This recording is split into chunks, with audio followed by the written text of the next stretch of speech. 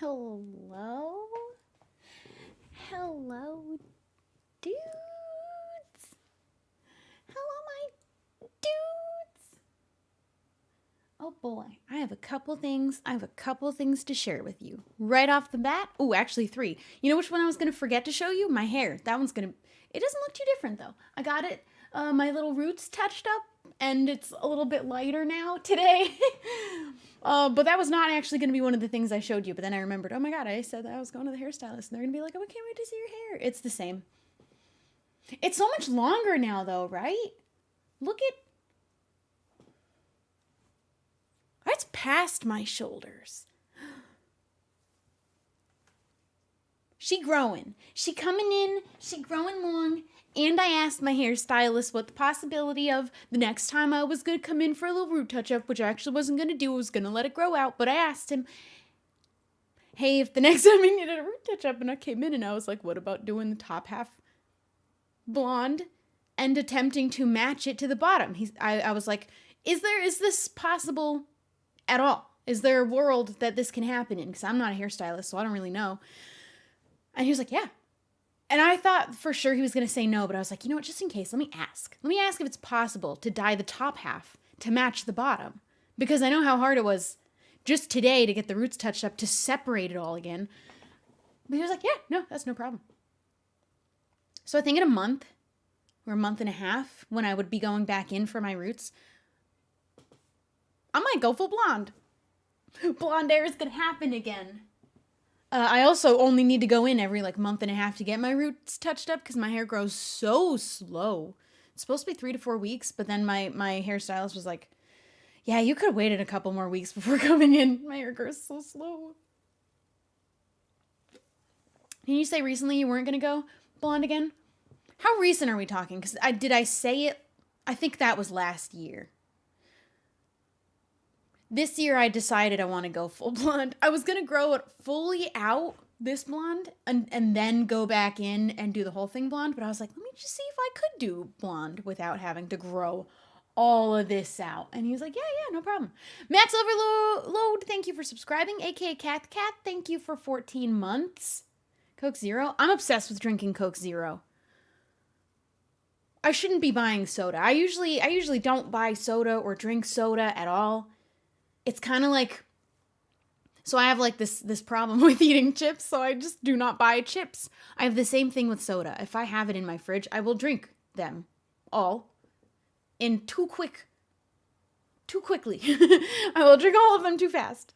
And if I buy chips, I will eat the whole bag in one sitting. I can't be around them. It's not safe. But then I discovered Coke Zero, and it's 0 sugar. And I was like, and 0 calories. And I was like, well, that can't be that bad. Can't be that bad to have just one every day, which for me is insane. I went an entire year without drinking soda, which maybe for other people, they're like, well, that's easy. I don't drink soda. But that was really hard to do, not drink soda for an entire year. And now here I am drinking it every day. Yasmin, thank you for 15 months. TikTok, thank you for gifting a sub. Thank you, FanKiss, for the 12, for a year. Thank you for being here for a year. Hey, can I show you guys something? One of the things that I meant to show you, and then she moved. Void. She moved, though. Her head's covered now. Hey. Hey. Oh. Come here. You want to come in the blanket? Uh-oh. Now she looks like she's ready to play. I didn't mean to do that. There is the Void. There's my Void Star-Lord. Oh my god, the Void. You know how I imagine chat saying the Void whenever I show my cat is how the aliens in Toy Story sound when they're inside the claw machine and the claw's coming and they're like, the claw. I don't know how to sound like that, but that's what I imagine you guys sound like when you're all saying the Void. But you're saying it like the aliens from Toy Story. Oh man. You know what I did today also with my hair? He did a keratin treatment, which he did say will relax my curl pattern a little bit, but it is not a relaxer, so it's not meant to straighten my hair permanently, which I have done and I don't want to do again. But I got a little treatment, and now my blonde hair feels just as nice as my brown hair does. I'm excited in 2 days when I'm allowed to wash it and then dry it to see how soft the blonde feels, because the blonde was a little dry compared to the top.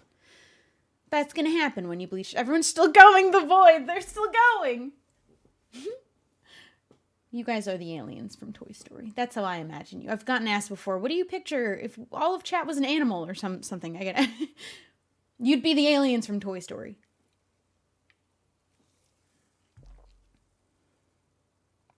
Dude.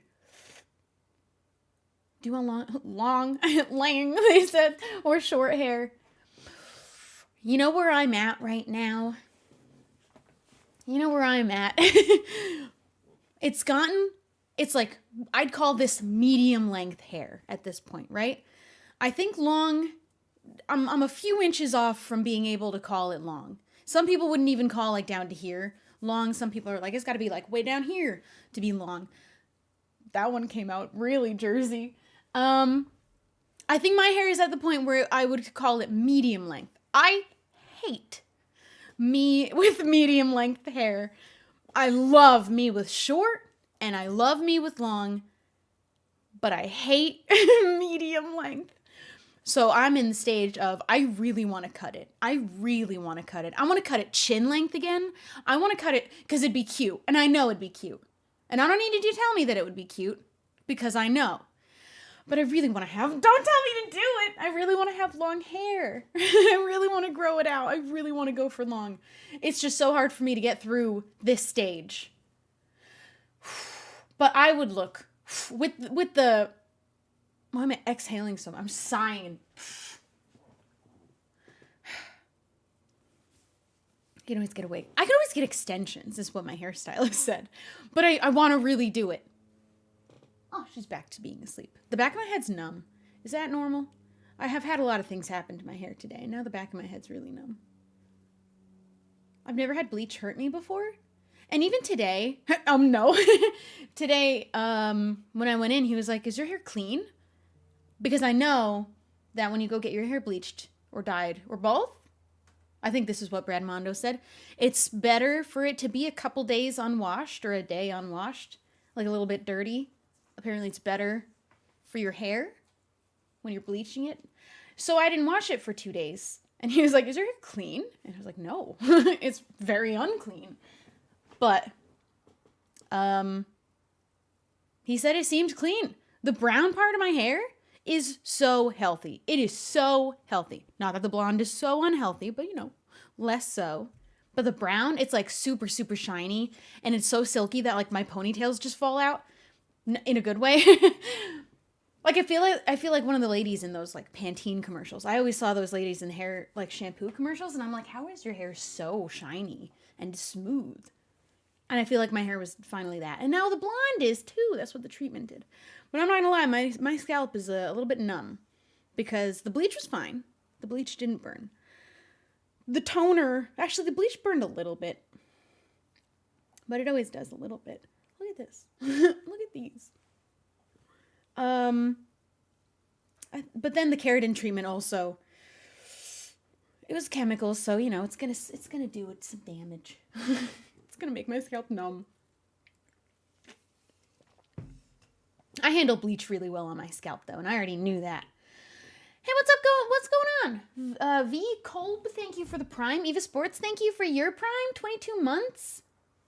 Bleach hurts so bad. I've never had it hurt that bad. I know some people get really, really, like, it's really painful for some people, like even for a second, and they can't take it. I feel for you. I have a tough scalp. I've never been bothered by bleach other than like a little scratch. Today though, did a number. It's a little bit numb. What else was I going to show you? I said 2 things. I showed you the cat. I'll show you her again. Ugh, there she is. I got something. I didn't think I could roll this way. I didn't think there was room. Ooh, she's curious. Ugh. No, I didn't find the tea lights. It's a new thing. This is a new thing. Ugh. Okay. Did I mention, okay, hold on. How do I ask this without spoiling the literal thing I'm about to show you? Did I tell you guys that I bought a new keyboard? Because I bought a new keyboard. I think I did, because I told you to go to Corsair's Twitter. It came, and it's so cute, and I didn't plug it in yet because I wanted to show it. I wanted to show it off first. This is the first time I'm taking it out of the box. Did I need this? No. But did I want it? Yeah. And so I got it. It's like the only thing I've spent money on other than those boots. I can't open the thing. A box for the void. My offering. Actually, I don't want it there. I'm gonna put it on the floor. Okay. It has a lot of things on it. It has a lot of plastic wrappings, and this is so cute. I never had a cute keyboard. You know what I was talking about recently with somebody? This keyboard inspired me and kind of made me wish that every piece of equipment I have on my computer, other than my actual computer itself, because that's actually built white, I wish my monitors were white. I wish my Stream Deck was white. I wish my cameras were white. I wish everything was white. Or like, and then I started going down a rabbit hole of you can have, what do they call it?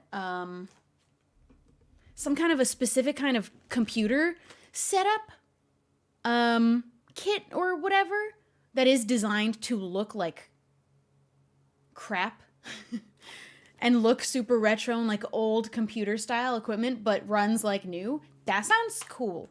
I think that that's the neatest thing I've ever heard. Anyway, I'm talking and I'm supposed to be showing keyboard.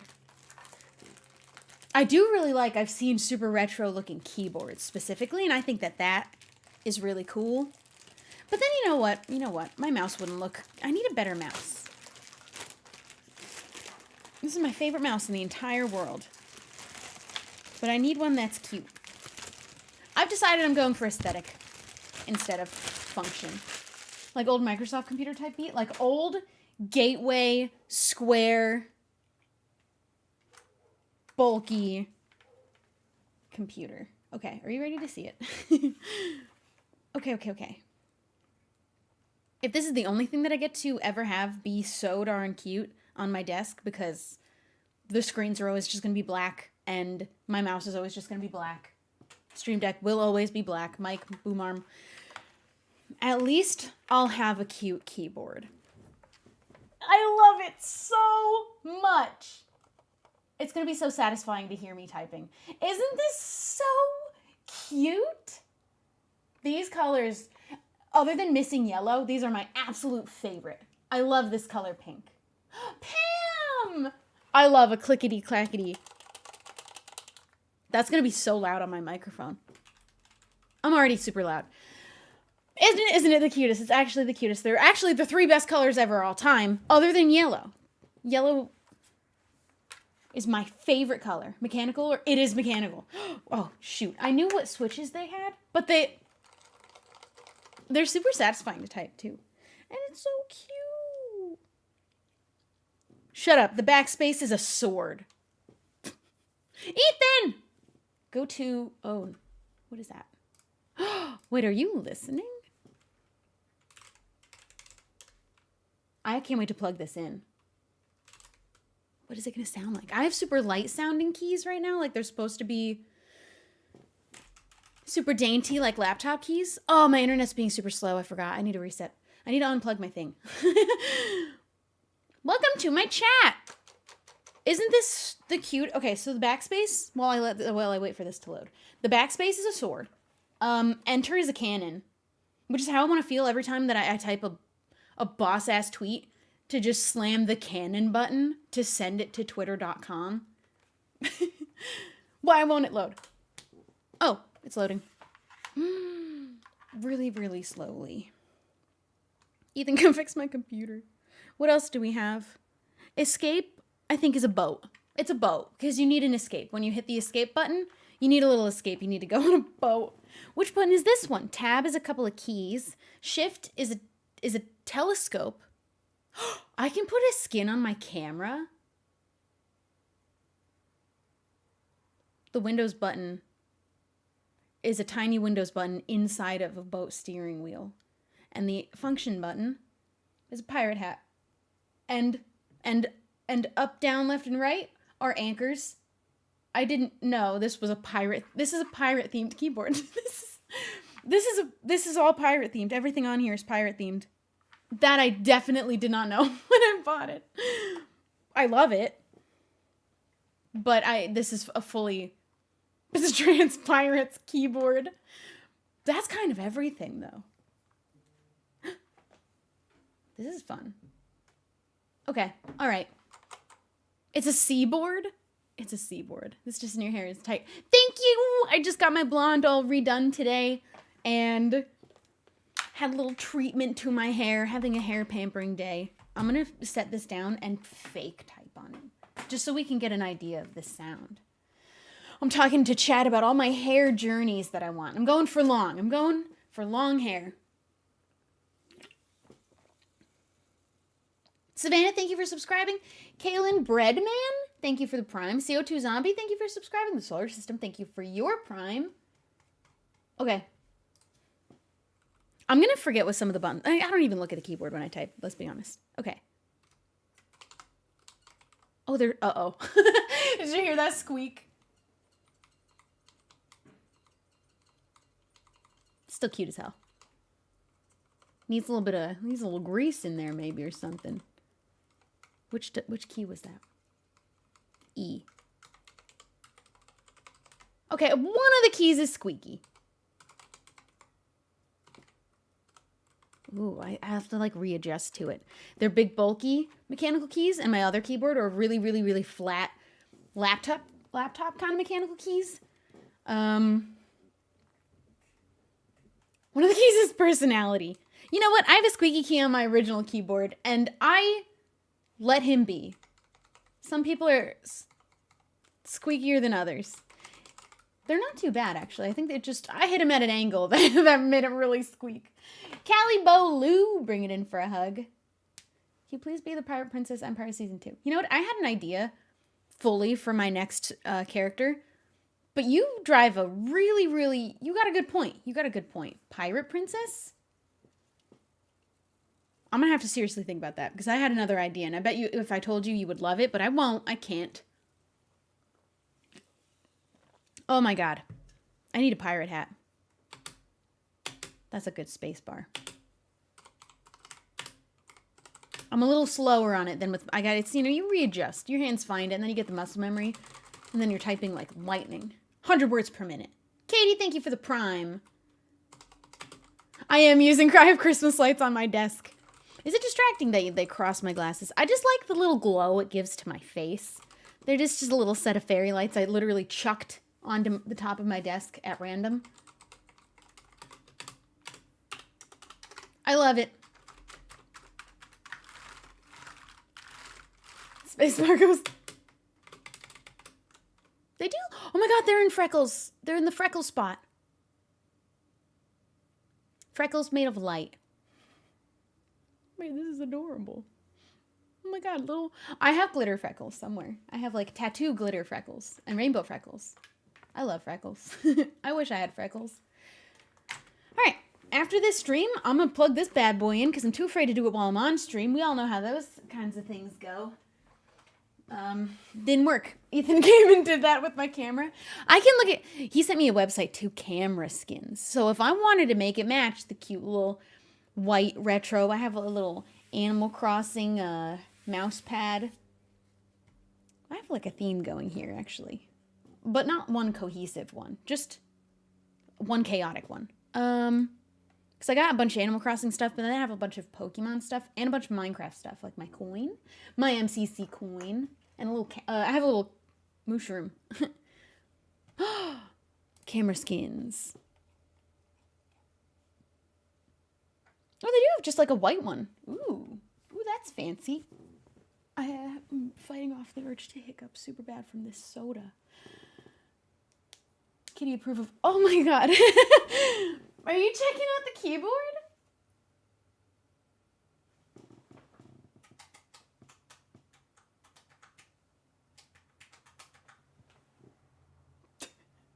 She doesn't trust it. She's also half asleep. Star, do you like my new keyboard?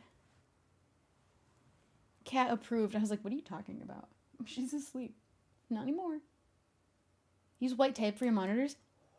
Okay, we're kind of pulling together a little cute setup. Are there Stream Deck skins? They make a white. There's a white Stream Deck. Why didn't I know? Where are you going? And she's gone. But the keyboard is kitty approved.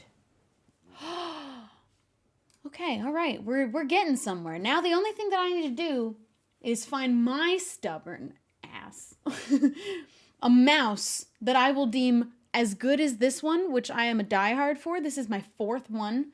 They discontinued making them. I have an extra one, and I kind of want to buy like 2 more before they're impossible to find. I feel like I need to find a new mouse that satisfies my needs to have extra buttons. It has like just 6 extra buttons. I don't need too many crazy ones. I don't need the full WoW mouse, but I need a couple extra buttons. And it needs to be wireless. I refuse to use a wired mouse. I hate all wired mice. I'll die on that hill. That wireless mice are just objectively always better if they have the option. Now let me go find me a wireless mouse that's cute, but also good and satisfies my needs. My cat's gone. I feel like finding a mouse with like the extra, like a gamer's mouse. Like I just got a few extra buttons here. I also have 2 extra buttons here, but this is my mouse sensitivity. I have it set to. You can change it. And then this middle button you can change too. You can change all the buttons to do everything that you want. And it's hard to find a mouse with extra buttons, wireless. That's good. I've tried a lot. I've tried many.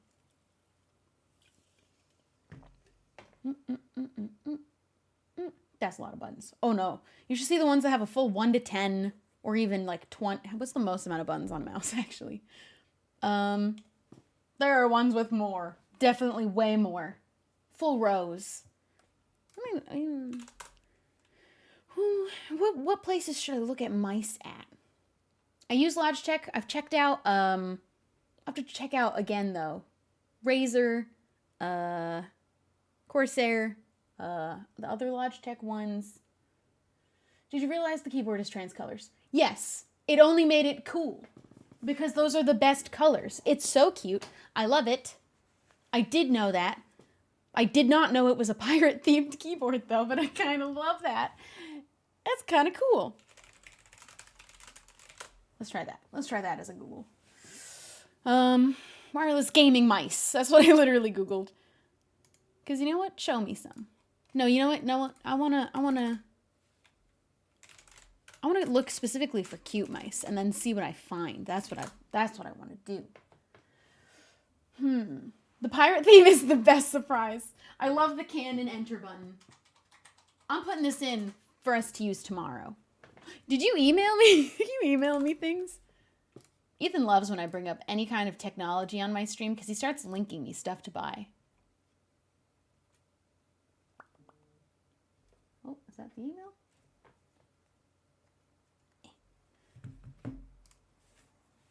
My internet's dumb. There it is. Just titled White. Stream Deck Mini. Oh, no. It does all. Whoa! There's different patterns. Peyton Likes Frogs, thank you for the prime. Thank you for subscribing. Katie, thank you for subscribing. Did I say that one? Savannah, I think I got you, but hey, thank you for subscribing again. Okay, cool. He sent me Stream Deck in white. What's this one? He sent a lot of boom arm in white. I'm gonna need another subathon just to fund all of these things. Ooh, white monitor. You know what though? I'm gonna have to get back into my PC and switch out all the cables for white. I have to switch out one of the fans, which is black, with... I actually already have the backup fan in white. Except I'm missing a little wire that I need to plug this into to plug into the spot for the fan. And I forget who told me that, and I forget why I need an extra cord. Phantom Error, thank you for subscribing. Okay. White monitors. What's this? Okay, the Razer mouse is wireless. How many buttons do you got? He's got two buttons on each side, actually. It's a few less than my current mouse, but you know what? It's a white Razer mouse. It's got a cute It's got a cute little ergonomic shape to it.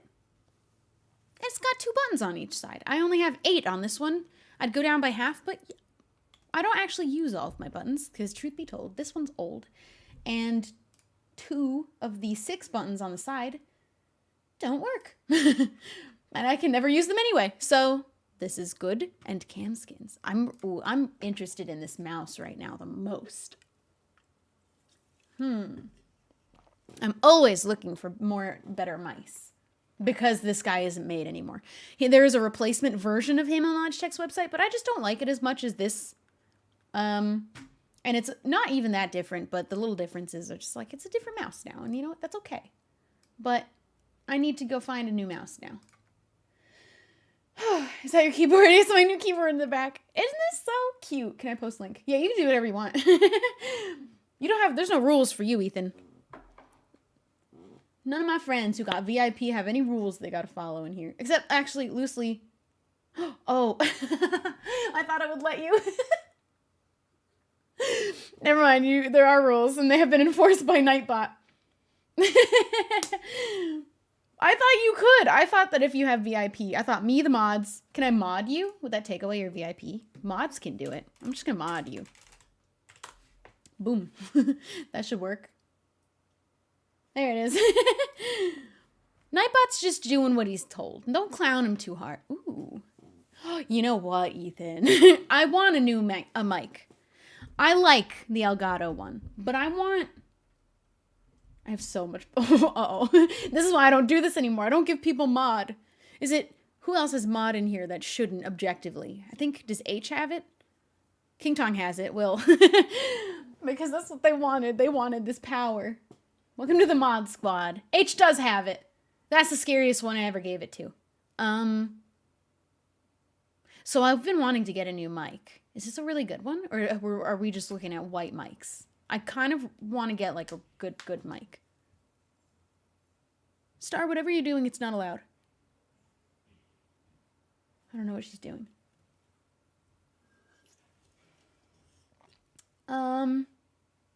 Sugar's Yura, bring it in for a hug. Now that seems like a good mic. Okay. Not that there's anything wrong with this one, but you know, I'm always looking for what could be upgraded. Ooh. Little pieces at a time. This camera is the biggest upgrade that my channel and stream have had since I started YouTube. This is the best upgrade I've ever had. The way you said that sounded like you were a mom. I don't even remember what I said, but I am her mom. I'm responsible for her. And it's also, the sun has gone away now, and I don't have any lights on in the rest of my house other than my room, so it's pitch black out there. I just can't see where she is. She's in there somewhere. Staring. Watching. Always watching. But I can't see her. Okay. I'm gonna save these links. I'm just gonna put a little bookmark right here and a bookmark right here. And okay, I like the mouse that you sent, but I've now Googled wireless cute mouse, and one of them is a cat. So Razer's gonna have to do a little bit better than that. There's no way this is a good mouse, though. There's no way this is a really well-functioning mouse with a cat face. Can I show it to you? Are you real or are you a toy? It is. What? But it's for kids. It's literally a mouse for children. I'm gonna show it to you though because it's so darn cute. Okay, what kid needs a mouse? What kid has a computer? Like children. Like there's a baby in the picture. Hold on. I have to show you the picture with the baby. This baby can't speak. It's not holding a... What is it doing with a mouse? I don't understand. Let me show you the mouse first, because if they could make this in an adult size for me, please, person. Where'd you save to? Where'd you save to? Oh. Okay, I'm having technical difficulties because I don't want to screen share Amazon because I don't want my address to pop up. And I'm trying to save these pictures. I'm about to GSO it. Yeah, I'm gonna do that. Sorry, this is the longest build-up for a mouse ever.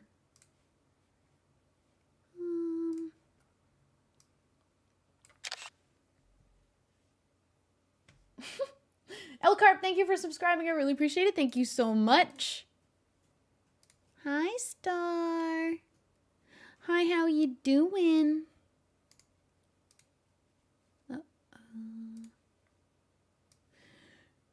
All right. Hello, sorry. Save. Now, look at this mouse, okay? Everyone would go nuts for this mouse if it was available in like a really well-functioning, what am I trying to do? Transform. Fit to screen. Who wouldn't want this mouse? Look at how cute it is. If this was like, if it had a couple extra buttons, and like, I wouldn't doubt that this mouse probably is not a very good wireless mouse. I bet it's like, it's got some issues, latency issues. It might not be the smoothest ride of a mouse, but is it not so cute? That's adorable. Now, explain to me how. How's a mouse for a baby of this age? Kid's gift. What? Is it a toy? Because it says cordless quiet mice for computer, laptop, PC for kid's gift. Are you a real mouse? And why is it for a baby? What is the baby playing?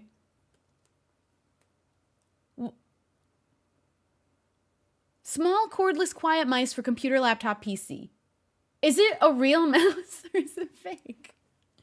Is this a toy?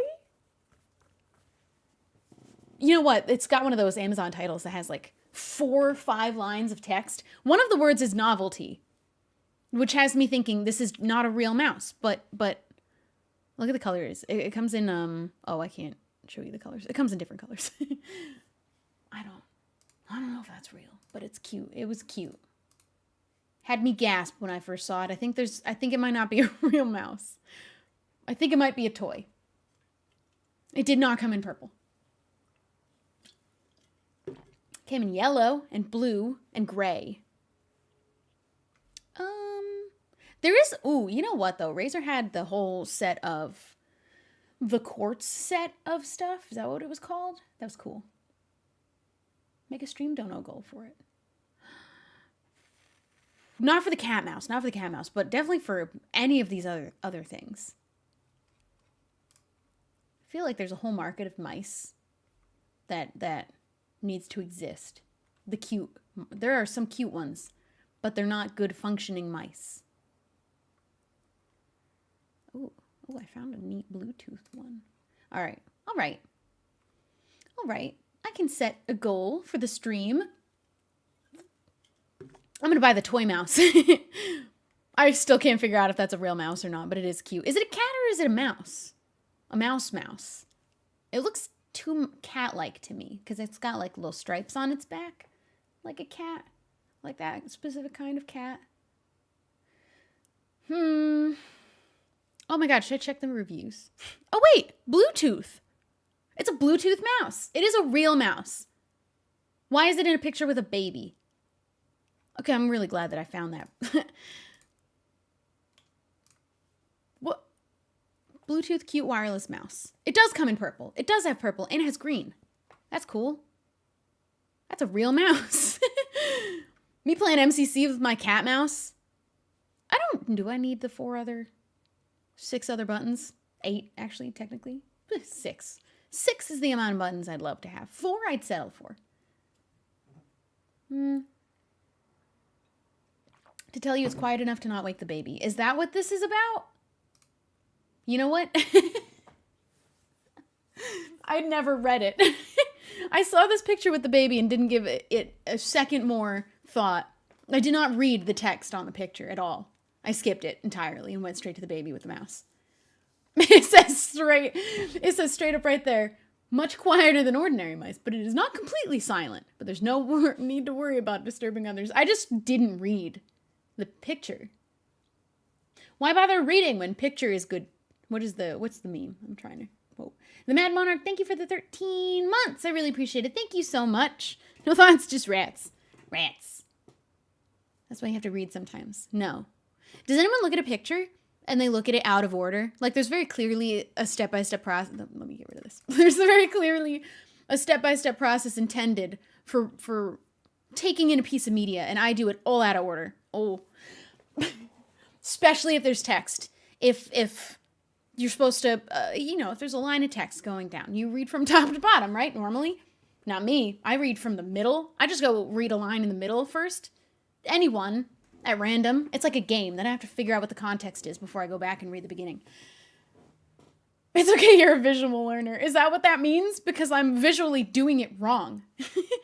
I'm doing it out of order. I'm trying to skip ahead because, like, if I could read a line in the middle and if I get the right one, one day, if I'm accurate enough, I don't need to read the rest. I've gathered it from context clues. But other times, I'm going to be really in the dark. But on the times that I get it right, the line to read in the middle, I've just saved so much time. Seconds of time. I think I have ADHD is actually the problem. And so does my ADHD specialist I'm talking to. I just skip ahead, especially if it's a picture with words. I'm gonna absorb the whole picture, and then I won't go back and read it. Unless it's like, no, I'll go back and read it, but after. This is valuable time. Every second counts.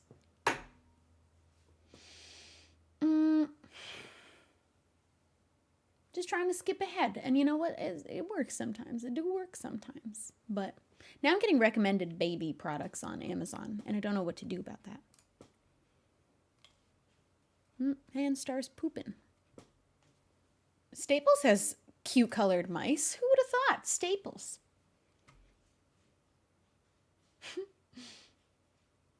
4,000 milliseconds per... What? I started to read it in the accent because it sounded like fun, but I don't know what it means. I have only one more of these Coke Zeros in my house. Divine Warriors, bring it in for a hug. The conversion rate. Amazon thinks you have a baby. Apparently.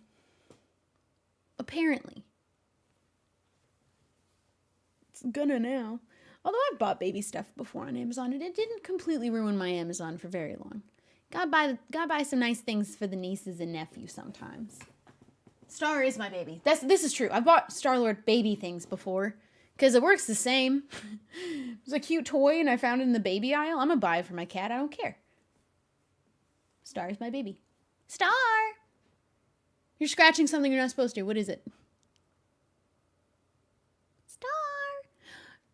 I've never made a bigger mistake in my life than buying a leather couch with a cat. There's no way to repair the tiny holes. And it's a brand new couch, and I'm going to have to just let it go. It's a piece of furniture. It's not the most important thing in the world, but oh my God, don't have leather furniture in a couch. It's not worth it. I'm going to deal with it. It's got character now.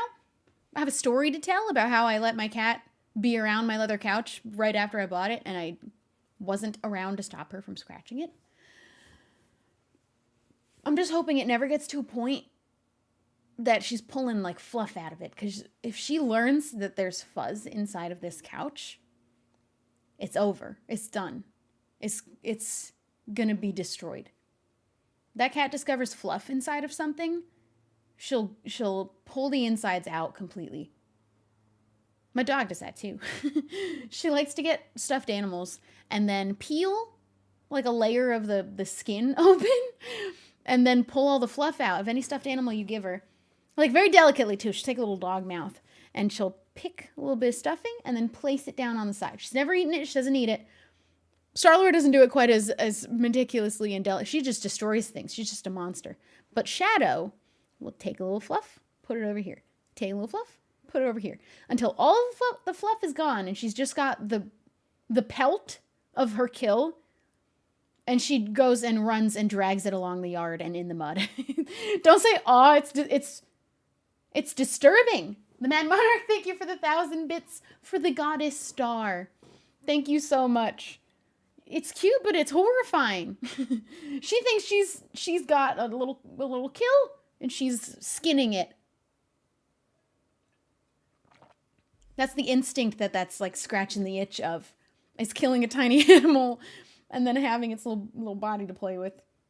So Shadow hasn't actually, she's never caught anything. She chases things, but she never caught anything. Muttley would catch things. My dog before Shadow, Muttley would catch things frequently. She was very good at her job. I believe part of Muttley's breeds, one being Airedale. They're good little hunting dogs, I think. Possibly, maybe, I forget. I don't remember. She was good at it. She was real good. Exoria, thank you for the $1. My friend's family is in the Ukraine right now. I ask everyone who is not indifferent to help as much as you can. I agree. I'm going to try and find a master post on Twitter because I haven't found like a really good one for anywhere that you maybe want to donate money towards Ukraine. We can definitely find that. Wait, so she has 2 cats and they kill? No, I have 1 cat and I have 1 dog who lives with my family.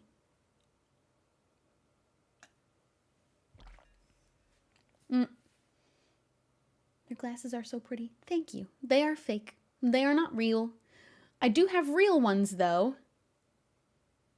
I do. Where are they? I keep losing them. I lost my... I don't like that... Okay, hold on. It's pitch black in my living room, and it's spooking me that I don't know where my cat is. There you are. Why are you running? You are not in trouble. Why are you running away? I walked in there to turn a light on, and she thought I was coming to mess with her. Why are you running? You got nothing to be guilty. If you're not guilty, why are you running? My cat. She's acting guilty of something. I think she scratched the couch.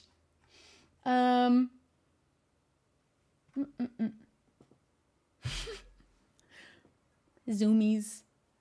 No, just anxiety. She's got that. She's got anxiety. And so do I. Hi. Can you say hi? Can you hear her little tap? Her little tip tap on the floor when she walks in the room? Her little back feet, little toenails are getting long. And you can hear her do a little tip tap into the room. Her little tappy toes clicking along the wood floor. And she's... Oh, I thought you went in the closet. Oh, she is going in the closet. Did I leave you enough room, or are you too big to get in now? Oh, wait. I didn't leave a big enough gap in the closet. She can't fit. Baby girl. It's okay. I just opened it a little bit for you. She ran away. She got scared. She can't fit. She likes napping in there. She likes napping in there, especially when it's daytime, because it's pitch black in there. But I didn't leave a big enough gap for her. Where'd you go? Tippy tap, little toes. Did you go in there? Good. Dip them foul little toes in there. Piggy dipping. Piggy dipping at the piggy pond. Nah, you ain't sausage swimming at the... Now she's in the closet. Now she's going in.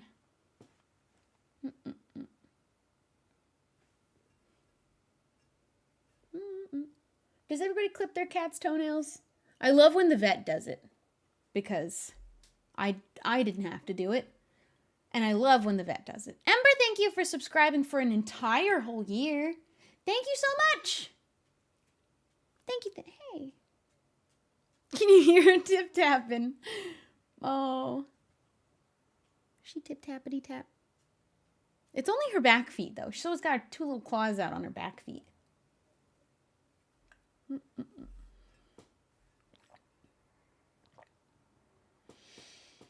I don't clip her nails too often, really much, because you don't really have to if they're really, really good at scratching and getting their own nails all trimmed up on their own. Yeah, she's got sharp nails all the time, though. And then I get my couch ruined, so maybe this is a me problem. Maybe it's a me problem. I'm the one to blame.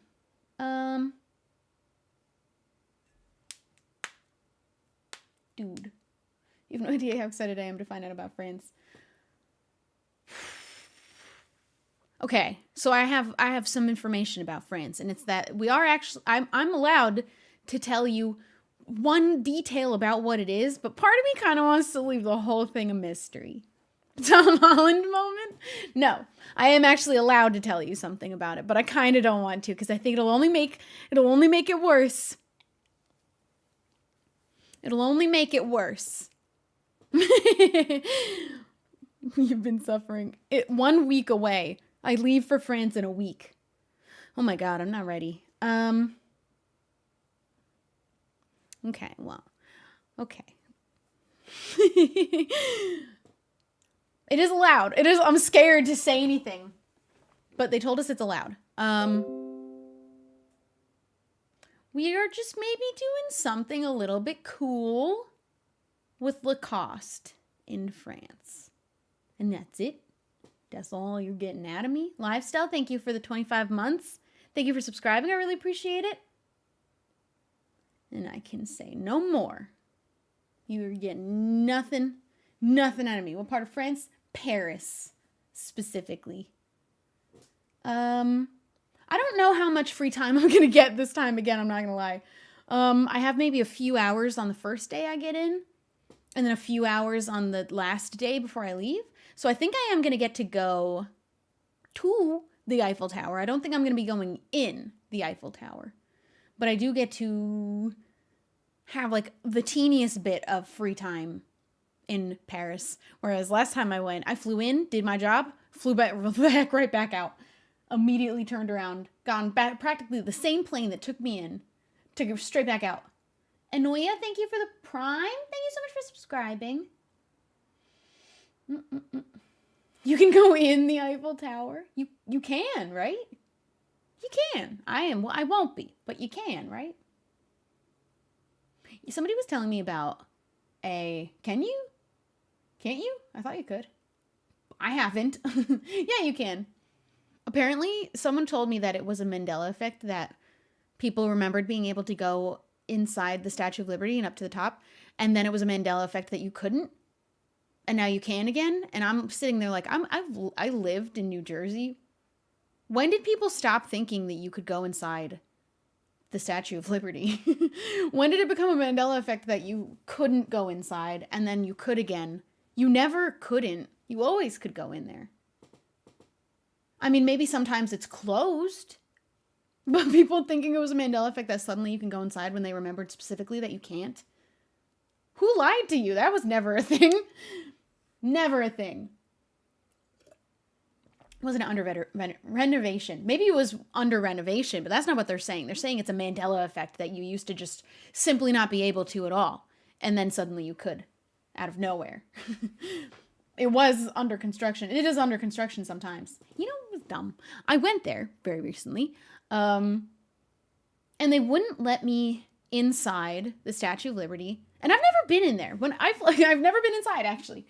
I live in New Jersey, super close to the city, and I've done the trip to Liberty Island a few times, and not any of those times did I ever go in. But finally, I'm gonna have the chance to go inside, right? And what they tell me outside, there's many levels of security to getting to Liberty Island. First of all, airport level TSA bag, jacket, shoe takeoff situation before you get on the ferry to go to the island. And then on the island, they have these lockers set up for bags and stuff that you buy and things like that, your jacket. As soon as I see it, I'm like, they're not going to let me inside this building with a bag. They have a bag checkout here because it's not going to be allowed. And then we go up to the guy that's standing outside, and he's like, yeah, you're not going to be able to bring your backpack in, but if you had a purse, it would be fine. He said, do the straps come off your backpack? Because it's a really teeny, it's literally a purse backpack. And he said, if they come off, tuck them away somewhere, put them in some pocket, and just go in holding it like a purse, and maybe you'll be able to go inside. And I'm like, how is this? What's the point? Why am I not allowed in when I have straps? But I am when it doesn't. Well, I wasn't. I went up inside, and it was about to be a whole other TSA level, take everything off, go through kind of a situation, and I'm holding it like it's a purse, and she was like, where are the straps to that backpack? And I said, don't have it in me to lie. And I said, they're in my pocket. And they said outside that if I don't have the straps, it's not a backpack, because it is literally a backpack purse that is meant to be both. That is its function. So I did technically use it to its function by taking the straps off and holding it like a purse. It's a little Marc Jacobs little bag. And she's like, you can't come in here with that. It's a backpack. And I'm like, but without straps, it is just a purse. It is literally, I'm holding it. It's a purse. It's the same thing. It's smaller than purses. And she said, no, you have to go outside and check it into the lockers. And we didn't want to do that. Out of principle, we didn't go inside the Statue of Liberty because we thought it was so dumb. So we just didn't go in. And the ticket to get inside of the Statue of Liberty, rather than just to the island, was 30 cents more. It was a 30-cent increase on the tickets. We were like, let's just not go in there. It's not worth it. I'm not giving them another $1 to check my little bag purse.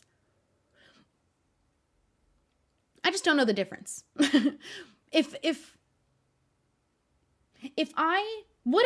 This was my scenario I proposed that really bothered me. It's such not a big deal too. I could have just checked it for $1, but out of principle, I didn't. And also, because it is a bag that literally is designed to be able to be a purse if you want it to be, I was thinking, what if I showed up at Ellis Island with my backpack purse, but I just didn't bring the straps? What if I wanted to hold it like a purse, which is part of its function as a bag? What if I took off the straps, left them in the hotel room, and very much just came here with a purse, holding it like this and not having the straps? Would I still not be allowed inside? Not because I literally sneakily took them off seconds before I went in, but what if I just didn't have the straps? Well, if I'm just feeling a purse day? It's the same bag. It's the same thing. I don't really know. Purses were allowed into the building. They were just going to do a quick bag check. Backpacks specifically were not, even my teeny purse backpack. And you know what? I'll complain as much as I want in my head, but I was never going to actually complain to anybody about it. It's not a big deal. Jojo! Welcome, dudes! Hey, I love to complain about stuff. Come in here and give me some things. Welcome, everybody. Thank you so much for the raid. We're just doing a little late evening. I don't really do evening streams anymore. I actually was curious what my stream would look like evening hours. We're doing a little evening chatting. My cat went in the closet because she's feeling like being in the closet today. I was showing this new keyboard off to my chat that I just bought. It is so cute. Is this not? We're calling it the C-board instead of keyboard because it's pirate themed. Not only is it so incredibly freaking cute, it has a pirate theme to it. Would you ever have guessed that? I didn't know. I didn't know it was a pirate themed keyboard. And it has a cannon for an enter button. It has a sword for a backspace, a little ship for the escape button. What else is on here? There's a treasure chest. What are you? Alt. No, that's not. Uh-oh. Some of the buttons are not the same as the buttons on my keyboard. This is the Windows button. This is Alt. The function button is a pirate hat. And then there's a button next to it, which is a treasure chest, and the one next to it's control. So I don't know what this treasure chest... Is that the second Windows button? Because my keyboard now has a second keyboard button. I don't know, but then the arrow keys are anchors. So, I really like it. It's a real cute pirate keyboard. I gotta figure out what that extra key is. I'm thinking it's this key right here, actually. Wait, hello? So it has one less Windows key, this guy. Which is fine, I don't need a Windows key. What's the key towards the bottom right, where your right, Alt and Control are? But it's like a little square with little lines, little page. Is that print screen? No, that's over here. I have print screen button over. Oh, yeah, I have print screen button. What is this button? What does this button do? I never have to hit that button. Is that my function key? I thought my function key was... Oh, maybe that's just my function key. Oh, I didn't realize that. No, because... Where is my function key? I do have one somewhere else. On this one, it has a function key and the key that's a little piece of paper with lines. So that's menu. What does the menu... Should I hit it? What's it gonna do? I've literally never pressed this button on my keyboard ever. I hit it. I can feel the difference between this key and some of the keys that I use all of the time. And I can tell I've never touched this key. It just opened my search bar on my computer. Now, if I was on a window, like over here. Nope, it just opens the search bar on my computer every time I hit it. Okay, well. Cool, that's what that button is. Whatever that means. Menu? Where's my function button, though?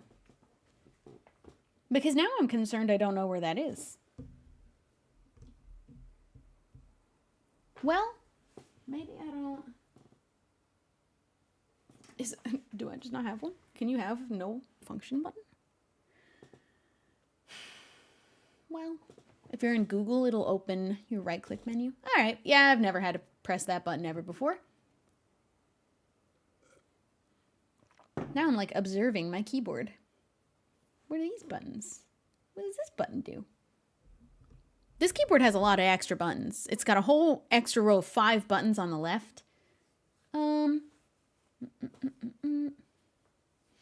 I will be answering no questions about empires.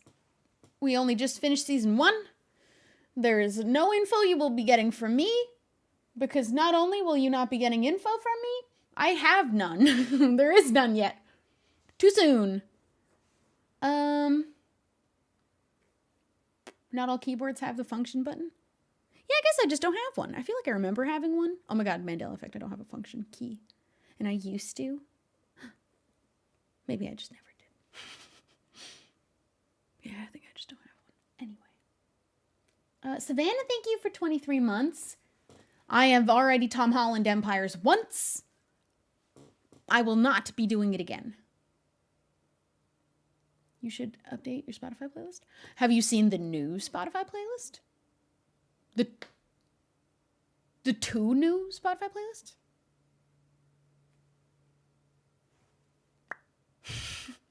I renamed them all too. By the way, in case you didn't notice, because when I was on Twitter, on my second Twitter, I hadn't done it yet, but that night later, I renamed all of them. And it might confuse you because one of them was previously called Current Vibes. That playlist is no longer called that, but a different playlist is called Current Vibes. This was not a good idea, but I did it. It's done already.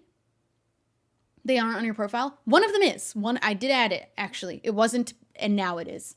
There is a new one on my profile. Oh, you know, this is literally one of them used to be called Current Vibes, which is the one that I had public. That is now called Used to Be My Vibes, Still Vibey. And then the one that I had been working on and is now on my profile was called Only for the Cool Kids Who Listen to Math Rock, and then I changed it to Only for the Cool Kids. Now it's called My Current Vibe.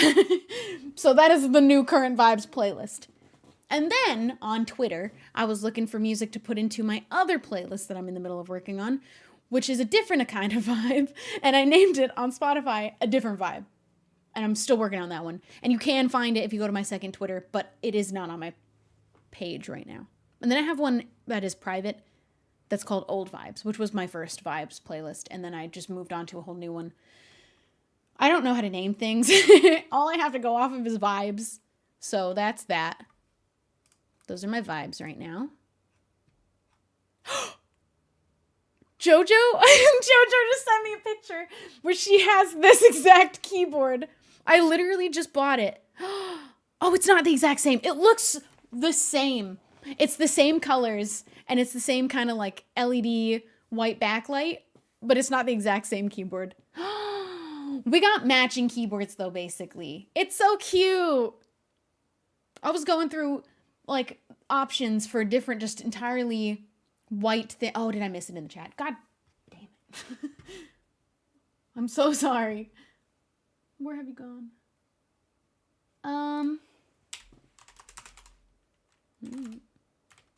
There. Alfredo Matic, thank you for the 100 bits. I really appreciate it. Oh my god. I like this keyboard. I'm gonna keep doing my journey of finding a mouse that's just as cute. Because if they're gonna start making, does Corsair have a matching set of mice that would match these keyboards they have? They have a lot of really cool keyboards on their website. Let's take that energy, put it into mice. For me specifically, please. Can you tell us anything about the SMP coming out tomorrow? Nope. I am under lock and key. You are getting nothing out of me. I've already done my Tom Holland moment, and I will not be doing it again. But I will tell you it's going to go up on my channel at 10:30 a.m. PST. So just, be there waiting. Be there ready.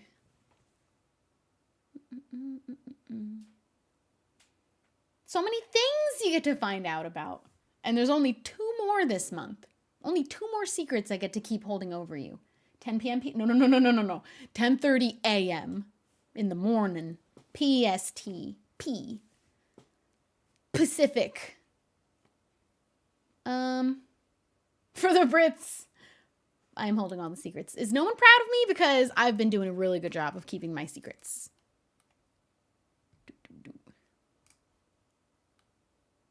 Oh, did Tubbo already do a Tom Holland today? Oh, good. Somebody else took that energy. It's not going to be me. It's not going to be me.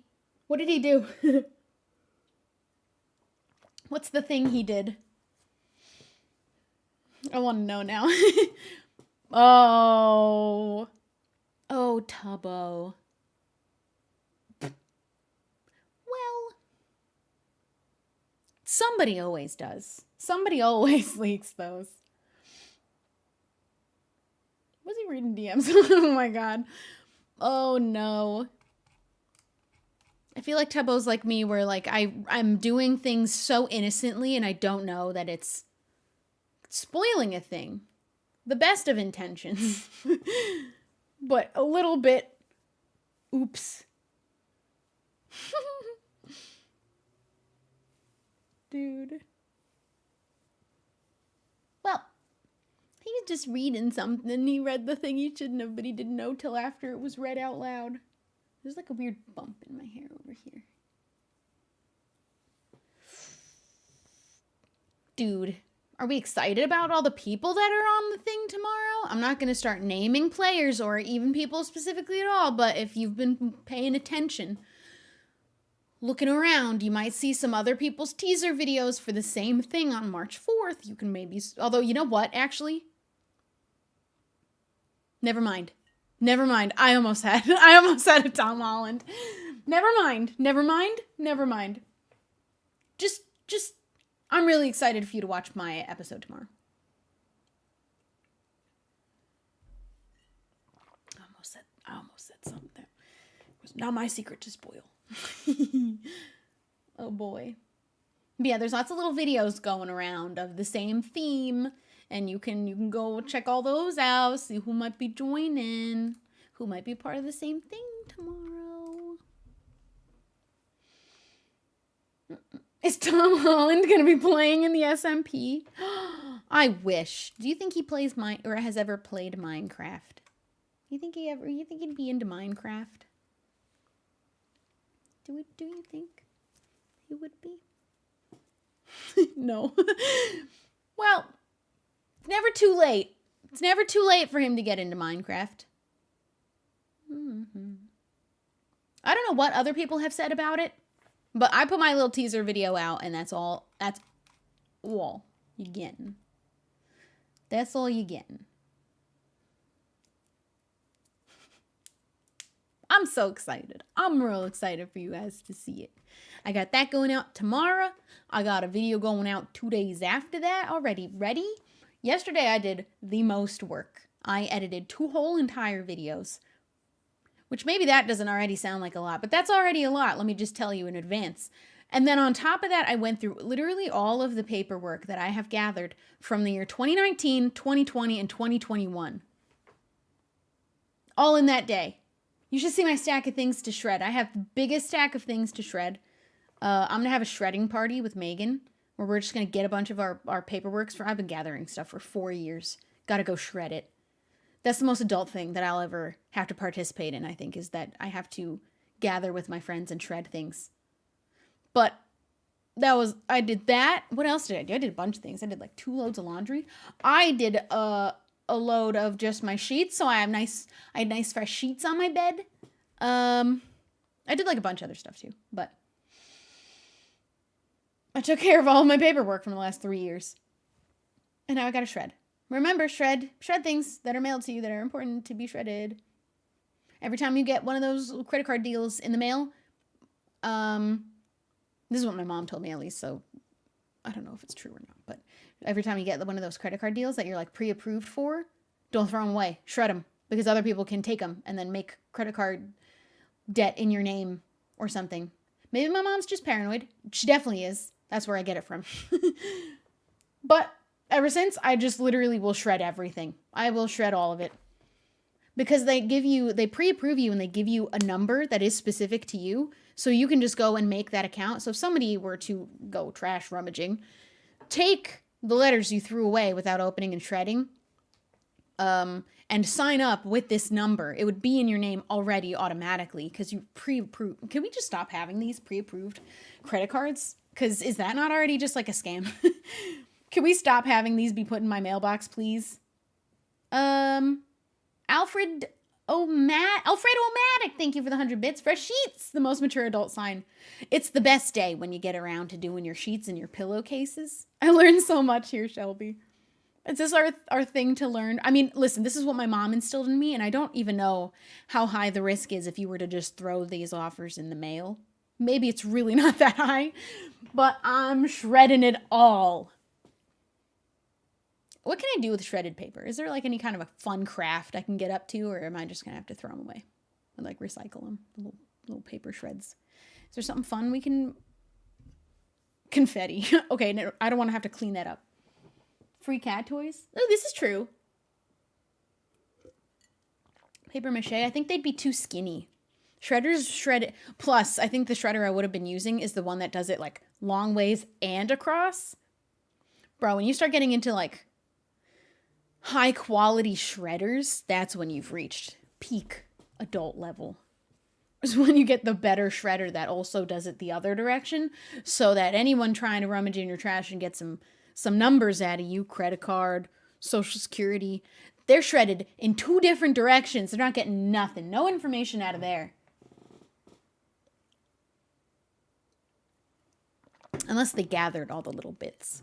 Some people will even take, this is the extra level of making sure you don't get your identity stolen, but some people will take all these little paper shreds from shredding and then dump, like, whenever it's time to get rid of the leftovers in the fridge or something, they'll just dump them and like liquids to ruin the paper to make it unsalvageable. That's a bit extra though, I think, for me. You gotta mix them up. You just gotta mix up the shredded bits so they'll just never find two that match. You know what I mean? My mom does that. My mom is paranoid. Some people, I mean, listen, having your identity stolen is one of the absolute most awful processes to go through, apparently. So if I have it never happen to me, thank goodness.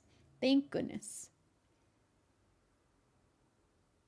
I think my mom said it happened to my sister twice, which I don't know how it happens to somebody twice. I don't know, but it's kind of scary to think about. Apparently the process of getting a new social security card is like insane. It's not even your fault. NZ Jester, thank you for the 100 bits. Soak all the paper and use a paper making kit to turn it back into sheets of paper. We're going to recycle with my little bits. With my little piece of paper, we're going to recycle. Buy yourself some beans. Cover your shredded paper in beans. All those pre-approved credit card deals, cover them in beans. Just dump some beans on them. Oh, man. Best tip is to lock your credit file. I just learned about this recently. I don't know how to do that, though. I'm about to learn something. I learned about this, and I don't understand how you get it done. Get Experian. I'm learning adult things now. Now you guys are teaching me. $24 a month. Why is everything just trying to take money from me? Why does everything cost money all the time? Do you like UK beans? Because I've heard that's a thing there. So, this was a topic of discussion, actually. UK beans, we have those kinds of beans, right? Like, we definitely have those kinds of beans. They're all right. I'm not like a big tomatoey sauce fan, honestly, but they were okay. They were good. I ate like my full English breakfast with them, and I was like, this is kind of, I liked having it on hash browns and stuff. It was really good. And on my toast, it was good. But then I got in a discussion of like, somebody was like, you guys don't have beans, right? And I was like, what do you mean we don't have beans? And I was like, we have a lot of beans. We have refried beans. We have black beans, pinto beans. I ran out of beans, but I'm sure there's more beans. We got beans. We definitely got beans. And they were like, well, yeah, but those aren't beans. Those are different beans. And apparently they were talking from like the perspective of the UK only has UK beans. Do you guys not have other, lima beans. They told me that no one in the UK had ever heard of lima beans. Do you guys just not have, do you have only the one kind of bean? Where are your other beans at? They're good for your heart. You gotta have more beans. But apparently no one that they had spoke to ever had heard of lima beans, and they thought they were made up in the UK. They thought it was a made up fake bean. I don't want to tell the full story because it's their story. If they ever want to tell that story, I think it's hilarious. So I'm going to leave it. I'm going to leave it for them to have as a possible story to tell in the future. And I hope they do, because people need to hear about these lima beans and how they were gaslit into thinking that they weren't real and that they were made up for TV. Yeah, I'm going to let them tell that story. How do you think lima beans aren't real? We're just made up. There's so many beans here. There's so many beans. What are other beans? What are beans I didn't... My favorite are refried beans, because I like making taco dip with refried beans. And then they were like, oh, you do have beans. You have beans in like your chili. And I was like, we have beans. Just beans. Oh, green beans. That's different. We have green beans. Like string beans. Are edamame beans? I think they're beans. What about snap peas? Those are peas, right? Never mind. I answered my own question. But they look like they're the same thing. And what are sugar peas? What is the difference between those and snap peas? What's the pea story here? That I need to know about. I need to know more about the peas. Black beans? Yeah, we said black beans, refried beans, pinto beans, lima beans. I don't like beans, actually. Every time I go to Chipotle, I don't get beans on anything. I always get the tacos, which apparently nobody does this. No one... At least I was made to feel like nobody goes to Chipotle for the tacos. And I'm like, what? They have tacos, though. So I'm getting the tacos. Everybody gets like the burritos or the burrito bowls, but I don't like to get those because I don't like rice or beans in it. And at that point, I might as well get some tacos. And I'm judged every time I go to Chipotle and I get 3 little soft chicken tacos.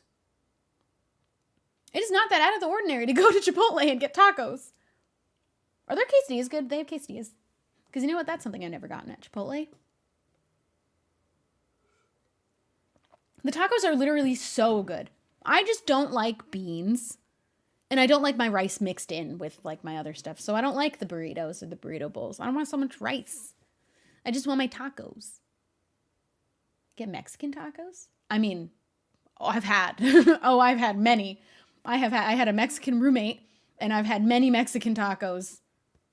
Or is that specifically at Chipotle? Do they have like a kind of taco?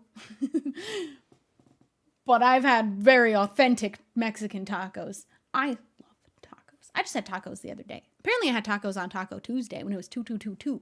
22222. And a Tuesday. I had tacos accidentally. I didn't know it was Taco Tuesday.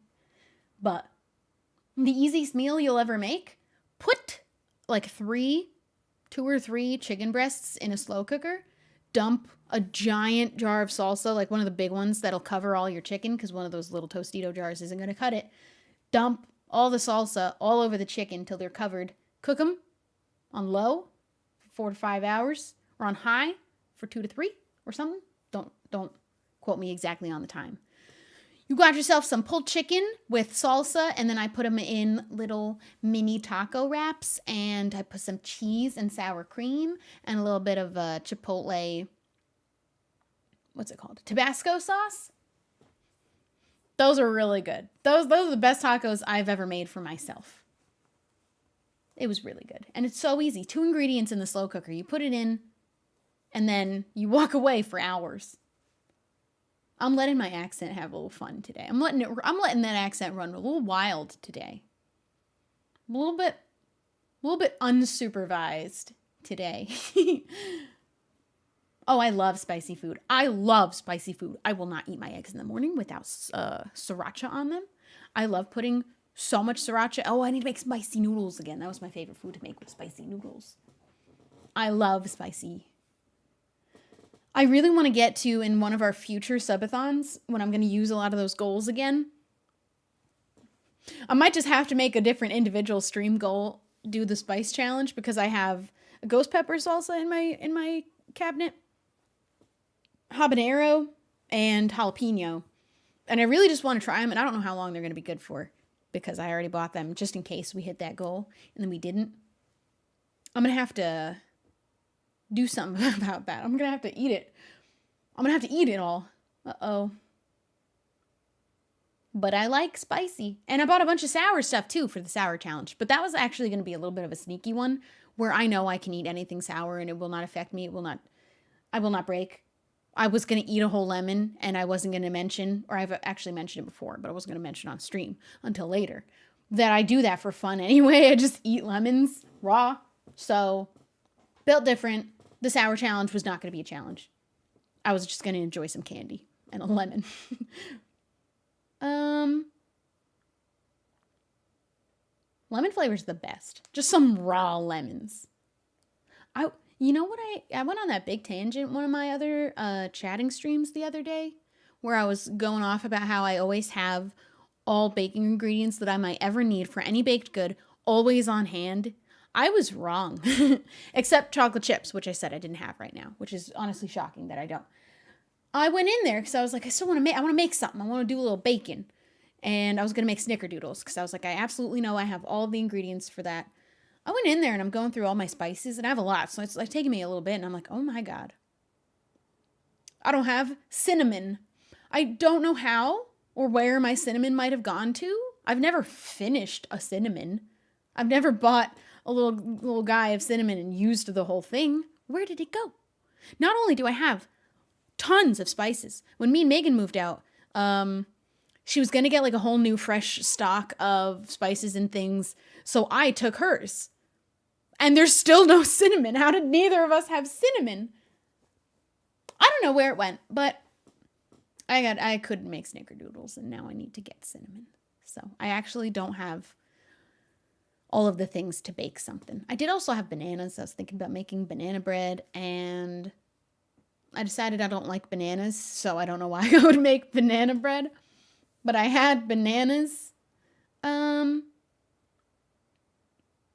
Were there any other conversations in the UK that were funny about, like, the difference in culture? I wish I could think of another one specifically. I'm sure there were, and they'll probably come to me in the moment. But I can't think of any others specifically. The lima bean, they were genuinely gaslit into believing lima beans weren't real. And that is just so funny to me. Banana bread doesn't taste like bananas? I very, very strongly disagree with that. They definitely taste like bananas. They got the whole banana aroma about them, which smell is half the battle when it comes to taste.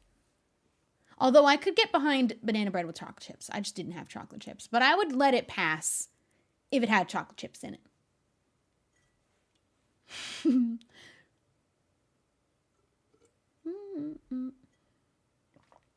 I feel like I do have very, very strong taste buds, though. You can't get anything by them. My parents used to try, because my mom's trying to cook things and to get me to eat things, but I was so stubborn. I was real stubborn as a kid, but I was also right. And there were ingredients and things that I didn't like super strongly. I really, really hated, I'm a little bit over it now, but I still don't like the taste of rosemary, and I don't know why. It's really, really strong. I don't very much enjoy it. And I really hated it as a kid. And my mom was trying to be fancy. A good mother who was cooking for her kids and wanted to make some fancy new meals because she wanted to have a change with the food she was eating. But she didn't know she was dealing with one of the absolute most stubborn tiny little human beings ever to be born. And I would know every single time she snuck even the littlest bit of an ingredient that I knew I didn't like, because I could taste it or I could smell it. And she couldn't sneak it past me. And I always knew when she tried to make something with rosemary and then lie to me and be like, no, there's no rosemary in here. I know you're lying to me, mother. I can smell it.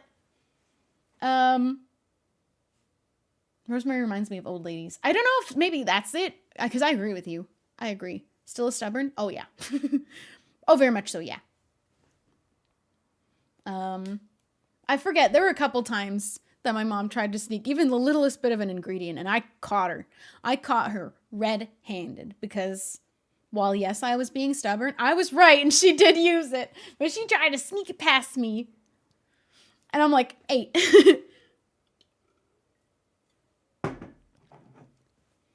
And it's, you know what, there's not that much that I don't like, though. Except I've already sat here and named a few things. I don't like rosemary or bananas, and we all know I don't like milk. But in the grand scheme of things, I am not a picky eater. I'm one of the least picky eaters I know. And I will eat anything once. Sometimes twice, because I gotta really be sure. Sometimes several times, because I have this real weird relationship with olives where I know I don't like them. I don't like them. But every time they're in front of me, I have to eat one just to like recheck if I changed my mind and I'm like a little bit weirdly intrigued by the flavor, but I don't enjoy it, but I still will always eat one. So it's weird. There's not a whole ton of things that I really, really don't like. I eat almost anything. I can go to any restaurant and I'll never have to think about it or be worried about what I'm going to eat because I'll find anything because I love so many things. Anyway, I also just like trying new food a lot. I really, really like eating new food.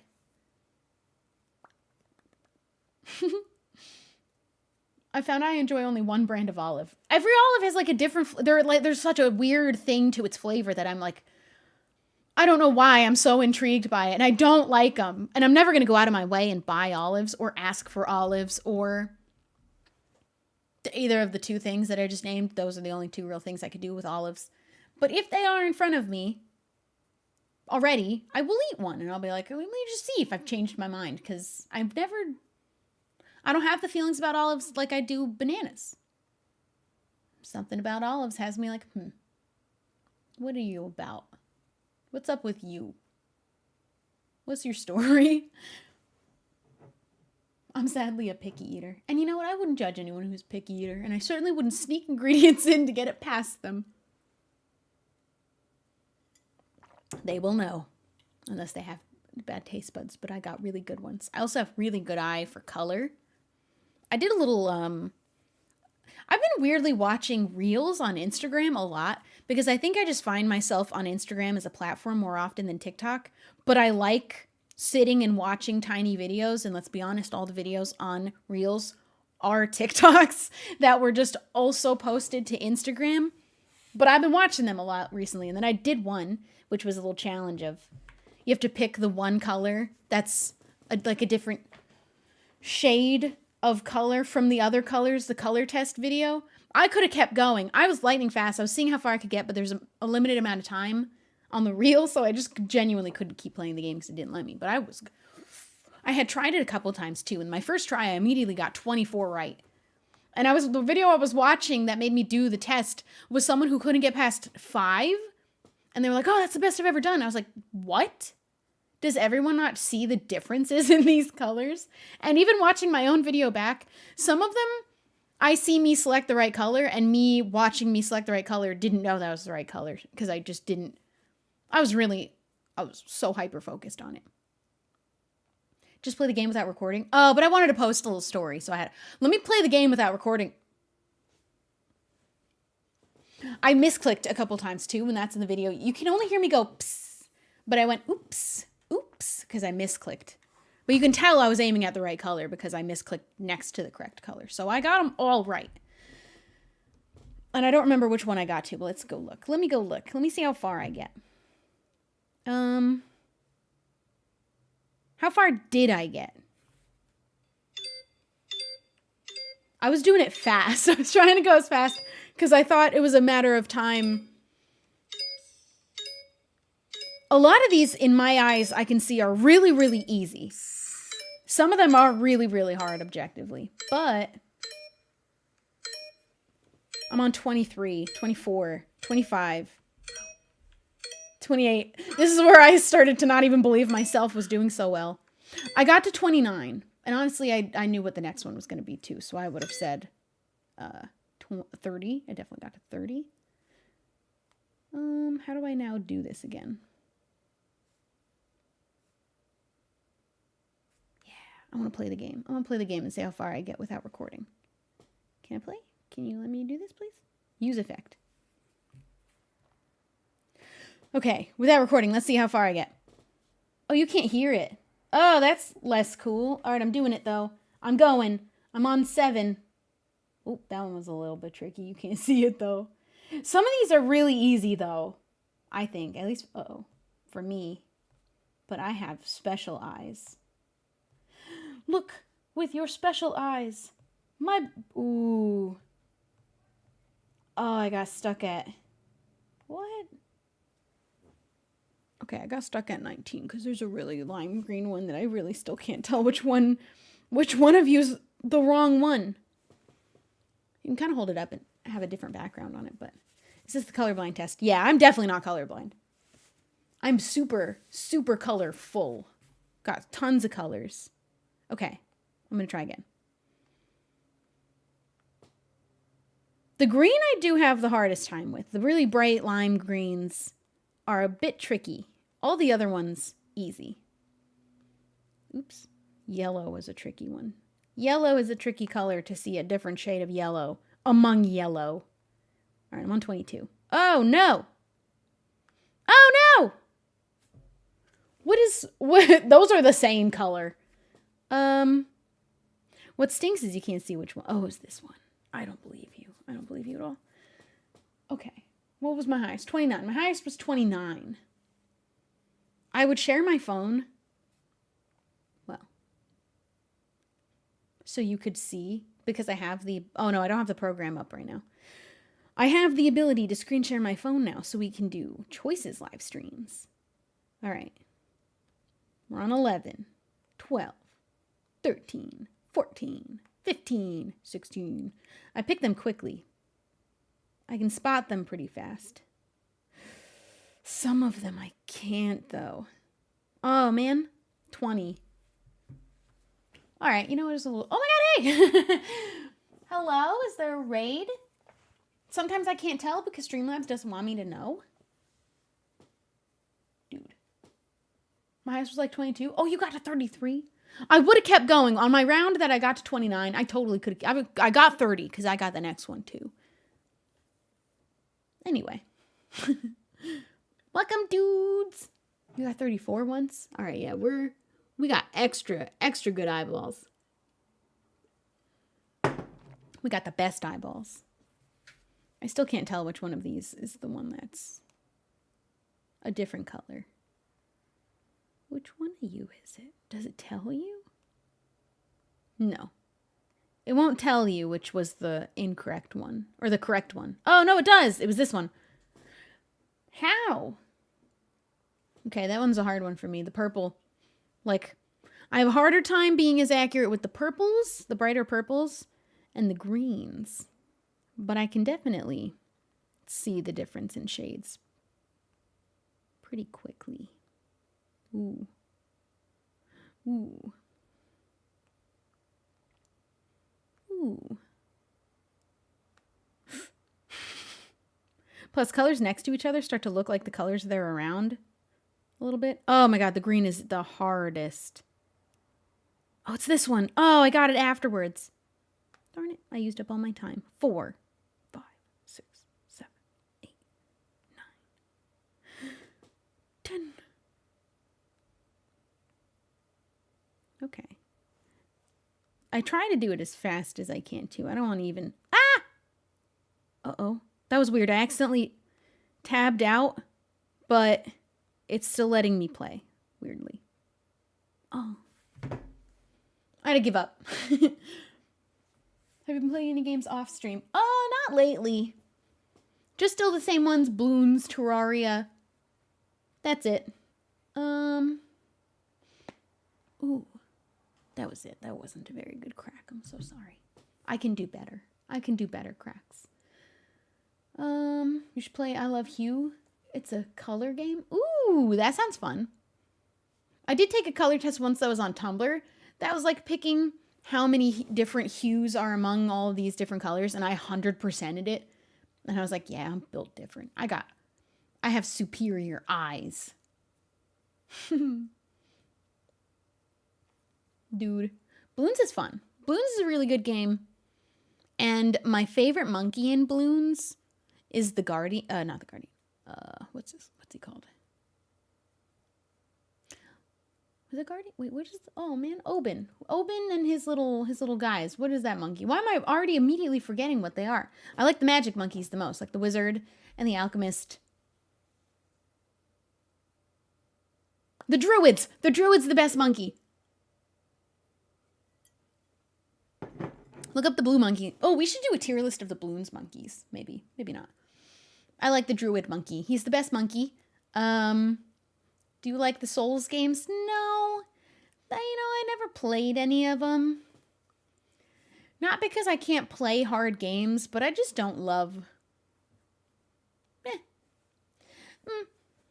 just not interested in playing the Dark Souls games. I like playing games that are difficult, and I like fighting games a lot, but I just don't ever feel like playing Dark Souls games when they come out usually. My favorite monkey does the blow dart. That's Dart Monkey. That's the first monkey. You think you were picky as a child? I would only eat fruit and orange square cheese. That's your full balanced diet. A fruit? At least it would be a different fruit. But a square of yellow or orange cheese. That's so specific. You know what I would do? Okay, let's go into weird things we did as a kid. The weirdest thing that I think I ate was what I would call a sandwich, but I had like a weird dislike for bread as a kid for a little while. I went through phases. I had a phase where I hated bread. So for my sandwiches were all of these sandwich ingredients without bread, which you'd actually be like, that's fine, actually. That's actually not a bad thing at all. But what that would actually end up being is me having a couple slices of salami with mustard on it. Because I liked mustard. And that's what I considered a sandwich, was just a couple slices of salami and mustard. I didn't discover mayo and how much I loved mayo until I was in college. I hated mayo before that. And I had never had it. I had never had it until college. And then I was like, damn. Mayo's good. I like mayo. No, but that seems good. Okay, I was shamed for this one really hard. The mustard on salami. But I like mustard. A lot of people don't like mustard. I'm a big fan. I like a good ground, like spicy mustard. It's pretty good. A brown mustard. And salami's good. I had just actually impeccable taste as a kid is what I'm realizing. And I loved pickles. I was just making my own charcuterie board. I just was next level. Mustard, salami, pickles. Yep. I can't remember actually any other weird things that I would eat. I would do some weird things with ketchup I would put ketchup on my corn. Is that weird? I loved and still love corn. I love buttered corn. I love Mexican street corn so much. But I would put ketchup on my corn. You know what? I would still do that too because it was good. And no one can tell me any different. Although I love buttered corn. I like just having like loose corn with butter. What do you call corn that's not on the cob? Loose corn. You know what I mean? Just individual corns. Some loose corn and butter and cheese. Parmesan cheese. Or obviously I would have Mexican street corn. Or lemonade. The restaurant Lemonade has really, really, really good street corn. But corn and ketchup actually was really, really good. And I'm gonna stick by that. I'm gonna stick by young me and putting ketchup on my loose corn. It was good. Corn kernels? I wouldn't call those kernels though, because that in my brain implies that they're hard and uncooked popcorn kernels. No, I just mean loose corn. I just mean corn. What's the weirdest food you've eaten recently? I don't really eat anything too weird recently. Actually, today, I ordered food in the Uber to be here by the time I came back from my hair appointment because I didn't realize how long it was going to be, and I didn't eat. So I wanted to make sure I had food ready to be eaten immediately when I got home. And I got my usual order, or so I thought, from Panera. Their new flatbread pizzas Are they new, actually? I didn't ever know that they had them before, but they got flatbread pizzas. They're really, really good. The chicken one's super good. Chicken and bacon. And I got a cheddar and broccoli soup because I always get that anytime I order from Panera, even if I don't eat it with my pizza because pizza and soup's a little weird, but they do have a combo that you can buy that's pizza with a soup. And I got that because I was going to put the soup away for another time. But I misclicked. And it was not broccoli and cheddar soup. It was broccoli and cheddar mac and cheese, which was mac and cheese with the broccoli and cheddar soup just all mixed up. Because it was the exact same flavor. It was just cheddar and broccoli soup with noodles. It actually is so good. It is not what I actually would stick with just the soup, in my opinion. But it was really good. And I didn't know that they had mac and cheese soup. Broccoli and cheddar mac and cheese soup. Because the broccoli and cheddar soup is a thick one. So you just put some noodles, that's mac and cheese too. Panera looked at it and was like, if I put noodles in there, that's just mac and cheese, right? And then they made a new mac and cheese. They called it broccoli and cheddar mac and cheese. Does that mean your car is getting fixed finally? No. How would that mean that? That is, nope. I Ubered today because my car is still broken. And it will not be fixed until the 9th, sadly. They couldn't get me in any sooner. I'm getting all fresh new tires. But nope, that's why I was Ubering. I don't like not having my car, especially I had to go somewhere kind of far. And Ubers are expensive in LA. It was like a $30, and then on the way home, because it was through traffic, it was like a longer ride, was $40.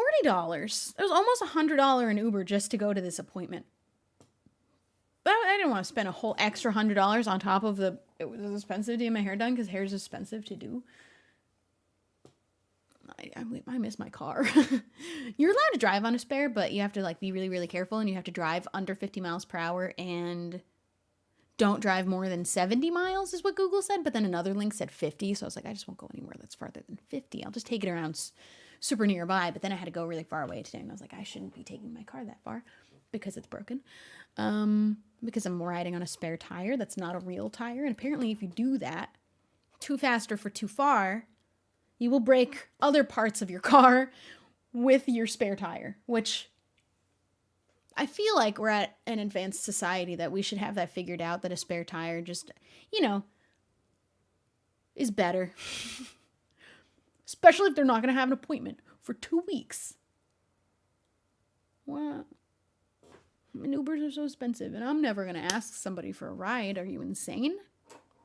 Ask somebody for something that would benefit me and not benefit them, as if they were my friend and they would do that because they care and love about me? Wait, care and love about me? Love and care about me? Absolutely not. I will not be doing that. My anxiety could never. Exactly. It's also unsafe driving on just a donut. Exactly. That's why I'm not doing it. But can we make donuts better so that they're, maybe not. You still want to get them changed because they look silly. But let's do something about it so that they work almost exactly, completely as safe as a regular tire. I don't see how this is possible, but do it. Figure it out. I feel like I joined in a weird, we're just talking. I don't have anything else to talk about. So I'm talking about my broken car. My broken tire. Offer rides? Sure. Ask for a ride? No. I always offer to drive. I love offering to drive. I did this but I went on this tangent on another stream where I was like, whenever there's a moment of people gathering together, like any of my friends at somebody's house or something, and they're like, let's go somewhere. And then everyone's like, who's going to drive? Should we all Uber? Do we need 2 Ubers? I'm immediately hand up. I will drive us. I will do it. I like to bypass the whole situation of I don't want anyone to feel like they have to drive because they came there in a car, and I don't think anyone thinks about these things, but I do. And then I'm my hands up and ready to volunteer to drive, so nobody else has to do it. I like to do it. I only get anxiety when I have to park somewhere I'm not familiar with, but everyone in the car who takes the ride from me already knows this, and they're very helpful when I have to find a spot, and also very patient when I'm like, I'm sorry that I don't feel comfortable parking in some of these parallel spots that are a lot closer to where we're going, and so I'm going to drive a little bit farther away to park in a spot that I'm more comfortable attempting to park in, and they all understand and are very supportive. And what H does so you can have fun. Yeah, H is that friend that we always go to places together if we're both going to these places because he lives a little bit farther out of the way than me. So he'd be passing me and he Ubers. So he comes to my house, so we go together. So anytime we go somewhere, we're already showing up with somebody that we know. So if there's nobody else there that we know, we don't have to be sat in the corner by ourselves. It's the best dynamic. Juicy Booty, thank you for subscribing. Thank you so much. Have you ever asked for a ride? Have I? I feel like I think so. But if I'm honest, any of the times that I have been given a ride, I think I was offered it. I didn't ask for it. It was a very convenient situation where if they didn't offer it, it kind of would have been a little weird because it was such an easy little drop off or just like a really easy ride. But I think all the rides that I've taken from people are because they offered it to me and I didn't ask. But I surely must have asked. Oh no, I've asked for rides. I just remembered. If Ethan's still here, he's probably rolling his eyes because I've asked Ethan for rides a bunch of times and I just remembered. Anytime I have to go to my car dealership, I almost always would ask Ethan to give me a ride. And I forgot. I literally just forgot that I always would ask him. And I've asked Megan for rides when we lived together. Yeah, that was bull. I have definitely asked for rides. Whoops. Okay, yeah. Because there is no shame in asking for a ride. And it is okay if your friend is like, you know what, I can't do it. And it's not going to be the end of the world. But sometimes my brain forgets that. Ethan is indeed not here. Okay, good. He didn't hear me absolutely just lying. Just straight up lying about never having asked for a ride. How bad is your anxiety? It's at a constant level of anxious, but a manageable one most of the time. Mostly. I think. God, I don't know. What happened to your car? Just a flat tire. Just a little old flat tire. Just another flat tire. Among the other flat tires I've had. Just another one. Where's my car? This is why I need all new tires. All of my tires need to be replaced. Have you seen the yellow mushroom mug from World Market? What's World Market? What's that? Oh, I skipped the W in World, but I got everything else correct. I can't wait to type on my new keyboard. It's going to be so much fun. I don't know what World Market is. Is that weird? What is World Market? I only know about World Market at the Grove. There's a World Market at the Grove. What's a World Market? Reminder to people to check your tire pressure. I'm very lucky that my car tells me where my tire pressure is. And it's always been very comedic when I know I have a leak in my tire and I can see the number going down. Or the one time I did just I just popped my tire, like full air to no air in seconds. I hit a pothole really hard and then my tire pressure number just started plummeting. It was the funniest. And also most horrible experience because I never had to deal with a popped tire like that on my own. That was the first time. That was also when Megan was in the dentist and I had to... the mushroom mug at World Market is so cute. It has a lid that's a mushroom top. I don't need it. I don't need it. I'm not trying to buy things I don't need. I don't need it. It's only $9. It's literally only $9. Can I go in person? Is this worth... This would be... I don't have a car that I can drive. Where's the nearest World Market? If it's within 50 miles, I can go. And not on a highway, I can go. And if it's on the highway, I can still go. But I have to drive slower than everyone else. Telling a story gets distracted. Where did I leave that off? Did I finish that? Have I ever finished a thought? I don't need it. It is really cute. Do they have it on Amazon? Can I add it to my wish list for my mom to buy me? Can my mom get it for me instead? Nismo, thank you for the 18 months. What comes up when you do mushroom mug on Amazon? How many cute mugs am I about to find?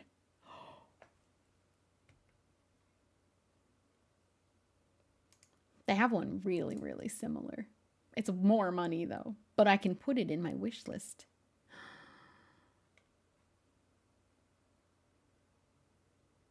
I'm window shopping. I'm just window shopping. This is the same mug as World Market, but on Amazon it's $25.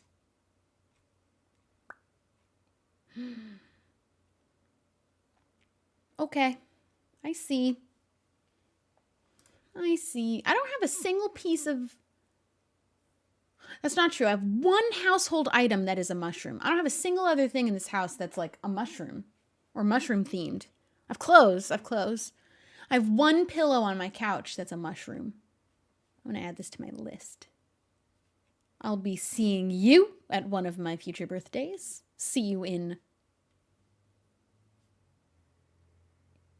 5 months? Good. I don't want my birthday to be soon, actually. So this is good. Good news.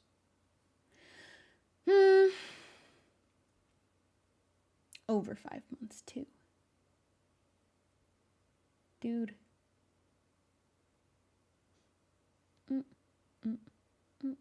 You and August birthday. Yep. And I don't want this one. I would like to not have this one. I had my 26th. Wait, did I have 3 birthdays stolen by the pandemic? 3 birthdays stolen. I want those back. I don't want the next one, though. Take that one. I don't want it. Take it. I don't want my birthday this year. I want my other 3 back. My birthday is August 20th. I share a birthday with Andrew Garfield, Demi Lovato, Misha Collins, and Ben Barnes. Only amazing people have this birthday. Did somebody else also mention another person that has an August 20th birthday? And I was like, what? And it blew my mind, and then it was true. Who was it? Actually, famous birthdays. Let's go to famous birthdays. I'm August 20th. Famous birthdays. Boop. Can I just put in a date? Does that work? Demi Lovato, Andrew Garfield. I don't know. There's Ben Barnes, Misha Collins. I don't know a lot of these people. I'm number 9 on the list of famous people with an August 20th birthday. Oh, Amy Adams also has. They put me above Amy Adams on this list. That was a mistake. That was a big mistake. I don't belong there. I'm higher on the list than Amy Adams. And I don't think I know any of these other people. So those are all the best people with August 20th birthdays. Only the coolest of people have August 20th birthdays. Anyway. Go upvote me. Bump me up on this list. Get me higher than... I'm right behind Misha Collins. And I'm coming for Ben Barnes' spot. Demi Lovato is number 1, as they should be. And Andrew Garfield is number 2. As he should be.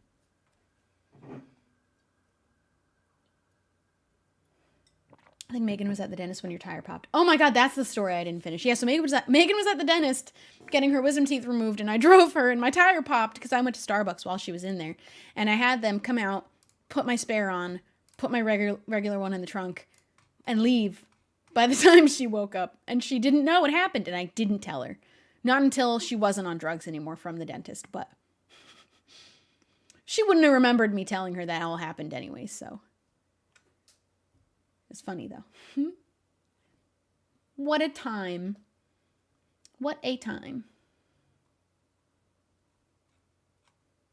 She was super loopy. I was not that bad after I got my wisdom teeth out. Like, I didn't feel like I was like up and regular immediately after I woke up.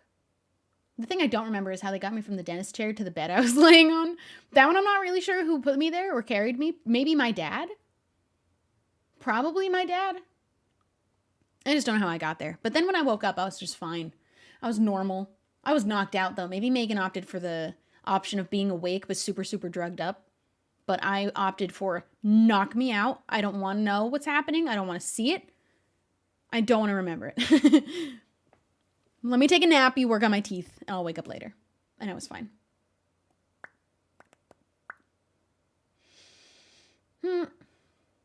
I actually am amazed I got Megan in the car because she was like, she could barely walk and she was not all, you know, there to be able to do anything for herself. And I was like, man, I'm here alone and I'm little. I'm real tiny. And I could hardly help her into my car. I had to like put her in and then swivel her legs around. Oh man. But, yep. How much longer is the stream? I don't really know. I hit go live with no plan. No idea how long. No idea when we're gonna go. You know what? I actually opened a tab for something and then I forgot. I wanted to do a stream reading Am I the Asshole posts and we discuss because that sounded like fun. But I'm almost kind of scared of what some of these might say and I'll be live. I'd want to do it for a video, I think would be fun. But honestly, doing it live with you guys sounds fun too. Just scared what some of these people are gonna... Like, some of these people are assholes. Dude, please do not. Why not, though? Specifically, why not? Oh, they're fake. Well, yeah, that's fine. It's fine if they're fake. I really don't care, but I like to comment on it. I like to have some commentary on what if this was a real situation? Because it's entirely plausible that it could be. And we discuss. You know, it's for fun. And I'm sure some of them are real. But yeah, I'm sure some aren't. I think that's okay. They're not all fake, no. But there isn't issues with some of them where people are just wanting praise for doing the obvious right thing. Like they tell the story and it's like, how do you not know that you are not the asshole? And this, you know, some people want the attention. And you know what? I don't really care. I'm here for the entertainment. So here's some attention for your story you wrote. I appreciate it. It's cool. It's fine. You ever see the Reddit for the fear of large things? No, I don't have a Reddit. In fact, I don't go on Reddit at all. I go on Tumblr and sometimes Am I the Asshole posts go on Tumblr, but now I have Reddit open to read, but I do not have a Reddit account at all. What is the fear of large things? No, I don't have a Reddit. I have a Tumblr though. I'm a Tumblr person. I got the thread open though. The Am I the Asshole subreddit? Should we pick one? I want to pick like a lighthearted one, but there's really no way of knowing what's gonna happen in these stories. I like bug subreddit. I feel like I would be a fan of Reddit, but I'm just on Tumblr instead. I feel like Tumblr is for like a similar type of person you'd find on Reddit, but it like just a little bit of a different kind of a vibe to it, you know? But I feel like the same people would enjoy it. You know what I also want to double check? Because I have this set to like a different kind of a goal, and I'm adding every stream the total number of subs that stream until it hits 100. This month. There's some asexuality subreddits. Ooh, maybe I should check those out. Maybe I should check out the ace subreddits. I gotta do the ace questions vid. This is not loading. Why? I just have to get today's subs. So we started with 35. This has been, I forget which side it's on. This has been accurate so far. Lately, which is good. What's your favorite song currently? I've gone back to Dominic Fike, King of Everything. That was my favorite song like 3 years ago, and it is now my favorite song again because I was just playing Dominic Fike songs, and I really like that one the most, I think. You can do What's Your Sexuality Test. Oh, I would love. Let's try and fool it. It'll never know I'm ace. It'll never know. They're gonna know. Please leave me alone, pop-ups. Today's is 24. It is accurate. Wow. We started with 35 and we got 24. All right, cool. Good. I can actually rely on that now. This is awesome. This is the best news ever. Oh, we're going to do maybe unpacking tomorrow. it'll be tomorrow or Sunday, and then next will be the spore stream, and the last one that I'm going to figure out is the cooking stream. And they're all going to happen this month. I think the goal being that the subathon was for the following month. I'm going to have all of the streams you unlocked happen this month. That means there is a timeline that I have to stick to loosely that I can absolutely get done, but that also doesn't mean I can put it off for a really long time. Do you know anything about the story and unpacking? I know literally absolutely zero, nothing, and I think it's better that way. Don't tell me anything. Don't even like allude to anything. I want nothing. I want no information, unless that's a bad way of going in, you think. But I really don't think it would be. Nothing. No spoilers. No spoilers. Like, we can see your screen through my glasses. Yeah, this is, that's Twitter. Here's Tumblr for you. This is the Tumblr page. I have it set to the classic blue. Oh, I have an ask. Oh boy, what's that going to be? Oh, it's a nice one. Oh, good.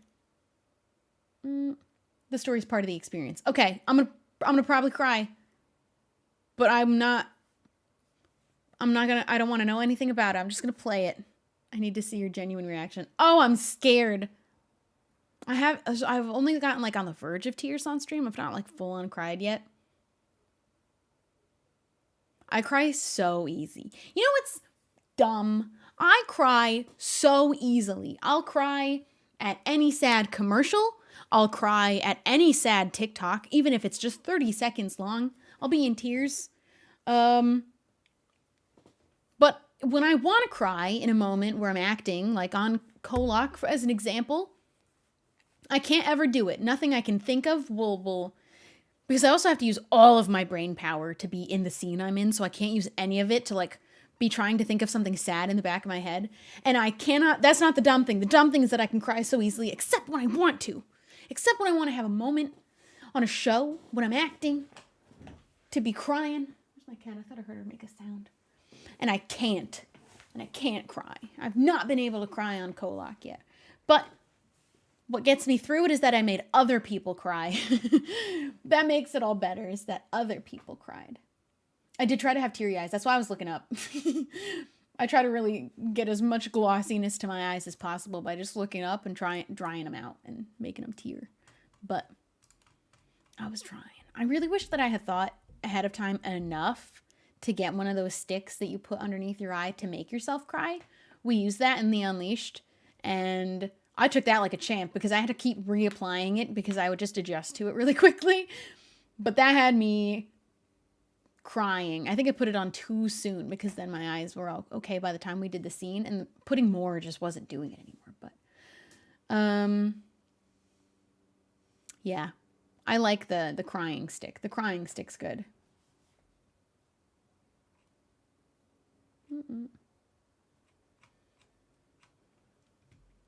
Opinions on olives. We were just talking about olives. And my opinion is I don't know. I don't like them, but I don't hate them, I guess. I just don't know. Crying stick? What about onions? I'm not about to start chopping onions in the middle of a scene. I'm not going to just start chopping onions. The cycle of olives. It's a love-hate relationship, like me with blonde hair or dark hair, and me with short hair or long hair. And I don't like any of the in-between options. I don't like anything in between. I pull a whole cutting board with an onion on scene on Kolak.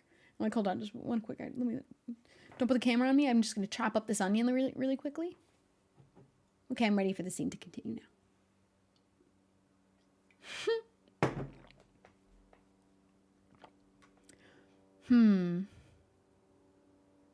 I want to read one. I did find a way to have both, but I'm kind of, after this, I think I am going to be ready to either go all blonde or grow it out. I kind of wanted to see this with long hair, but I'm not going to get my hair to be that long by the time I undo the two-tone hair. Is it two-tone? They're not really tones of the same color, but they're, I mean, in some ways they are, though. The darkest and the lightest colors, if you count black and white. if Mickey ever comes back. I could go back on. I could go back on for another little guest appearance. And we can just plan ahead to have a scene where I cry. Is her hair long enough for space buns? I don't know. I never tried. I don't like little buns up here. Oh, I could do, this is a fun look. Little pigtails. Oh my god, with my little hair sticking out. Wait, I love this. I could do little low buns. I was doing that for a while. I also just bought a little hair clip that is a teddy bear, and I'm really excited about that. Wait, my little pigtails. I don't have a second hair tie nearby. I only have one. All right, catch me with pigtails tomorrow. I can't wash my hair for 2 days, so I'm going to have to get creative with the... Because my hair is about to get real flat. It's already really flat today because it's just so flattened. But...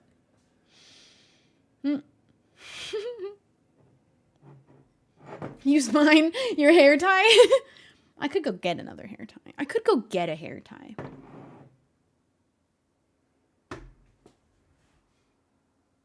Do I have? I don't have any nearby. Okay, I'm gonna get a hair tie. I have one in the bathroom.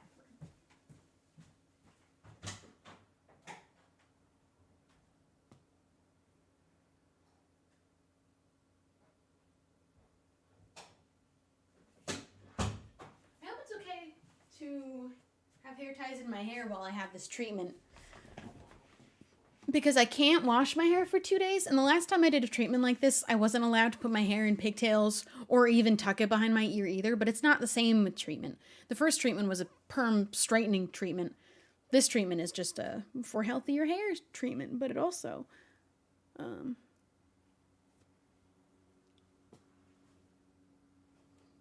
gonna put one there. One here. The thing is, I can never have them at the same level. What would happen if you did? When I did the hair straightening process, it would have left a permanent dent in my hair.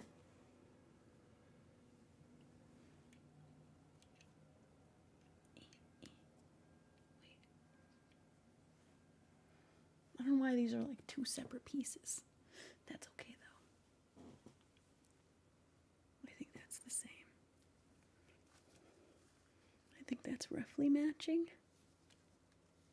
I could do teeny buns too, but I'm liking... I will do teeny buns, actually. Maybe I'll do teeny buns tomorrow. It will dent your hair. Yeah, if you do a permanent hair straightening treatment and it has to sit in your hair for 2 days before you wash it so that it can set straight. If you... This is cute. If you put a dent in your hair with a hair tie, it's going to keep the dent in your hair permanently until it grows out or washes out. Because I think the hair straightening, I like it. Should I do little buns? Wait. Like, what would that look like? Just the different colors of having a teeny little bun here will be cute.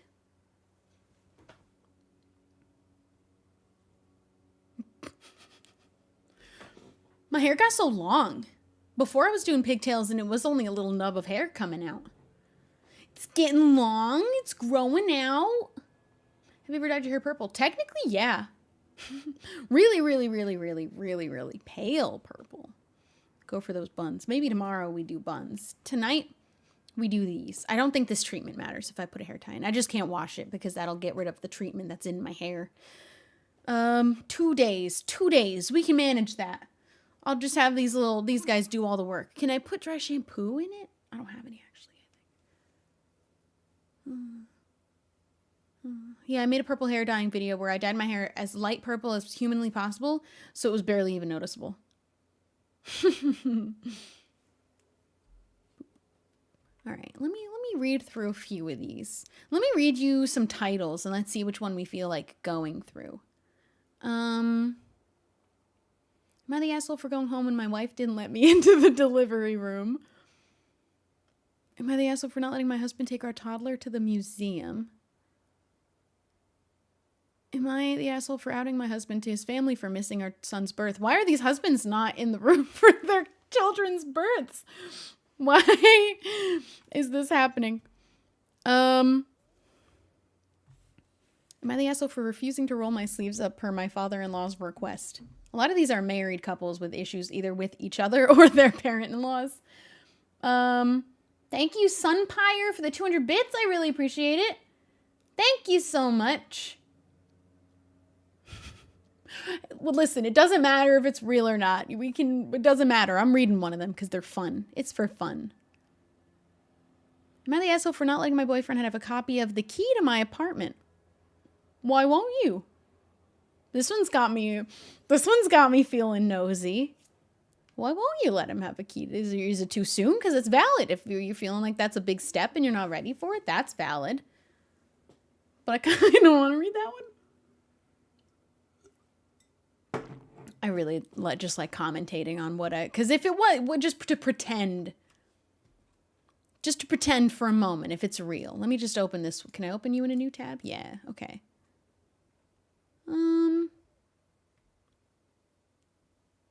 Thank you, It's Apollo, for the 100 bits. The titles are so intriguing, but kind of clickbait. Yeah, I figured it's like that. Most of the times they are, but hey, we can read it quickly. Have a little discussion about whether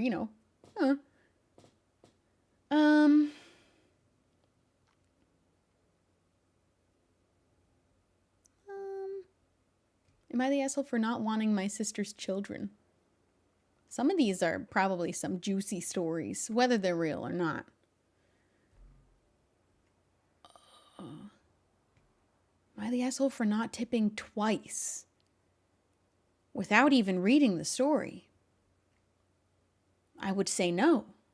You don't have to tip 2 times if you tipped once. This is intriguing. This one could be fun. No. I want to read the ones that are well, some of the people already write it right objectively knowing you're not the asshole, but want the validation. And you know what? I'll give it to him because I want to read the story. I'm invested.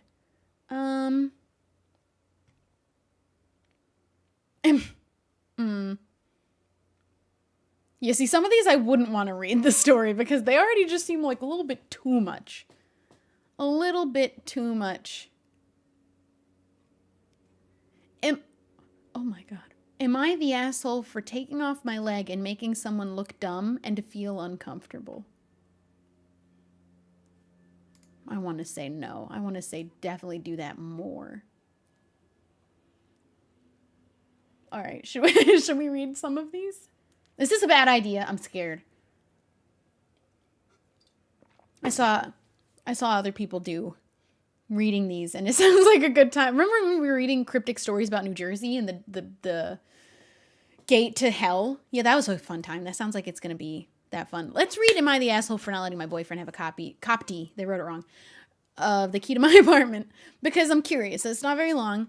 Me, female 30, and my boyfriend, male 31, have been dating for 6 months. We met through a mutual friend, and things went from there. We do not live together, I would assume. If you wouldn't let him have a copy to the same apartment that you live in, I would have bigger questions. We do, however, spend enough time,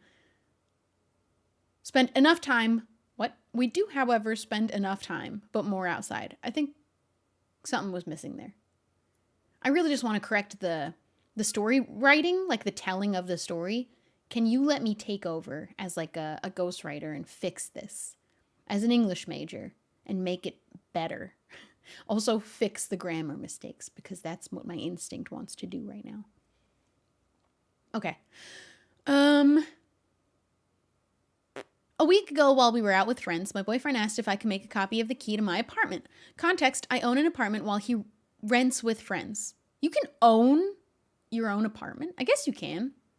I never thought about that. I thought that was a condo at that point when you can buy it. I thought apartment already just implied rent. Oh, all right, whatever. Nitpicking now. And let him have it. Wait, what? If I can make a copy. Oh, and let him have a copy of the key. I was puzzled. I asked why. He said he might need to stop by alone or with friends when I'm at work or somewhere else. To be honest, I just did not feel like it was a good idea. I asked what business does... Okay, there's a lot of mistake in this. I asked what business does have in my apartment when I'm out, and he took offense to that. A few seconds of awkward silence, then I told him I don't feel comfortable having anyone at my apartment unless I'm there, and that he gets to have a copy of the key only if he lives there, and that's it. You know what? Okay. All right. I see both sides. He got quiet the rest of the evening, but after we left, he sent a long wall of text that call her, talk to her in person. Why in a text? Criticizing what I said to him. Although, you know what, some people communicate better over text. I'm a big paragraph text sender. Usually for nice things though, because I just never have the courage to say nice things to people to their face that I think. But I also live by a philosophy of if you think something about somebody, you should tell them. In like the nice things that you think of somebody. Like when I'm talking to someone and they're telling me these really lovely things about their sister or their mom or their friend, and I'm like, you should tell them that. And then like 9 times out of 10, they're like, you're right, I should tell them that. Because it's usually something you say about them to somebody else. But how often do you say it to them? We should say the things we think to people that are nice things. Where did I leave off reading? Wall of text basically criticizing what I send to him and talking about how I don't trust him. I said that I just didn't think he should have a copy unless he's living with me, and he took it as in I was pushing him to move in. But as far as I know, he lives with a bunch of guys paying rent, so not the best living arrangement, and he constantly complains about that. We had an argument, and he insisted that I have no trust in him, and that I embarrassed him in front of his friends by declining to let him have a copy of the key. That's a weird question to ask in front of a bunch of people, though, if I'm honest. That's a weird time to bring it up, but maybe he really didn't think it would be that big of a deal, and she'd just be like, oh yeah, sure. But okay, that's fine, whatever. He then hung up and kept sulking. I tried calling him again, but one of his friends picked up and got involved, saying my boyfriend is rightfully upset with me for not treating him as my partner and showing him the respect he deserves. A little bit, why? I wouldn't say you have no trust in him. I think that's going a bit too far. But you definitely don't have trust in him to not just bring random strangers that'll mess up your home. There's a little bit of missing trust there, but also maybe valid. I don't know. I don't know what her history is. I don't know. He said my refusing to give a copy of the key means 1, I don't trust him or his friends. Not 100%, but like a little bit. It sounds like you don't. But if that's a boundary, though, that they can't cross it right now, whatever that reason being. This is also okay. I think it's going really far to say that she just doesn't trust him at all. That's a little much. I think he's a thief and can't be trusted with my belongings. To think that because she won't give you a key is a bit ridiculous. That's a bit. Calm down. It got overwhelming and I started thinking that I flew off the handle and was unfair to him by my flat out refusing and then not explaining my point. I feel like both sides made a couple mistakes in this, what should have been a discussion, not over a big text, I think. I think the guy shouldn't have done it in a big long text and then also let his friend answer the phone to speak on his behalf. I think that was a little bit immature, but she also maybe needs to communicate better why she has this boundary. If it isn't a matter of trust, then explain that. What is it about?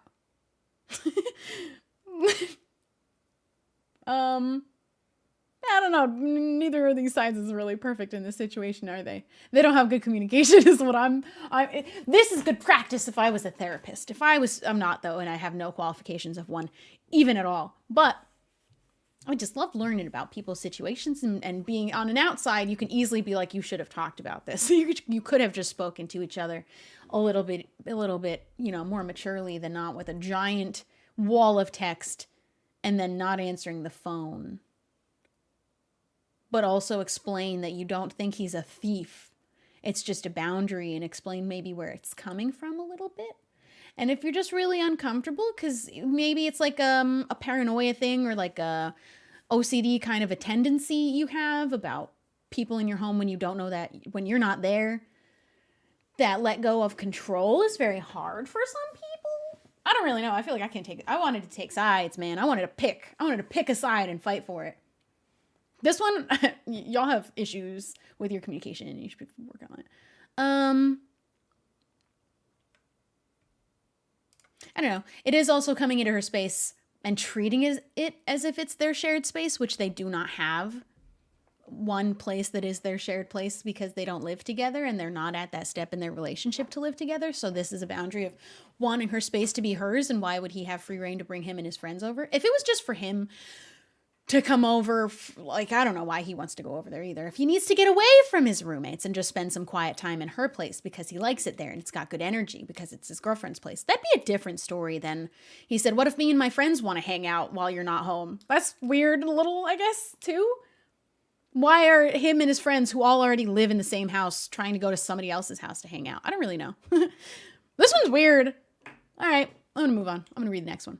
Am I the asshole for not tipping twice? I'm going to just immediately say no. You only have to, I'm assuming they're in America for having tipped even once by what appears to be by obligation, which would mean he's American. Yeah,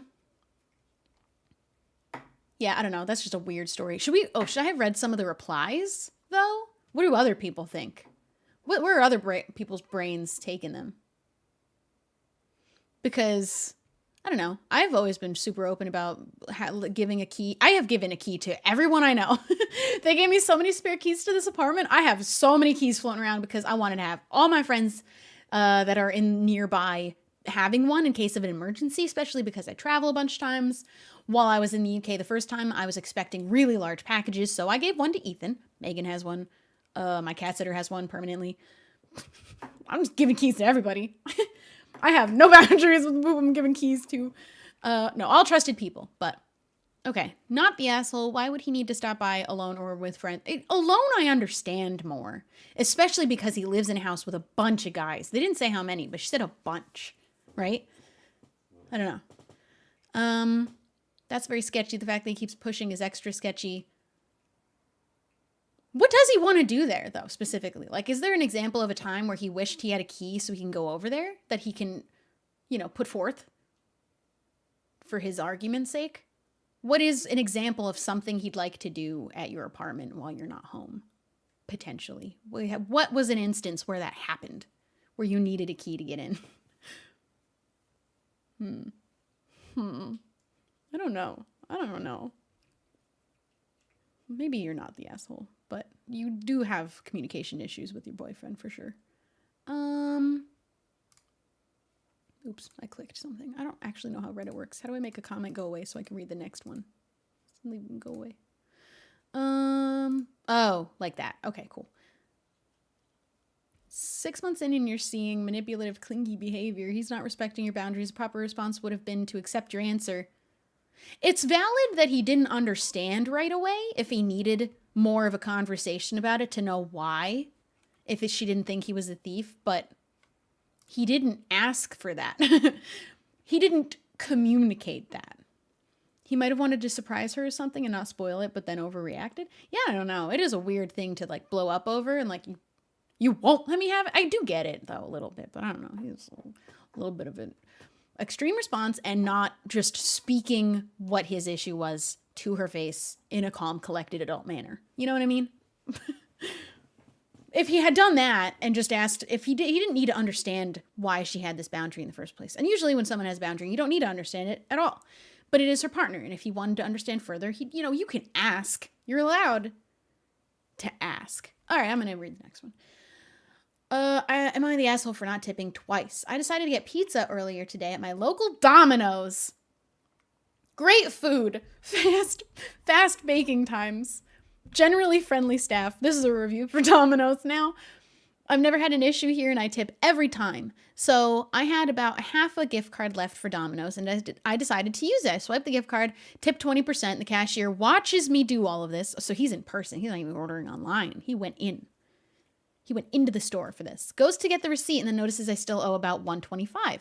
That's all cool. I pull out my credit card and swipe it to pay the remainder, but this time I don't tip because I have already tipped. Then this conversation happens. Are you going to tip? Me. I did on the gift card. Cashier. Okay, but are you going to tip on that card?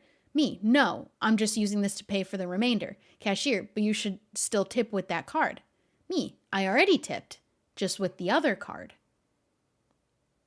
And at that point, another employee came over with my pizza and the cashier, hold on, goodbye. And the cashier went ahead and gave the rest of the pizza, gave me the rest of my receipt and quite the stink eye. I didn't bother with it, left the store with my pizza. Should I have tipped a second time? I know it's expected to tip in these situations, but I had already tipped. I don't know the paycheck of your average Domino's person, but I think asking for what would have been a 40% tip is too much. The thing that I'm wondering is when you tip on a gift card, they have to get that money, right? It's the same as tipping on a credit card. You do get the money from a gift card tip. You don't tip twice. Are they insane? I don't understand. My dude, you need to relax. I'm really sorry. You have to calm down just a little bit. You can stay, you can chill, but please, please calm down, bring it down a notch a little bit. We're just here having fun. It is not that deep, not a big deal. You're not the asshole. You don't tip twice. Are you crazy? Am I the asshole for taking off my leg and making someone look dumb and feel uncomfortable? Didn't it just get 20% off money used on the gift card? I don't really know about that one. I don't know. Just always tip. I always tip 20%. If you live in America, you don't tip twice, though. That's insane. I have done that, though, by accident because it prompted me to tip again, and my instinct was like 20%. That person got a 40% tip that day. I'd rather tip without being asked to tip. Now, here's my defense for people asking for a tip. I worked as a party host at an ice skating rink where my job was specifically hosting the birthday parties at the ice rink. So I was not on the ice at all. What I did was I did all of the decorations. I laid out all the tablecloths, all the decorations, all of the plates and spoons and forks, and I blew up all the balloons and all the strings. Why am I out of focus? Bro. You figure it out, please? There you go. And then I served all of the food. Usually it was pizza parties, but they can also order extra food on the side from the delivery place that we would get the pizzas from, which could be chicken fingers, chicken wings, fries. And I served all of the sodas. And I've done massive parties all by myself. I've done parties of, I think the biggest party I did was 80 kids. Dead ass, I served pizza to 80 children by myself and soda. I was running pitchers up and down those stairs. Now, my job was a service job, and I was paid legally below minimum wage because it was expected and assumed that I was going to be tipped.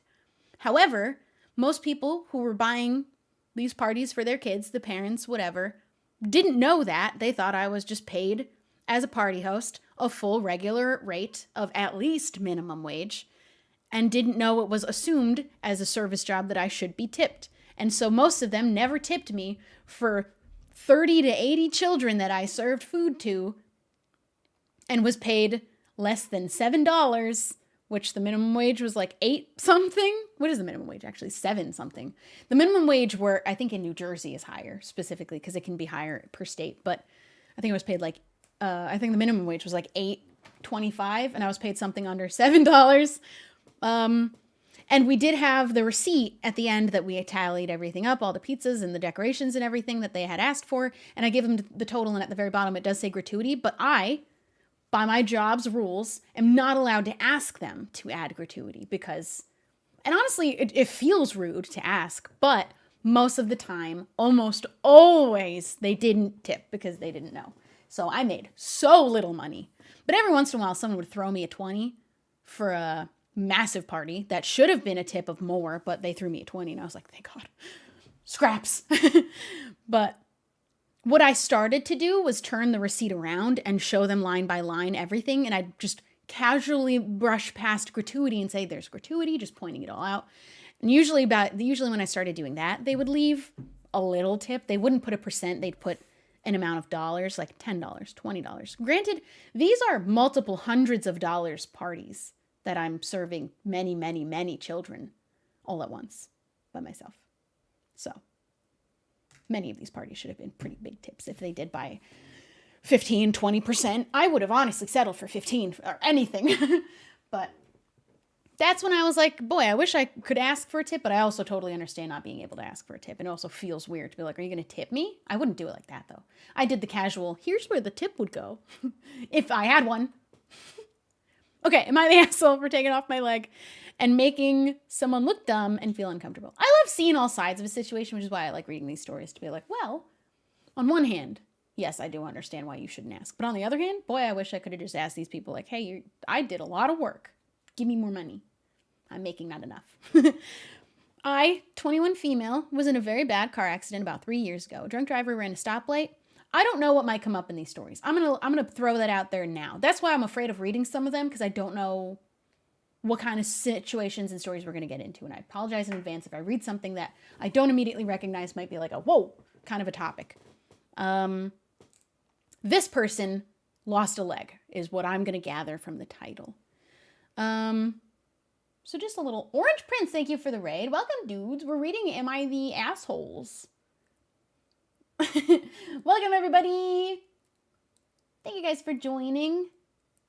I thought these would be kind of fun. I always love reading them and then sit there and like go back and forth on. When they're really debatable ones, a lot of the times they're really obvious who's not the asshole and who is. But welcome, everybody. Thanks for joining. Thanks for sending the raid. Hello, hello, hello. Well, thank you. These are really interesting. I'm loving these. We're about to read a doozy of one. I'm a little scared. It's a bit of a longer one. Let me just skim. Yeah, no. So this one, my next victim. Oh, what does that mean? We're reading Am I the Asshole for Taking Off My Leg and Making Someone Look Dumb and Feel Uncomfortable, which I'm very excited about what this one's gonna be. Oh boy. Jody, thank you for subscribing. Everyone's saying, oh no. I don't know what you're gonna do. Everyone's saying, oh no. I was just talking about a service job that I worked where, because we were debating whether it's fair to ask for a tip or not. Because one of the Am I the Assholes I read was someone was asked to tip twice. No, don't do that. Tip once. Tip once and well. Not twice. Hello, dudes. All right. Am I the asshole for taking off my leg and making someone look dumb?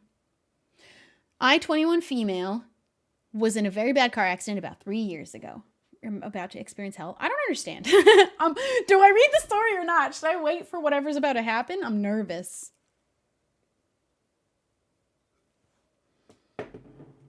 Oh, that's...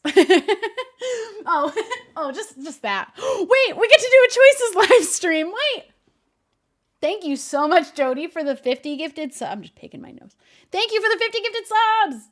Literally, I put this little mini goal because we had just had a subathon and we hit our goal. Well, we hit a bunch of our goals, but then I was like, let me do the next goal as like the rest of the month's goal, which was to do a Choices live stream, which is a mobile game, which is the most fun mobile game of all time. And now you're subbed, so I hope you come back the next time we do this stream because, oh my God, are the situations so unrealistic for high schoolers. It's hilarious. It's a good time. You just hit our goal for that. Thank you so much for the 50 subs. Thanks for joining us. Thanks for unleashing your mayhem here. We appreciate it. We are, I'd say, in an amount chaotic here. I'd say it's mostly because I have the tiniest attention span and I forget things that I'm saying halfway through and then I go on to a whole other tangent. But thank you so much. You get to choose what Shubble are gonna... That's not how that works. No, when we're gonna... That's not a choice. This is Choices the game. You don't get a choice. I'm very sorry. Although I'd be curious what you would choose. Because maybe it would be something I'd be interested in. But this is the game Choices. Similar to the game Episodes, but I think so much funnier because so much... Should we be doing Episodes? Is that more mainstream? I just don't know what got me into doing Choices. It just was... It's so funny. It's so funny. It's the most funny. Let's read Am I the... Jody gifted another sub. Thank you so much. Thank you. We're going to read fully now. Am I the asshole? It was just a random game you started playing. What made me start playing this game that no one had heard of? And also everyone was already doing these videos, but with episodes. Why didn't I do that? Should I do episodes instead? Choices is just fun, though. It's fun because it's so much less known. The game Choices is so much dumber. Oh, man. Built different. Am I the asshole for taking off my leg? Okay. I, 21 female, was in a very bad car accident about 3 years ago. A drunk driver ran a stoplight, cut off a semi-truck, and then crashed into me, sending me crashing into 2 different cars and then ultimately into an embankment. My car was mangled and my leg was crushed, completely destroyed, and it had to be amputated. Thank you, Charlene, for the prime. Thank you so much. I will do the choices. It was the goal. I'm going to do the choices. I got a couple different insurance payouts and some pain and suffering money in addition to my medical bills being paid. And with my money, I purchased a custom-made leg to take the place of the one I lost. They got really, really cool attachments these days, which is awesome. Crispy K Plays, thank you for the prime. Thank you so much. When I have pants and shoes on, you can hardly tell unless you're really looking. I still limp, but some days I don't have as pronounced of a limp. Earlier today, I went to the store with my boyfriend, my sister, her girlfriend, and our mother. That was a big store trip. Why is your whole family going with you to the store? I drove. I had to learn to drive with my left foot because, but I'm really good at it now. Oh, that's cool. That's awesome. A true love's kiss. Thank you for subscribing. Thank you, thank you. Thank you, dudes. Oh my God, the hype train. Jesus. I also bought a new car with my money and had to go through a ton of therapy to get past my PTSD, but I'm doing well. Great. So I drove us, and because of my injuries, in addition to my leg, I also have a chronic hip, neck, and back pain and some issues with my lungs from the time spent in the hospital. I have a handicap placard for my car. I have trouble walking without getting tired, so it really helps to park close to the door. Today I did so and unknowingly took the space from someone who was circling back around for it. Apparently the man had been looking for a closed space and had missed the one I took and went down and around. He was still on the other aisle when I pulled in, so I didn't cut him off or anything. I had no way of knowing he wanted that spot. Jeez, 657%.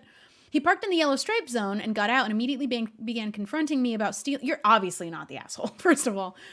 Began confronting me about stealing a space from people who actually need it. How I'm some kid who has no respect for those who are truly sick and suffering. Then he ordered me to move. My group was urging me to just walk away, but this has happened before, and once the police were even called. Oh my God, okay, they're all assholes. I'm sick of the people thinking that just because I'm young and I don't have a legit need for a little extra consideration. I said, okay, and went to the car and got in like I was going to drive off. I was wearing a skirt and leggings, so it wasn't quite obvious at first, but when I sat down, I took my leg off and showed it to the man, including my stump. Then I asked him if it was okay if I still parked there. He walked away calling me disgusting and rude and said I could have just told him, and I made him look stupid. He deserved it. He deserved to look stupid. Not all disabilities are visible. Plus, they don't just hand out the handicap placard for cars. They give it to the people who need it. My group was embarrassed and said that I made things awkward because there was a crowd. I would have been in the crowd like, I'm on her side. Make a scene. Make him feel silly and stupid. Make him embarrassed. A little embarrassment's not going to kill you, but you'll learn something. Obviously not the asshole. It doesn't say whether he was also with a handicap placard or not. I would hope and assume he was, because it would be just an extra level of asshole to be fighting for this spot that you don't even qualify for. Bro, can we make this a series? Yes. I literally would love to do this all the time. I would do that. Bro, have you seen the TikToks of people that are amputees taking off like their what is it? Why can't I'm blanking on the word for the like why can't I think of the word? They're prosthetic. My mind blanked on it completely. Okay, yeah.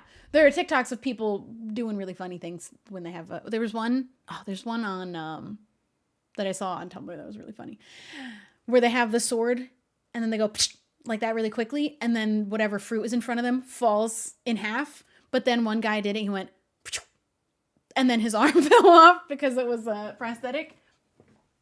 It's good. It was a good humor. Good. Got a good laugh out of that one. That was really good. Okay. You're not the asshole. Let's see. What else do we have? Am I the... Wait, what is WIBTA?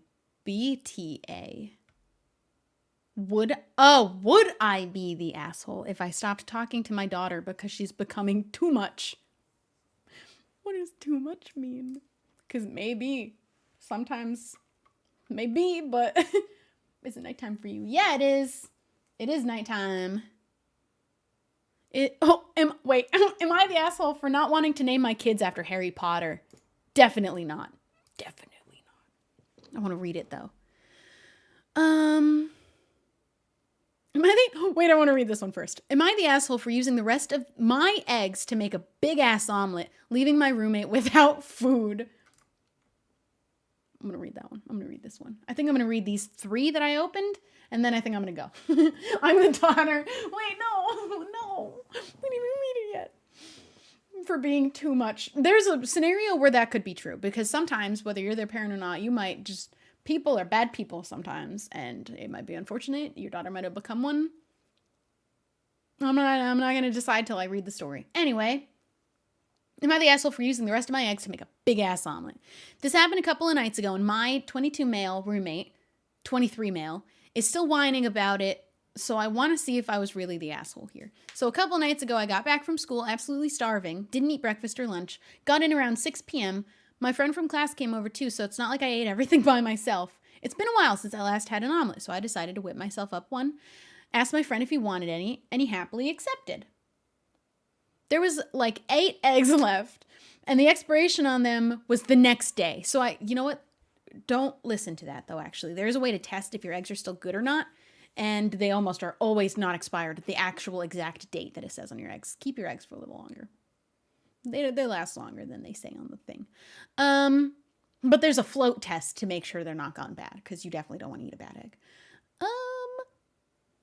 So there is 8 eggs left. So I decided to make all of them into an omelet. Important to note that these were my eggs that I bought. Immediately, you're not the asshole. You can eat, I don't care if it's 8 eggs at once. They're yours. You do whatever you want with those 8 eggs. You can throw them away. You bought them. Don't do that, though. It's a waste of food. After we ate, we just kicked back and just chilled. My friend left around 9 p.m. My roommate has a pretty intense schedule, so he didn't get back until around 11 p.m. Not the asshole, but that's a lot of eggs. Okay, but maybe. He starts banging on my door and asked where the eggs were. I told him I ate them since I was hungry. He got even more angry and said, why couldn't you just leave me 1 egg? Is that literally the only thing these two have in their fridge, is 1 carton of eggs? Also, if it's your eggs, why isn't this guy buying his own food? Or do you guys only eat eggs for every meal? Just plain eggs for every meal? He said, I'm starving, man. So I said, my bad, they were going to expire, and my friend ate some too. Eat something else? Yeah, you gotta have something else. Like toast? Bread? Do you make a sandwich ever? He hopped off, but man, this guy won't let it go. It's been like, oh, that's it? That's the whole story? It's been like 3 days. Even his girlfriend said I'm a bad roommate for letting him go hungry. Go hungry. You can order food. You can, I mean, it's 11 p.m. He probably would, I would chalk it up to him being grumpy because he just came in from his strict work schedule that got him in at 11 p.m. And maybe he also didn't eat all day, just like you didn't. But then get your own food, though. Then be prepared in advance with your own eggs. If this is what you're going to insist, at least leave me 1 egg. What is he going to do with 1 egg? Was that going to be his meal at the end of the day? If he was really starving, he was just going to eat 1 egg, just 1 over easy egg, one boiled egg, or what? Is there no other food? Why do you only have eggs? I don't know. It's starting to get to me. I guess technically I didn't need that much egg. He said I didn't need that much egg. So just wanted to know if I'm the asshole. Why do they keep bringing it up? Let it go. It's just an egg. If you had left 1 egg, he would have complained. I'm speculating here a little bit, but I'm not a therapist, so I don't have to give you real advice. He would have been just as mad if you left only 1 egg. He would have banged on your door and been like, would you only leave me 1 egg? What am I going to do with 1 egg? I'm just going to eat 1 egg? I'm starving. That's what would have happened. He would have complained anyway. Buy your own food. Why don't you have other food? What if he's allergic to everything except eggs? Then buy your own eggs. Secondary question. Would I be the asshole if I cut him off from anything else I buy? This is high-key just starting to piss me off now, because he keeps bringing it up. I've had roommates where I did have to have like a rule of, I bought these things, so please don't touch them. This was in college because I didn't have money. So whatever money I was spending on my things, though I didn't want you to eat them or use them. Me and Megan had a different situation, and this is always something that should be communicated when you begin a roommate situation with somebody. Me and Megan had like an open fridge policy. Anything either of us bought was free reign for the other to eat, unless it was like a specific, I bought a cupcake for me for later. She's not going to eat 1 solo cupcake out of the fridge, but we did have an agreement of like, she bought mostly all of the groceries to just fully stock the fridge for us both, and I paid her half the groceries, and the whole fridge was just for the 2 of us. So that was a great deal. But in college, yeah, I had a rule of like, please don't eat my food because I did buy it and I know how many I bought. And I came home after class and my last ramen was gone and it was my ramen. So I wasn't the asshole for being upset about it. Yeah. Put your name on everything. Put your name on everything. Am I the asshole for not wanting my kids named after Harry Potter? The title might make me look like an asshole. I read it wrong. Oh my God. Oh my God. Am I the asshole for wanting to name my kids after Harry Potter? That's a different story. That's a whole different. Oh no. I read it wrong. I guess my brain assumed you don't want to name your kids Harry Potter names. Am I the asshole for wanting to name my kids after Harry Potter? Okay, but they have a good opening line. It's a very, very short one too. The title might make me look like an asshole, but please bear with me. Let's give them the chance. So my wife is pregnant. Okay, it's a guy. They didn't do the 22M whatever thing. My wife is pregnant and we're having a twin. A twin. They're having one twin. I suggested the names Fred and George if they are both boys, and Lily and Molly if they are girls. Who's Molly in Harry Potter? Is there a Molly? I never read the books. I wouldn't. My wife is okay with Lily and Molly since we both have multiple deceased relatives in extended families with those names, and it would be honoring them first and books' names later. But she called me an asshole for wanting to name our kids after some book character and would not discuss why. I honestly don't understand her point of view since it's not on the nose like Crumb. Is that how you say his name is Crumb? Filch or Dumbledore. So judges, you started with please bear with me and then gave me nothing. I already dropped Fred and George when she objected. Just when I first suggested it, she immediately called me an asshole. Okay, did she literally out loud say, "You're an asshole for wanting to name our kids Fred and George"? Because you know what? That's not nice. However, don't name your kids Fred and George. Lily and Molly are cute, at least. Those are cute names. Why are all of these communication issues? Every time it's a relationship, it's communication issues. But still, if she did it, I have a feeling that, I'm going to speculate a little bit. Did she really literally out loud specifically call you an asshole when you first suggested it? Is that really what her response was immediately was, you said, how about Fred and George if they're boys? And she said, you're an asshole. Because I don't believe that. I don't believe that. RCX Salty? I don't know how to read that, but thank you for subscribing. Thank you so much. Shouldn't you pick names together? Yes. But, I mean, he did say that he did say, but she called me an asshole for wanting to name our kids after some book character. That logic, standalone, I would disagree with. If you want to name, if you got a name from a book, I think that that's very fine. I think calling somebody an asshole for picking a name because it's from a kid's book is not valid. But, and you said she would not discuss why. I mean, I think there's some good reasons that you can already assume why she wouldn't want the legacy of her kids to be tied to Harry Potter.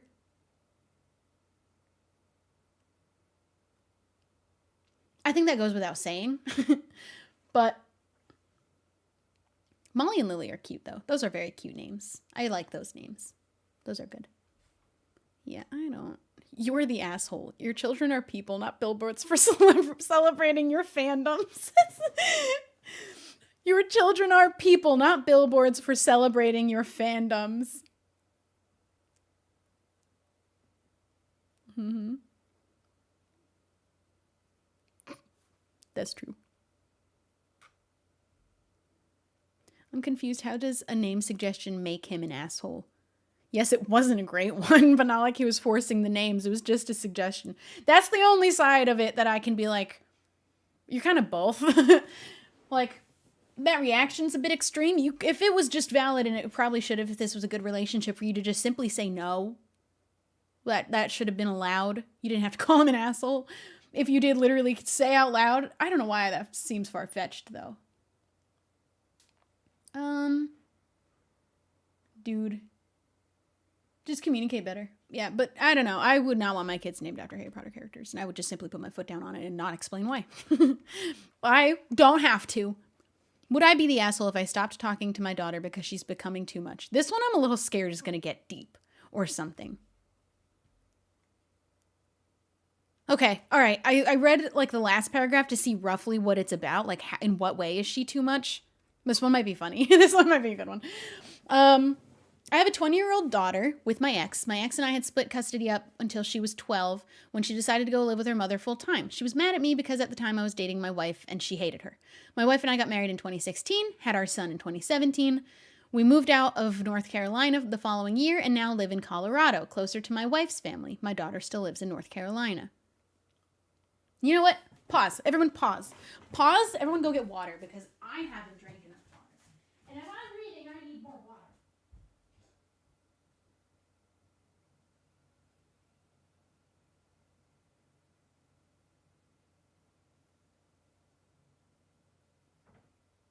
Okay.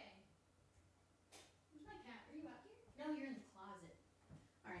I've been doing a lot of reading and I ran out of water like a long time ago. Okay, don't forget to hydrate. Okay, my daughter reached out to me in December and apologized for choosing her mother over me. She was telling me how much she hates her mother. I told her there's no need to apologize and the door is always open. Since then, she has been calling me nearly every day, complaining about how bad her life is with her mother. I have offered to have her move out here, offered to get her a hotel near my house, offered to get her a hotel near where she lives. She refused. My daughter gets angry at me whenever I spend time with my wife and son. If I post a picture with them on social media, she writes nasty, vulgar comments towards them. That's a little boy. That's a child. That's, okay, already a little bit too far.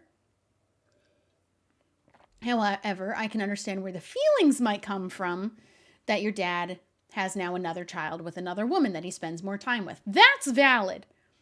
But nasty, vulgar comments about this young boy that has nothing to do with it? No. Big no. Big no. If I don't answer my phone because I'm busy or stay on the phone with her for hours, she gets angry, tells me off, and gives me the silent treatment. I sent her money for Christmas, and she was mad about that because she wanted to spend time with me, but didn't want to fly out here or for me to fly out there. What alternative is there? You want to Skype? What? FaceTime? I've tried including my son in a few calls, and my daughter hung up. I want to know how old the son, I mean, by 2017, he's not, he's young. He's a little baby boy. Tried to include my son in a few calls and my daughter hung up. I thought she might want to meet her little brother. She wants nothing to do with him. I can only go as far as understanding where the feelings start because maybe she feels a little bit betrayed, replaced, second best. You know, all of those would be fine. None of this is fine.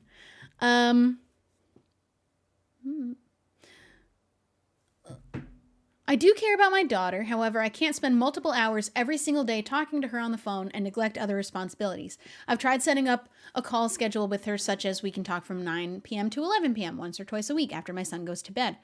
And on Sundays, we can talk from 2 to 4. She got angry with that idea and says it's not fair that my wife and son get to spend time with me and all she gets is phone calls. She said if I really loved her, then I would talk to her every day and there wouldn't be a time limit on the phone calls. Again, I have tried to set up her coming out here or me going out there, and she's against that idea. I feel like nothing I do is good enough. You know what? If I was in any position for this to be valid or have any kind of like, I have zero qualifications. She probably could use with talking to a therapist to sort out the feelings that it seems she was put aside for a new family, maybe. You know, maybe. I don't know shit.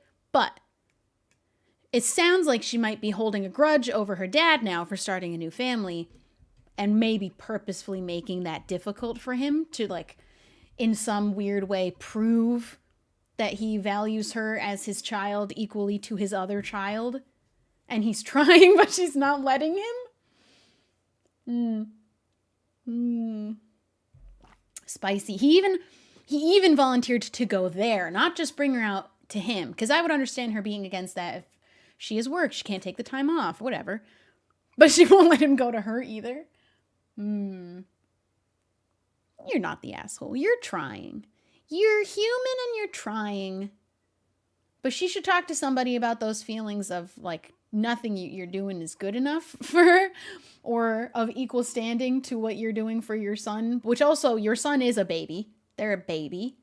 They're always going to require more time than your older adult 20-year-old daughter. Yeah, the little one's going to always have more time needed and attention. Even if they lived in the same house and were from the same mother, you're going to need to put more time and attention into the youngest and not the 20-year-old. Though I would argue 20 is still very young. 20 is still like adult child. Technically an adult, but kind of still working with the machinery up here of a child some of the time.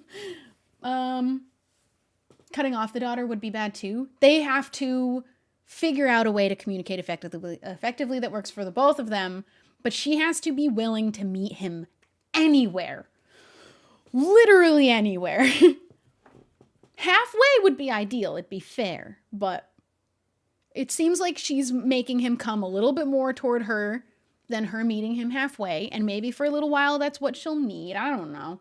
But meet him anywhere. I thought she was 12. No. She is 20, but when they split up, his wife had custody up until she was 12. Oh, split custody until she was 12. She is 20 now. If she was 12, I'd be like, that's a kid that doesn't know any better. But it's a 20-year-old, so they know a little bit better. Still got some work to do developing up here a little bit. I kind of don't want to stop. I kind of want to read more.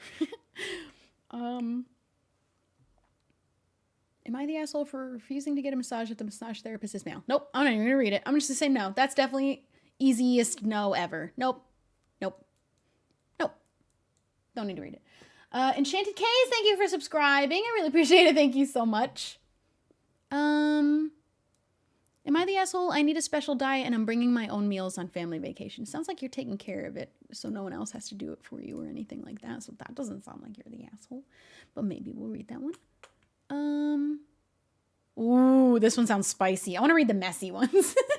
I want to dive into the messy ones. Am I the asshole for giving my boyfriend a reality check on why he shouldn't give me career advice? I gotta read that one. I have to read that one. I gotta know. I gotta read the spicy. I want to read the messy ones.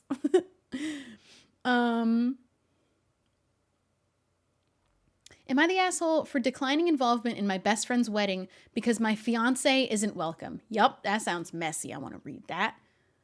Oh, am I the asshole for stealing my friend's life? I'm just curious about that one. Okay, we're going to read these three and see where I'm at. Let me drink a big chug of water. We've been live for 3 hours. I just have nothing else to do today, and I spent the entire morning in a hair salon chair.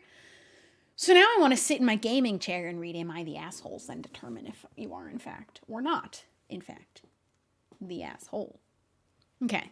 Am I the asshole for giving my boyfriend a reality check on why he shouldn't give me career advice? Spicy. My boyfriend, 29 male, and I, 26 female, have been together for 7 years. That's an accomplishment. We both worked at a grocery store together for the first 2 years and made very little money, but we were happy. But even making the same amount of money, he still had trouble saving enough for bills, and I often helped him pay his part. You're making this... You're working the same job, earning the same amount of money, and he's struggling to save up for bills. Okay.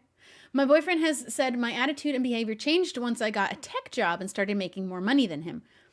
I have been hard on him in the past when he couldn't pay for his half of the bills because he wouldn't have enough money if he would have had enough money if he saved it. All right, that's what I was looking for. He was spending his money a little bit too freely, and you were picking up his slack because I think he maybe knew he could get away with that for a while. I've been patiently hoping he would figure things out like he says he's been trying to since we first got together. He still works at the grocery store, and his mom still helps him out a lot financially. Sometimes us letting people figure things out for too long is only enabling them to not figure things out ever. Because they know we'll be there to take care of it no matter what. Nocturnal, thank you for the 20 months. Thank you so much for subscribing. Some people know they can get away with that for a while, and it's only enabling them to put it off for longer because you're gonna be there to pick up the slack. We bought a house about a year ago, and I paid about 90% of the down payment. Your job must pay well. Good for you getting the tech job. I pay more of the utilities and mortgage on the months he hasn't had enough. I pay for everything we want that he can't afford. I make all of these choices because I love him. He said he would do the same for me. You know what I bet he would? I bet you that's true. He just doesn't have the money to do that. And I bet he would. But you know what? No, I bet he'd bring it up and be like, hey, you're kind of... What are you doing? Currently, I work for a startup that has downsized and the business is in a rough spot. My employer is currently not able to give me the raise I deserve and keep me full-time. I have agreed to continue working part-time for him, but at a higher rate. This means I'm able to make the same amount of money in 3 to 4 days of work per week instead of 5. That's a good deal. This means that I'm able to make... Oh, wait. I read that. I have had health issues from working 40-plus hour a week at a desk, and it's stressful, so this gives me more time to improve my mental and physical health and enjoy my hobbies. That is... what's the word I'm looking for? Priceless. That is priceless. Your mental health is priceless. That is the most important thing. My boyfriend thinks I'm crazy for not wanting to work. Oh, my boyfriend thinks I'm crazy. Why do I keep putting not in places where it's not there? My boyfriend thinks I'm crazy for wanting to work part-time when I could be making so much more at a new company full-time. Has a point, but if you like the company you're working with and you're willing to wait until they get through the rough patch, that's valid and fine and honorable. He asked me if I would be mad if he decided not to take a better job offer because his job... He asked if I would be mad if he decided not to take a better job offer because his job gives him more free time. But you just said... He just called you crazy for choosing to work part-time for less money than full-time for more money, and then asked if you'd be mad if he worked less time for less money. Oh, you're his mom. You're his mom. He got out of his mom's house, and you became his mom. Uh-oh. I've dated one of those. I said that's different because I already make enough for us to live comfortably, and the only difference my raise makes is And the only difference my raise makes is we would be more comfortable, but he does not make enough to live comfortably by himself. Whoa, the flags. He suggested I was being lazy.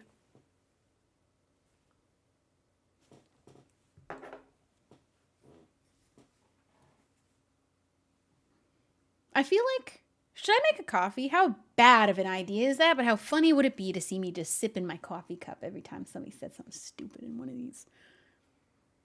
He just asked if he could keep his job and not take apparently a better job that was offered to him. It's not like he didn't have offers. He had an offer. Should I go make a coffee? Some people really can't recognize the hypocrite in themselves. Okay. Let me finish this one and I'm going to go make a little coffee. I don't care anymore. I'm here. I'm having fun. I want to read more of the messy ones. This is definitely where it's at. He suggested I was being lazy. He knows I'm stressed and in pain from working 40 hours, but he still tried persuading me to do so. I ended up losing my temper. I said he's in no position to tell me what to do with my career. He wouldn't have been able to pay his bills without me. I paid for most of our house and that he shouldn't be pushing me to make even more money when he can't even make half of my salary. I admit I said some hurtful stuff. I think he deserved to be hurt a little bit. No, you know what? No, you didn't say hurtful things. I don't know all the things you said, but the things that you just listed are not hurtful things. They're true things that hurt his feelings. But they are not hurtful things to say. They are true, and sometimes the truth hurts. But I have reached a breaking point with carrying the heavier part of the load. My boyfriend has been overly critical of me at times and complains a lot. If he was more kind to me on a daily basis, I probably wouldn't have snapped on him. Am I the asshole for not? I'm putting not in places there's no not. Am I the asshole for giving him a reality check? If he didn't call you lazy and maybe was just oblivious. He still would be the asshole, but I'd sit here a little bit more understanding. He called you lazy. 7 years, though. Were these flags not here before? No, they were the whole time. She started the story with flags. You met at the grocery store. And still working at the grocery store is not a bad thing in and of itself. It's the part where he was offered a better job.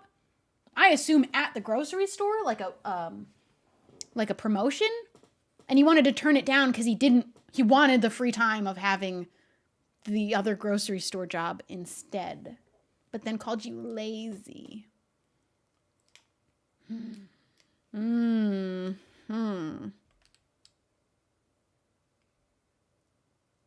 Yeah, this one was awarded by Reddit. You were not the asshole. Oh wait, no, it isn't. The one the one that has like a proper official rating, which I didn't even know they do that, is am I the asshole for stealing my friend's life? I'm excited for that one. He needs to pay half the rent. But you know what? I have understanding for paying more during a time where your partner can't make the half.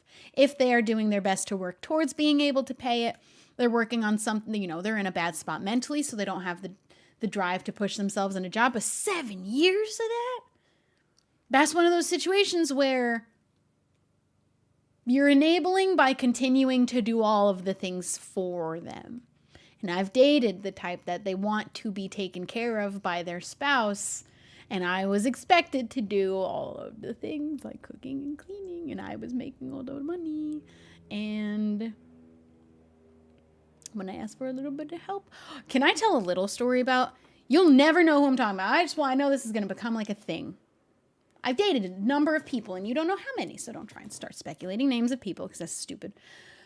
I dated somebody that had convinced me, this was the same person, that had convinced me that all of the times that we had fights about these things, because I was either on, before, or after my period. That's all of the time. That's literally all the time. That's definitely not a thing. Girl, no. Before, during, or after is all of the times available to any person that has this. But every time we fought, they were like, are you about to have your period? Are you on your period? Did you just have your period? There's no peace in that world where it's your... That's not how it works either.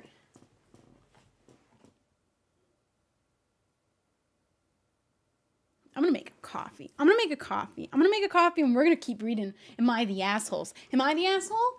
Nope. Is he? I've made my peace with it.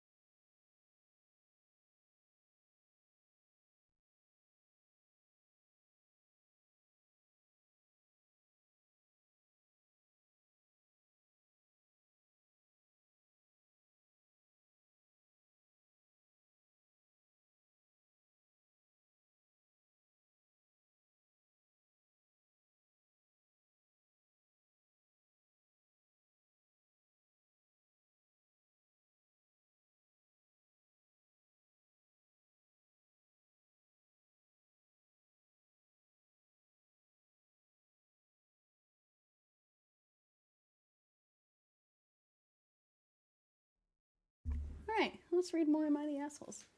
Can I also mention 2 things on that ex that I mentioned before? 1, I believed them. I got to a point where I was like, I'm so sorry that I'm on or before or after my period and that I'm emotional right now. I felt actually so bad and guilty. And 2, that's the same one that wouldn't let me wear a tank top or a bathing suit to the beach. I just felt like I wanted to add that part of context to it because I've mentioned that story before. I got coffee. And we're going to read more Am I the Assholes? That relationship was probably my biggest one of red flags. And I'm not going to lie, some of the men in my past were not kind to me. A good number of them. And now I don't tolerate that. Oh wait, we read that one. Am I the asshole for declining involvement in my best friend's wedding because my fiance isn't welcome? So my best friend, 28 female, is getting married in August, and I, 27 female, am a bridesmaid. Additionally, she is also one of my bridesmaids for my wedding in May. She informed me today that my fiance is not welcome at her wedding because her and her fiance decided it was for the best. Some background info. I have been friends with her fiance for many years. Longer than her and I have been friends. His best friend, who is a groomsman, is my ex-boyfriend from several years ago. He broke up with me. My ex-boyfriend has a girlfriend who will be... Oh my God, this is messy. Has a girlfriend who will be attending the wedding because I live states away. Why am I reading it like this? My ex-boyfriend has a girlfriend who will be attending the wedding. Because I live states away, they hang out with my ex-boyfriend and his new girlfriend much more than they hang out with me. Okay. My fiance has hosted my best friend in our home, has been nothing but kind, and has treated her to dinner and drinks when visiting. He is a truly wonderful guy and has never given anyone a reason to dislike him. We also have a baby together, whom my best friend loves to death. I feel extremely disrespected by my best friend, and it definitely seems like they are playing favorites, which is hurtful. My ex has been petty in multiple situations that we both had involvement in over the past few years, so it seems like he may be controlling the situation again, and my friends are choosing to side with him. Someone said Shubble with a question mark. Oh. What? I thought I had, like, my mic muted or something. Am I the asshole for not wanting to attend? I'm also fully aware that this would likely permanently damage my relationship with my best friend, and that's something I will cope with. Edit, prior to posting, I had already planned to tell her I was no longer going to attend and apologize that I couldn't be there on her big day, and ultimately cut ties. She shamelessly picked a wedding dress identical to mine a few months back, which was also very hurtful, and that's another story. I want the story. Give me the story. It's nice to get unbiased opinions on the situation. Okay. No, you're not the asshole. No. Hey, if you showing up with your current boyfriend is uncomfortable for your ex and his current girlfriend, let them be uncomfortable. You don't have to talk to each other. Are you not both equally friends? Like, are you not all equal value of friend to each other? That both of these groups of people can tolerate being around a little bit of uncomfortableness to be at all of their friends' wedding? Sounds like he can't handle it. Sounds like he has to figure that out because he will be uncomfortable. But sometimes we gotta be in uncomfortable situations tough. I want to read one where they are the asshole. Yeah, we haven't read one where that was... No, the Harry Potter person was kind of the asshole. I think they were... I don't know. Was Harry Potter person an asshole? Why do you want your kids' names to be tied to the franchise that is Harry Potter forever? Sometimes you really can't help where you hear a cool name from, though. Sometimes you really can't help it where you hear a name and you're like, I kind of love that name. I'm named after a character in a movie that dies, but my mom heard the name, just really liked it. And she's like, you're named after this character in this movie who has like a horrible, tragic story and dies at the end, but we just really liked the name. And sometimes you just don't get to choose or have any say in that. But at least my name isn't tied to Harry Potter. It was weird, but not asshole. No, they kind of sounded a little bit both like a little bit asshole, though, because she called him an asshole for even suggesting storybook names. Not even because they were Harry Potter, just because they came from a children's book. That was a little bit asshole, but also, if she doesn't want it to be Harry Potter specifically, that's valid. That would be totally valid. Okay, I gotta read this one. It's honestly not even as long as I would have expected. Am I the asshole for stealing my friend's life? This has me very intrigued. I am 24 years old, girl. And I used to live with my friend Amy before I found a better apartment that I could pay for by myself. I went on a brunch with Amy a few weeks ago and we talked about work and finding jobs for our degrees. We have the same degree, went to the same school together, which is how we met, and that's why we lived together for some time. When Amy was talking about this interview for a position at a company that had a few spots open that fit our degree, what we wanted to do. Oh, did I say when Amy was? Well, Amy was talking about this interview. She suggested that it would be great if we both applied and would be awesome to work together, and I agreed. Uh-oh, I see where this is going. Uh-oh. Well, later that day, I looked up what she was talking about and applied for the job and got an interview the next week. I texted Amy and she just sent me a thumbs up emoji and that was it. So I get to the interview and I nail it.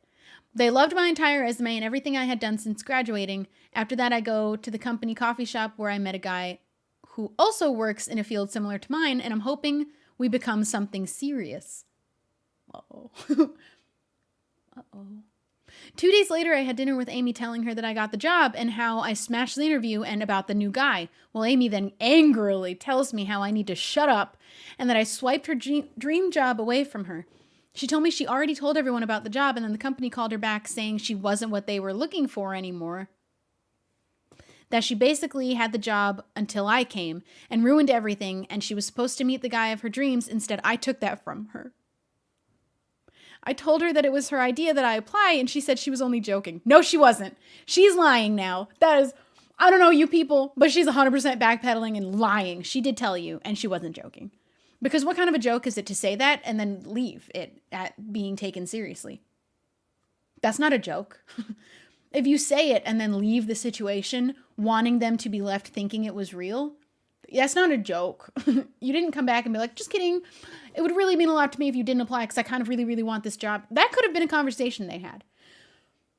It could have been a conversation of, hey, I'm applying to this job and they have multiple openings, but I kind of really want to, it's really my dream and I don't want to end up having these feelings that you stole it from me if you ended up getting it. And I'd really appreciate it if you don't. I don't know. This is weird still, but okay. She then left the dinner and texted me after that I was an asshole and I need to give up my job position to make this better. So that neither of you have the job? Edit, I wasn't aware she didn't get the job until after she yelled at me. I figured you wouldn't gloat about how well you did in the interview if you knew she already didn't get it.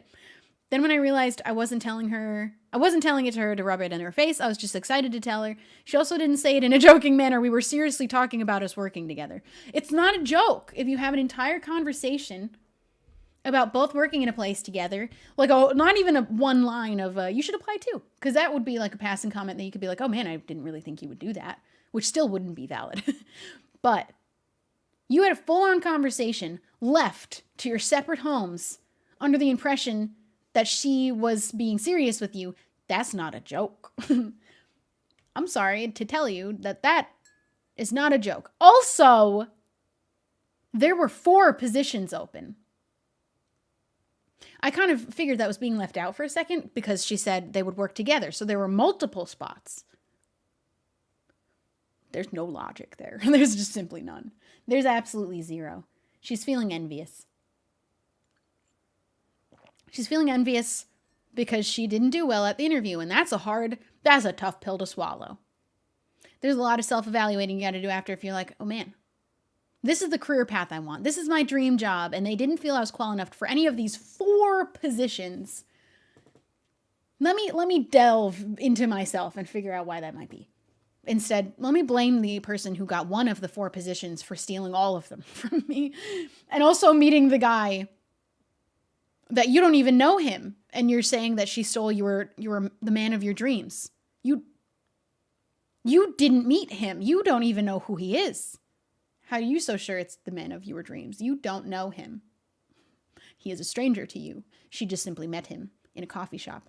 And she knows him, at least an amount by now. But you don't even know him.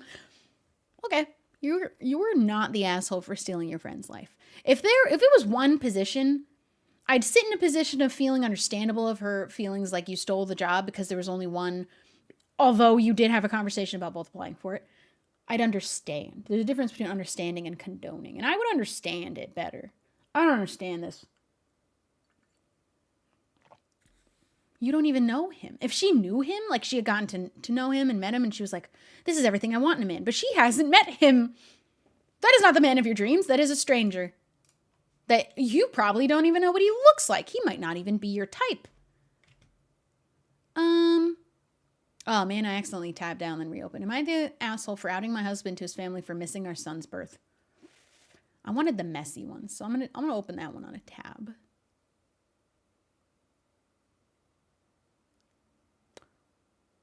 Ooh. Do I want to open this can of worms, whatever it might be? Am I the asshole for reporting my roommate to student affairs because of her jokes? We could have some more commentary on what qualifies as a joke, because having a full serious conversation where you both leave the table and the other person's under the impression you were serious if you were joking, that's not how that works, though. That's not a joke. So let's see if this one is a joke, because I have a feeling people don't know what jokes are. So many people just don't know what jokes are.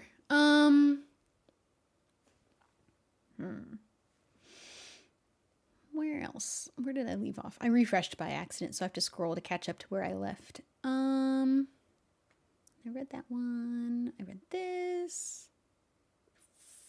This one seems too messy. Am I the asshole for locking our bedroom from the inside after my husband locked me in from the outside? I kind of don't want to touch that one. That's a little too messy. That's a little bit out of my comfort of mess. You're both locking doors on each other. I don't know about that. You should probably maybe take a step back from that relationship a little bit. Maybe get some couples therapy. It's very helpful. It does wonders, potentially. Am I the asshole for telling my sister I hate the name she chose for her baby right before her baby shower? You don't get to hate somebody else's child. No, you do, actually. Let me read that one. Am I the asshole for telling my sister I hate the name she chose for her baby right before her baby shower? Last week, my sister, 22 female, had a baby shower, and my family and I, 20 female, were there to help her set up and decorate. Everything was going well. We were blowing up balloons and setting up plates. That is until I saw a huge sign with the words, Strummer Azriel Quinn. I asked my sister about it, and she told me it was the name she decided on for her baby. I generally don't care what parents name their kids. We're not celebrities. But we're not celebrities, and the child's aunt. As the child's aunt, I can read. I keep skipping words, and then I keep adding words that aren't there. What is up with that? I thought I would try to save it. The embarrassment. I suggested maybe not putting up the sign. Is that their whole first? Is their last name Quinn, or is their whole first name Strummer Azriel Quinn? Because if you're also going to attach a middle and a last name still onto that, that's a lot. That's a lot of name. That's a lot of name. She got upset and said it was a perfectly fine name. She wanted the sign to be hung up. My mom, I want to read the comments on this because I want to know if someone else asks, is the last name Quinn and the middle name Azriel? Because, I guess it could be worse, Strummer. But if that's the whole first name, I'm going to lose my mind. She wanted the sign to be hung up. My mom came over to see what the problem was, and after I explained the situation, she got mad at me for creating problems and said it didn't matter if I liked the name or not. Which, true, but I don't know. Where does Strummer come from? I was expecting, honestly, worse than Strummer. They told me to leave since I was ruining her big day and haven't spoken to my sister since. Okay. What is ESH? Somebody said ESH. It's not your business, but at the same time, that is a terrible name. I don't know what ESH is. Everyone sucks here. Oh, Harry Potter name people. Everyone sucked there. Harry Potter people, everyone sucked there. And girlfriend that wouldn't print the key for her boyfriend but wouldn't communicate. You know, it was more him than her, but also bad communication problems. They kind of both sucked a little bit. I don't know. Strummer. I've heard worse names. I've definitely heard worse names. Not the asshole who wants a kid to be born and instantly lose the game of life by being named Strummer. I'm going to assume that means then Asriel. It's like Asrael as a middle name. That one I'm not bothered by. And then Quinn as the last name, I'm assuming. Honestly, that's... Asriel Quinn is cool. Strummer, I don't really know where does the name Strummer come from?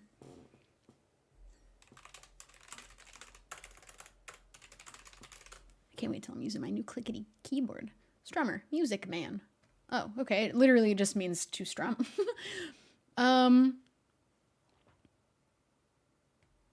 Oh, never mind. That's not picking the name. The name Strummer is a boy's name.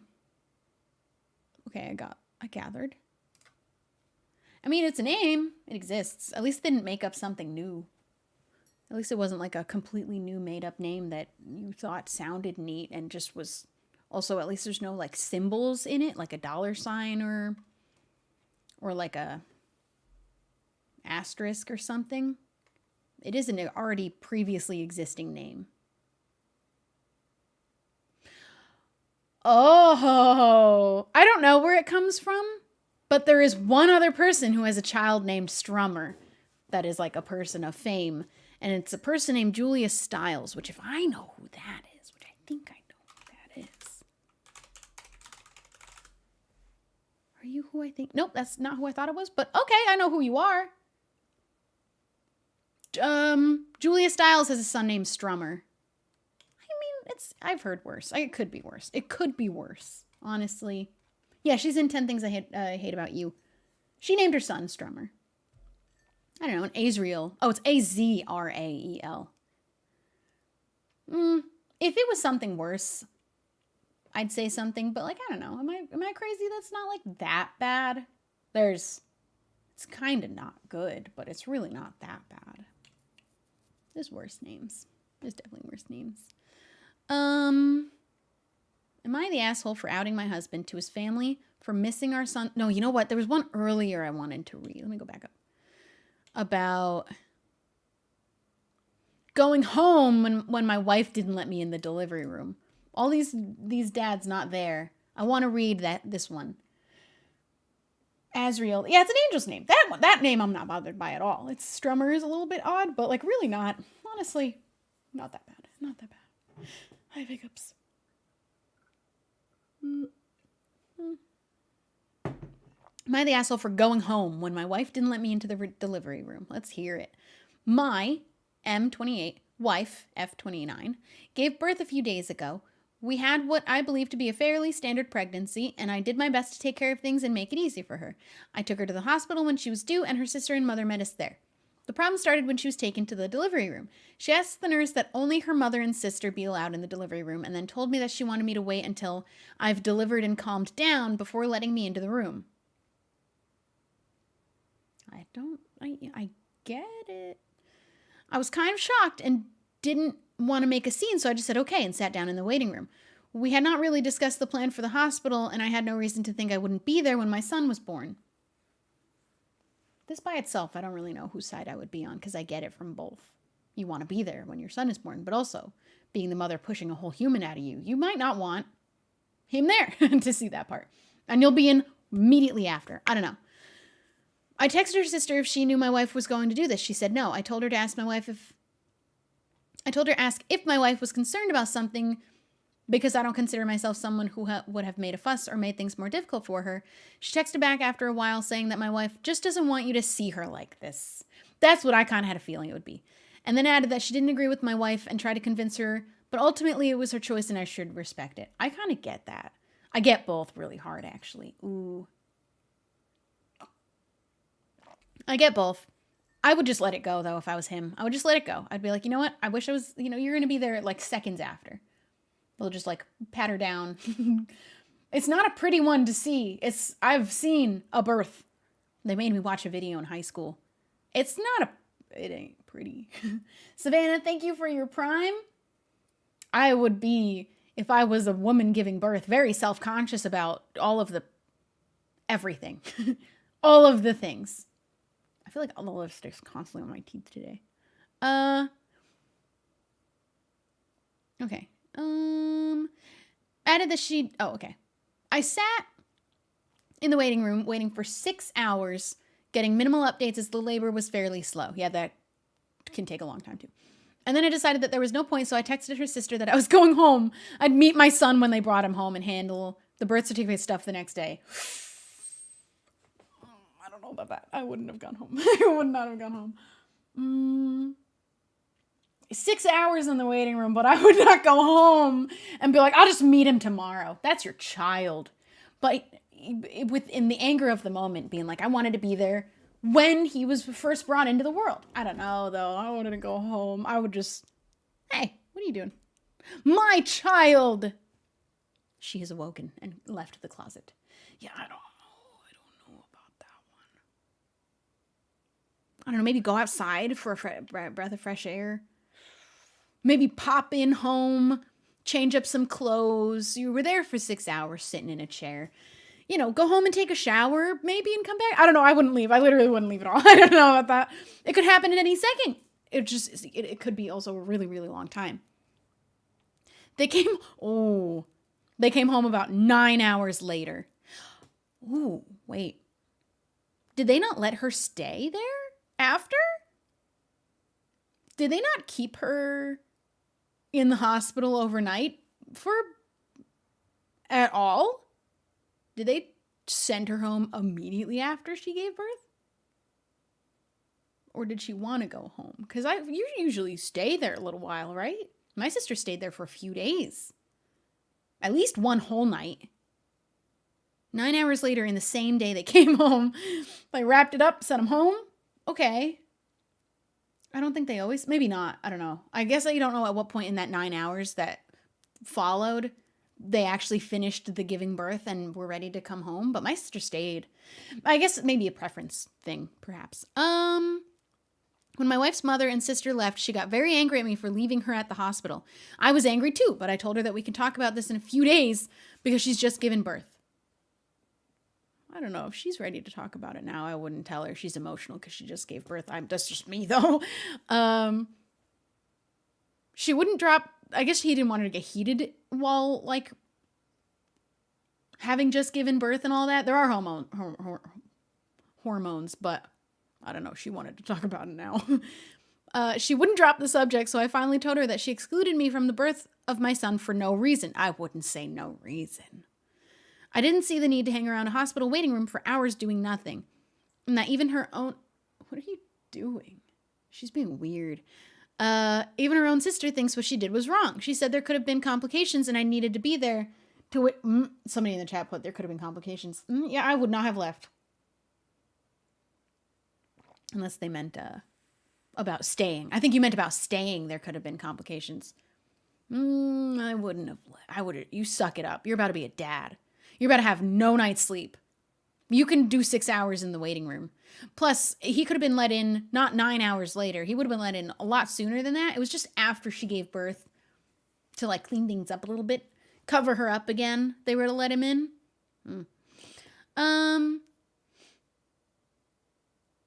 She said there could have been complications and I needed to be there, to which I replied that I wouldn't have been there because she kept me out of the room and the doctors would have handled any problems anyway. She called me an inconsiderate asshole. I don't really believe that these people are actually saying asshole to you, though. Unless that's just part of the, am I the asshole? She called me an asshole. Did she actually say asshole? I don't feel like I've ever said that to a person. Like, you're an asshole. I'm too nice, though. Has been talking short with me for several days. Her sister told me I should just apologize and move past it because it was a stressful time for my wife. Honestly, I'd let it go, dude. I would not have left. Although if she's being short, I think they both just have to let it go or talk about it. Wow, 2 options. You don't get to pick a different one. But I think I owed a bit. Oh, wait. I think I'm owed a bigger apology first for how I was excluded from my own son's birth. I get wanting to be there for that part, but you don't need to be there for that part if she's really not comfortable. You'll be there so soon after. You don't have to see him exiting the birth canal, literally, I think. You're going to be just right on the other side of the door seconds later. But I guess I get why he's upset, but I would not have left the hospital. I would have just said, you know what? This is a pregnant woman who's been in labor for 6 hours. It isn't worth it. My son's more important, and I'm going to meet him soon. So I'm going to sit in this chair for as long as it takes. I don't know. I'm just built like that. Maybe. Maybe the little to few updates he was getting would bother me. Like I'd maybe want, although there's not much to update if it's not happening. Like I'm dilated now this much more centimeters. Is that the kind of updates you want? I don't know. Hey! We're reading Am I the Assholes? Why didn't they talk about it before the birth? I guess if you don't think of that as something to be brought up, like, hey, are you going to let me in the room? I guess he didn't think of it as something that needed to be brought up because he just assumed he would be let in the room. And she didn't think of it as something to mention, like, I'm not going to let you in the room. Because I guess she didn't think it was that big of a deal to make him wait. I don't know. I get wanting to be there. I would have just sucked it up and not went home. We're reading Am I the Assholes? What did I join into? Let's read a nice fresh one. We just finished that one up. I'm not going to read that one. Let's read another outing my husband to his family for missing our son's birth. Is this the same husband? You can say if it's the same husband. I won't tell. I spent 3 days in the labor room with my wife and to a man that is the most important thing when it comes to your child's life is being there for the birth. That's why I can't speak on. I get wanting to be there, but I don't know. I wouldn't have left the hospital. I definitely wouldn't have done that. I mean, I'm an Am I the Asshole feed. Me too! And I needed to discuss with other people. So I want to read the messy ones. I'm literally only reading the really, really messy ones because it's funny. You know what? I don't want to read another husband missing a birth. We already did that. We've done it. Let's see. Oh, we read Stealing My Friend's Life. So far, none of them, like the ones that we've read, they're not the asshole people telling the story. That one, I don't know. Most of these stories get chalked down to should have communicated better. A lot of the relationship ones should communicate better a little bit. Oh, am I the asshole for trying to replace my husband's clothing? I want the messy stuff. Oh, am I the asshole for telling my girlfriend that her hometown sucks and I don't want to live here anymore? Spicy. Well, am I the asshole for not stopping my sister from calling my girlfriend's boss? I don't want to know the mess involved with that. Hi, lady. Did you just fall? She just tripped. Oh, she's embarrassed now. You're embarrassed. You're so sweet. This is my kitty. Am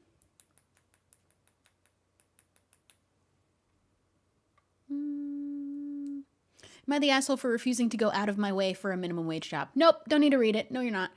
Am I the asshole for telling my stepmom that third time is not the charm? I'm intrigued.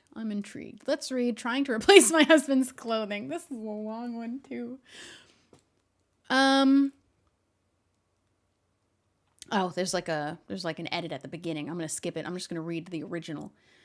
My 33 female husband, 39, Greg, is a software engineer who has spent the last 10 years at a major tech company. The average workplace attire is jeans, t-shirts from various fandoms, etc. Super casual. Greg recently received a promotion in which he manages his own team. The problem I have is not what Greg wears, but the quality presentation of it. Okay, all right. Aww. Void. Hi. Void. Okay, all right. Greg will wear t-shirts even if they have holes in them so large he can put his entire head through them. Oh, no. Oh, no.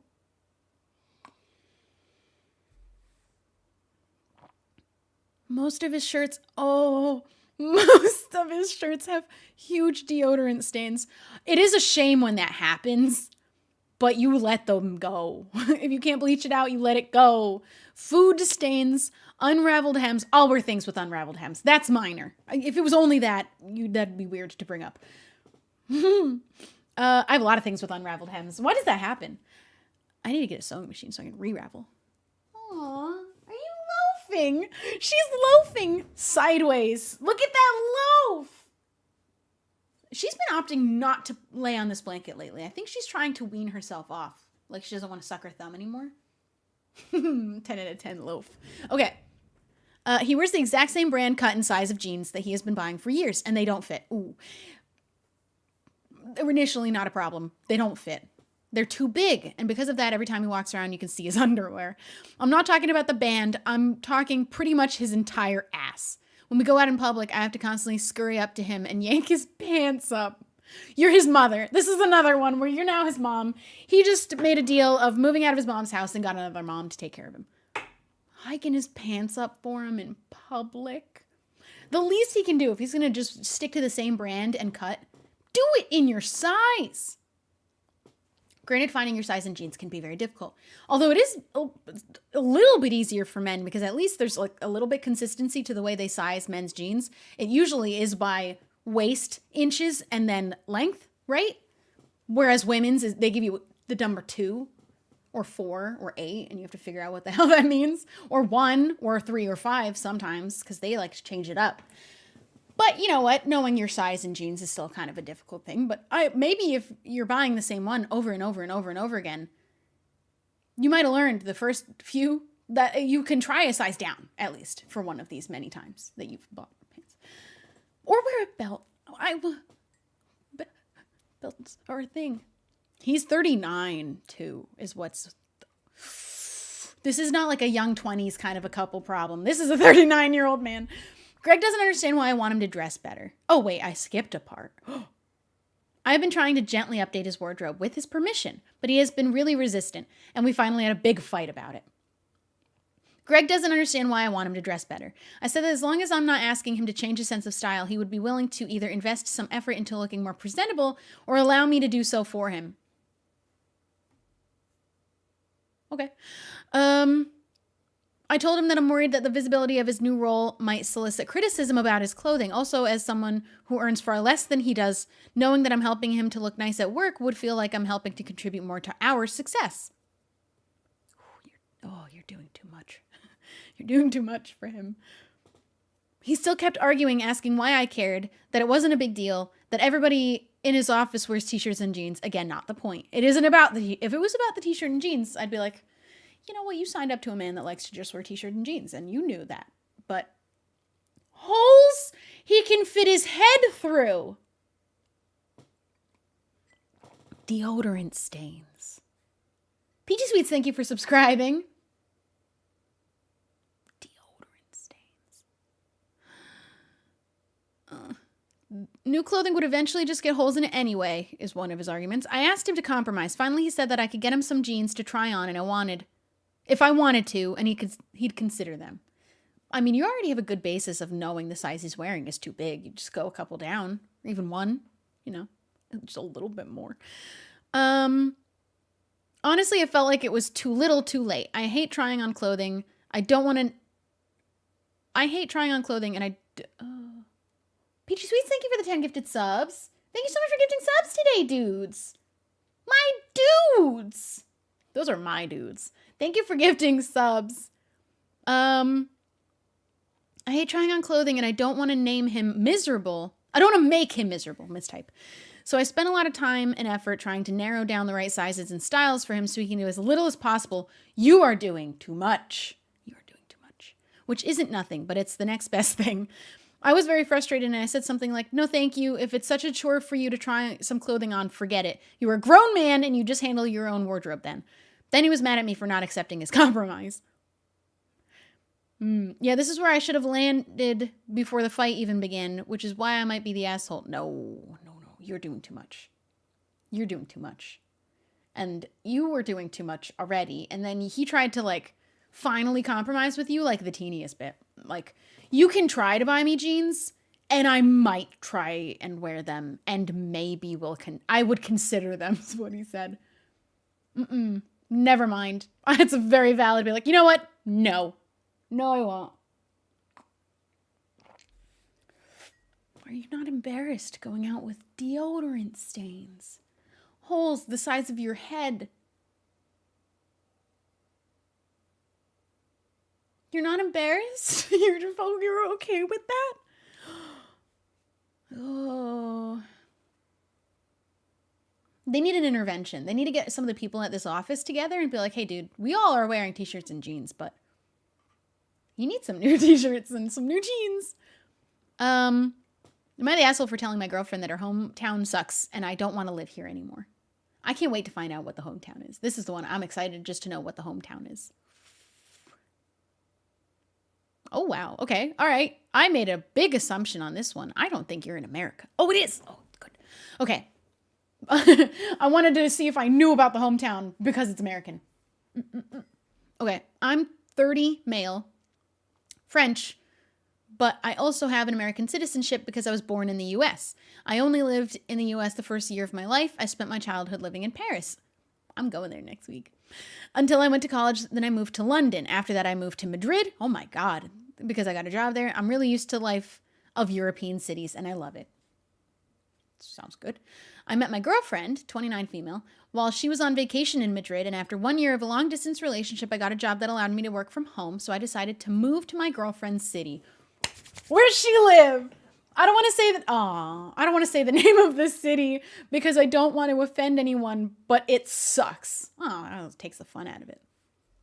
Well, I want to know where it is. I would drop the location. Where's she from? You have to use a car to go everywhere. Oh, that's everywhere here. Wait. Okay, let's finish this. He's complaining that you have to use a car to get everywhere. Manson's going to have a real rude awakening of how that's a lot of cities in America. Very few cities are built for walking anywhere. This was something Wilbur mentioned, is that like in the UK, we can walk almost anywhere that would be somewhere we would go. Here, I have to drive us almost everywhere, except there's a grocery store down the street that I started to walk to because even I was just driving because it's easier to just get in your car and go. But many cities in America, it's all spread out. This country was built with like the automotive industry in mind, and everyone has to drive everywhere. New York City is a great place to not have a car. San Francisco is a really nice place to not have a car. I feel like Boston was nice, but like most places you kind of need a car. Okay, what's one point he made? It's a rude awakening for someone to come to America and be like, oh, you have to drive everywhere, especially LA. This is something I understand though, and I think I told the story once. I'm from New Jersey, right outside New York City. So we lived in the world of, we go into the city, and even around our town in New Jersey, we walked places, we walked all over. And my mom would like make comments about those people who live in LA, which I hadn't been there yet. I didn't know anything about it. And she was like, I hear they drive everywhere. Nobody walks anywhere over there. And now that I live here, I get why. We can't walk anywhere. Everything's so spread out. It's miles away, everything. This entire city is not just a city. It's many, many, many, many little cities all spread out across everywhere. So not a walkable city. And my mom, it was like a thing to be like, oh, they're driving everywhere. They don't walk anywhere over there, with a nice New York accent on it. But I get it now that I live here. But it was funny to make fun of them and be like, these people don't walk. They can't. They literally, okay. All right. So you have to use a car to go everywhere. Okay, that's fine. The downtown is not a real downtown. There is no life in the street. The snow sucks. He's on the East Coast. All right, we're narrowing it down. Everything is just depressing and there's nothing to do here. Oh, it's not her. Oh, her hometown's not the problem. It's just America. Oh, it's not the hometown that sucks. It's just the country. All right. The snow. You can't blame her hometown for the snow. All right, let's hear the rest. Is that it? Oh, no. Uh-oh. What's a real downtown? I don't know what that means. I feel like maybe he's thinking LA because LA's downtown. I mean, what downtown is he comparing it to, though? Because LA's downtown is a downtown. New York's downtown is a different kind of a downtown to LA's downtown. But they're both downtowns. I don't know what that means. Tropical frequency, thank you for the prime. I don't know. I think that's just America. Him complaining, no life in the street. That's, okay, wherever you're living, it doesn't have a big nightlife. All right, you want to live somewhere that has more bump in nightlife? Cool, that's all right. The snow sucks. You lived in London. You lived in London? You complaining about the cold? Oh, don't they got that there? I've told my girlfriend that this city sucks, and she was really offended. Ooh, that's why he didn't name it. He named it! He named it in the edit! I'm gonna finish a story and I want you guys to guess. Okay. People probably were like, my dude, you gotta name the city. No one's gonna be offended. We're just, literally all the complaints he made are just about our country, so just name the city. And he did. And I will tell you after. You just start, I'm gonna finish reading. You tell me what town you think it is. I also told her that I don't want to live here anymore. Why'd I start a sentence and then take a sip? And that I would be willing to stay in the US until we got married because of her visa, but in another city. Something like New York or Miami. This man has never been to New York City. If he thinks New York will not be cold and have snow, I don't know what he would think of New York's downtown. You don't have to use a car to get everywhere, but somebody is using a car. You could be walking. Depends on where in New York you're talking. Sounds like he likes the romanticized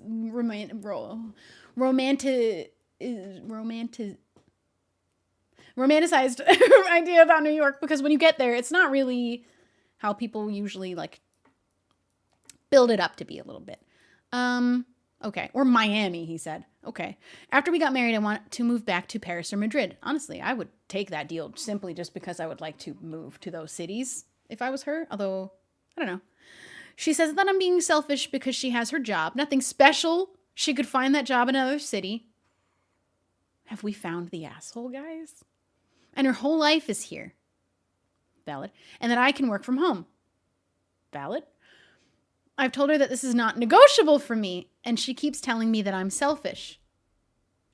Uh-oh. I gave up my life to move here, and I'm the one who's selfish. This is also true. He's allowed to be dissatisfied with our country. That's valid. That's allowed. Okay. But you guys need to stop calling each other selfish and start just, I don't know, maybe have a conversation. Maybe talk better about it. Am I the asshole for telling my girlfriend that her hometown sucks and I don't want to live here anymore? He said he would live somewhere else in the country. He picks New York. Don't pick New York. I mean, I don't know. But he would only do it for the year, and then they have to move to... Also, he's making her move somewhere where she will not be able to speak the language, I only assume. Unless she does know French or Spanish. And he volunteered to do it. She never put that on the table because she can't. She's working. She's got her whole life. You were like, you know what? We both have our lives, and I'm willing to put mine on pause and come here and do that. She never put that on the table. You can't expect it. Okay. What city do we... I mean, he didn't really give any information, so you can't really guess what the city is. But I feel like when I say it, there's going to be some people in chat who are like, just have a reaction to it, you know? Denver, Colorado. Is it LA? Is it Chicago? Arizona? City. It's a city within a state. And it is East Coast.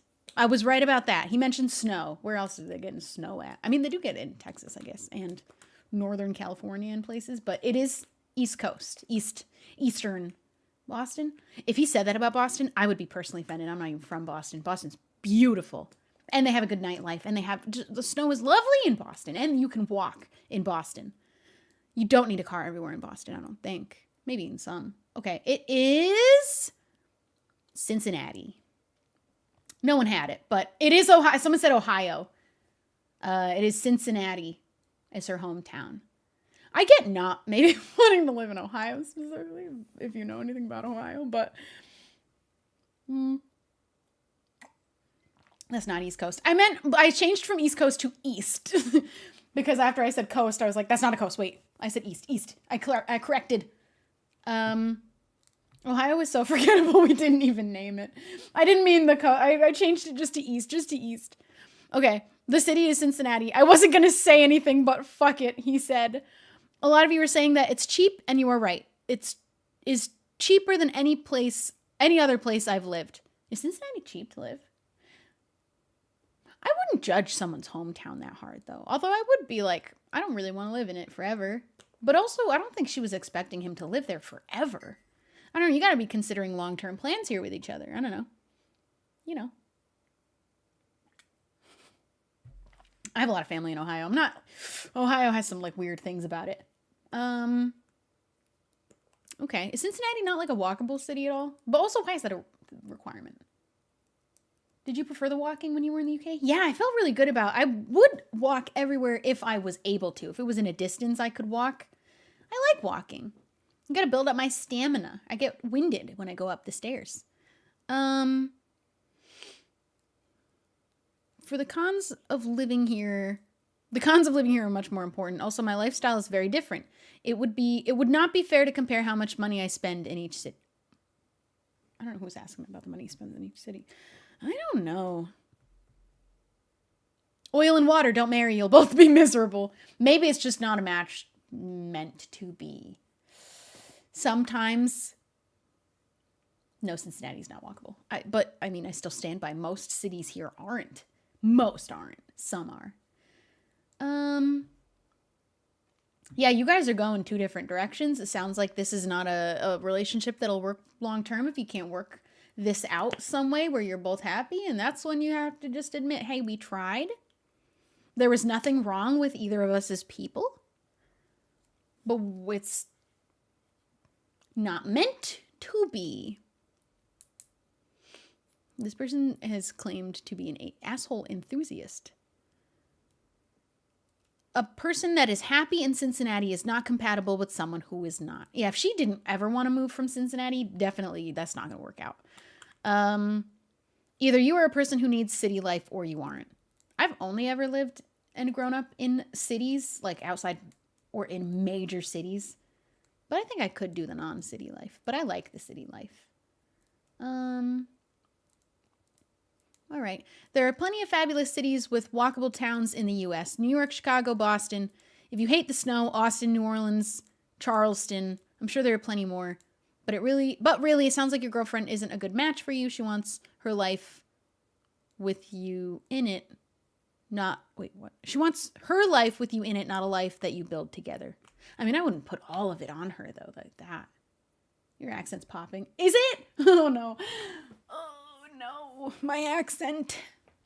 I wouldn't put all of it on her for trying to fit him into her life and not being willing to budge on anything. I don't know. It's a big ask to ask someone to leave their whole life in their whole country.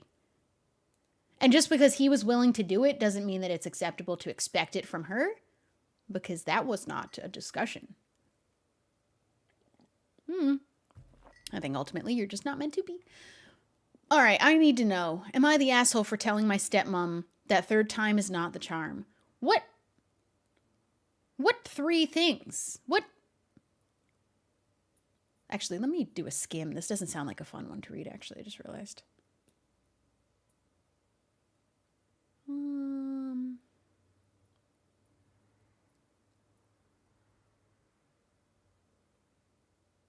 Ooh, this one doesn't sound like fun, messy. This is not like dirty laundry messy. It's like messy. So I'm gonna skip that one.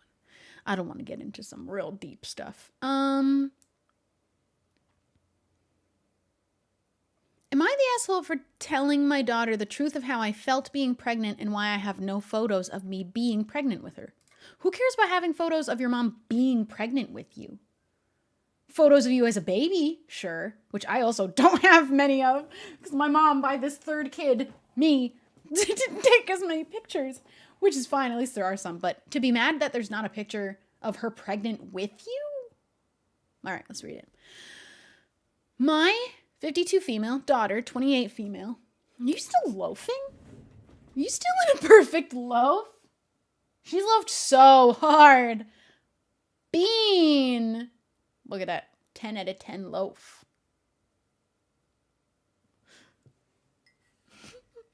Am I being rated? Hey, look at this loaf. Wait, I have a new fancy camera that can zoom places. Will you? Oh, wrong way. That's just too much on me now, though. But loaf. Oh my God, it is a raid. Oh, hey, welcome, dudes. That's my cat. Her name is Star-Lord. She's a lady. Please respect her boundaries. I am reading Am I the Assholes? And we're determining who's an asshole or not. I hope this interests you. Sometimes I do family-friendly streams. This is definitely very much not one of those, so enter at your own risk. Thank you so much for the raid. Welcome everybody who's joining. What are we talking about? We're talking about Am I the Assholes? And we just opened a fresh one to read, so I haven't even gotten started with it yet. I'm specifically looking for the messy ones because it sounds like more fun. As in Peter Quill. Yes, my cat is named after Star-Lord. Peter Quill Star-Lord. And she is a girl, and I know we're all stuck with this decision I made now. Her especially. Welcome, everybody. Welcome to the stream. We're reading Am I the Assholes? Because I like judging people's messy lives and deciding if they're an asshole. Am I the asshole for reporting my boss to HR? Oh my goodness, I can't wait to get into that one. We're picking, most of them, we're picking like messy relationship ones. And most of it's coming down to you guys aren't communicating very well together. Hey, dudes. Thank you so much for the raid. This is definitely a Shubble After Dark. I'm going to have to do this so much more often. It's because I couldn't go live until way later tonight. We've been here for 4 hours. I was not going to be here that long. But then when I started reading these, this is a dream come true. This is a fun activity. All right. Let's read. Am I the asshole for telling my daughter the truth? You know, this one doesn't sound fun anymore now that I read it out loud. Should I? Oh, it's a long one. Yeah, I want to read the long ones. There's some juicy stuff in the long ones.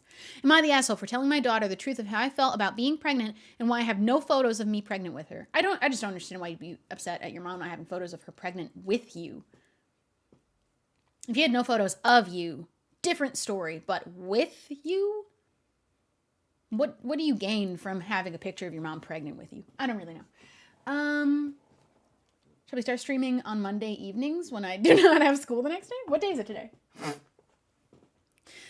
My 52 female daughter, 28 female, is expecting her first child with her husband in June. I'm very excited to be a grandmother. My daughter is very, very excited and cannot wait to be a mother. This sounds lovely so far. Where's it gonna go wrong? She already has a nursery all picked out, started buying clothes, getting toiletries such as nappies and wipes organized. The works. We have a very close relationship, and she texts me about her first kicks, baby's heartbeat. She has this thing called a Doppler. What the heck is that? Potential names, etc. I'm thrilled. She's so excited and happy because, in all honesty, it was the very opposite of how I felt. It's Thursday. I did not know what day it was today, but I embarrassed myself. The truth is, I hated being pregnant. Valid. With both my children, pregnancy honestly scared me. This is what I'm afraid of. I don't know about the whole thing. I don't know. I'm kind of small. I'm scared. I was anxious all the time. Every movement and lack of made me scared. I hated the feeling of being so heavy and limited in movement, on top of all of the normal pregnancy symptoms of fatigue, nausea, swollen ankles, hemorrhoids, sore back, and feet. Just shout out to anyone who has ever or will ever do that, because I don't know. And then don't get me started on the childbirth, which was next. I don't know, man. I don't know. 9 months of that. Skeptical. Don't get me wrong. I was very excited to become a mom. They're British. I love both my children. They are my absolute world. I just didn't like the process to get there. Fine. Totally fine. One thing she bought was one of those baby memory books. And she has already started putting Started by putting some photos of her bump and ultrasound photos in them. For fun, she dug out the baby books I had for both her and her younger brother, and we looked through them for a trip down memory lane. She didn't have these memories. Whose memory lane? Yours? She wasn't there yet. She didn't happen yet. What does this do for her? For both books, I started at the newborn stage. The pages for 20-week bump and first ultrasound, etc. are blank for both. My daughter asked why this was the case. She always thought maybe it was a lack of technology at the time. For you youngins out there, yes, we did have cameras. I didn't think you didn't. Why did she think you didn't? How old is she again? She's 28. She didn't know that they had ultrasounds when your mom was pregnant. Okay, that's fine. This is when I told her the truth, that I hated being pregnant. It made me scared and anxious, and I didn't want any memories of it. That's fine. I think that's fine. Pregnancy and childbirth terrified me, even for her younger brother when I had a bit more of an idea. Why'd you do it again? I also explained why I was so happy to see her so happy, because I didn't want her to feel like I did. She got very quiet and didn't seem very engaged the rest of the time looking at the books. When she left to go home, she seemed a bit distant. Later that night, my son-in-law called me to say my daughter was very upset about what I said. Apparently, I made her feel unwanted. Oh no. Like she was a burden to bear. How did this all come up after 28 years of you feeling completely fine with your mother, that suddenly you're a burden because she didn't like being pregnant but loved you and you are her world? Aw. I was shocked and upset to hear that myself because that was the opposite of how I felt, and told my son-in-law that. SIL always makes me stop and have to really think about what that stands for. I explained I love my daughter and her brother very much, and I wouldn't trade them for the world. I just didn't like being pregnant, and that doesn't mean my child was not wanted. My son-in-law understood, but still said my daughter is upset. Okay. If she immediately all of the sudden felt unwanted only because she brought up that she didn't enjoy being pregnant, but went through 28 years of being her daughter, she must have felt a little bit like that before for other reasons. She's connecting dots that maybe aren't correlated, but you don't just feel unwanted as a 28-year-old woman because you find out your mom didn't enjoy being pregnant and just not being pregnant. I think if she ever becomes pregnant, she'll understand. She is in this story. The daughter is pregnant herself and is not feeling this way about being pregnant. But all people experience their pregnancies differently. Very, very differently. Am I the asshole for confessing my feelings? I feel very guilty. The last thing I wanted to do was stress my pregnant daughter out at a time when stress and feeling upset needs to be kept to a minimum. Well, this should not have stressed her out. This should not be that stressful. You can be excited about having a child and not enjoy the process of being pregnant, especially if your experience was so awful and hers was not so awful. Maybe she's thinking, because the daughter is currently pregnant, that if the mom went through the same experience and she didn't enjoy it, but the mom didn't go through the same experience, it wasn't a good one for her. Yours is. So I can only think that the daughter thinks what the mom experienced is the same as her. And how could she not have a good time because she's having a fine time being pregnant? Pregnancy is different for everybody. Edit. Thank you, everyone who shared their experiences and story of the support. Okay, I just wanted to see if there's more tea. Yeah, that's about it. No, you're not the asshole. Pregnancy is different for everyone, and it does suck. And it does a lot of awful things, but it doesn't mean that for some people it wasn't worth it to go through for their children that they love so dearly. Oh, wait, I forgot who was the asshole for a second. Not the asshole. No. I think the disservice that women have done each other is not being honest about what pregnancy is really like. That's some tea. We have created an environment where women feel as if they are horrible human beings if they don't enjoy their pregnancy. Pregnancy can be incredibly difficult and uncomfortable. And some people are fortunate to feel that their pregnancies were all butterflies and rainbows, but that's not everyone's experience.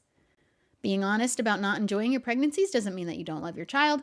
That's just a wild jump to make. Am I wrong? I don't know how you made that jump. Being 28, you already went through your whole childhood and life with your mom, and was there no flags of her not wanting you? So why all of a sudden, because she didn't enjoy being pregnant, you've switched to feeling unwanted now? Or did you feel that way already? Did you feel that way already? What happened? Talk to us.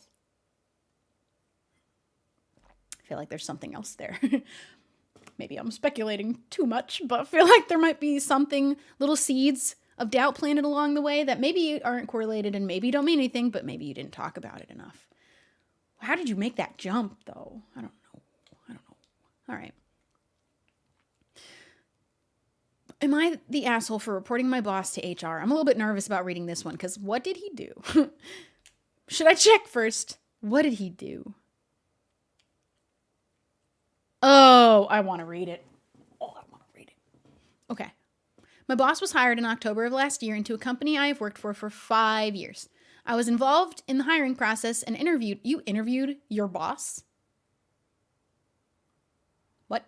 And interviewed her and all the other candidates. She was last on my list, yet here I am writing this post. How do you interview your boss? What? I don't really know how that. Why aren't you the boss? Why didn't they make you the boss? Okay. At first, everything started off relatively normal, and I was warming up to the idea of her being my supervisor. How did you interview her? I guess they conducted the interview, but she didn't have final say because she even said she wouldn't have picked her. But it must have been a group of people. Do they choose their own boss? And she was outvoted or something?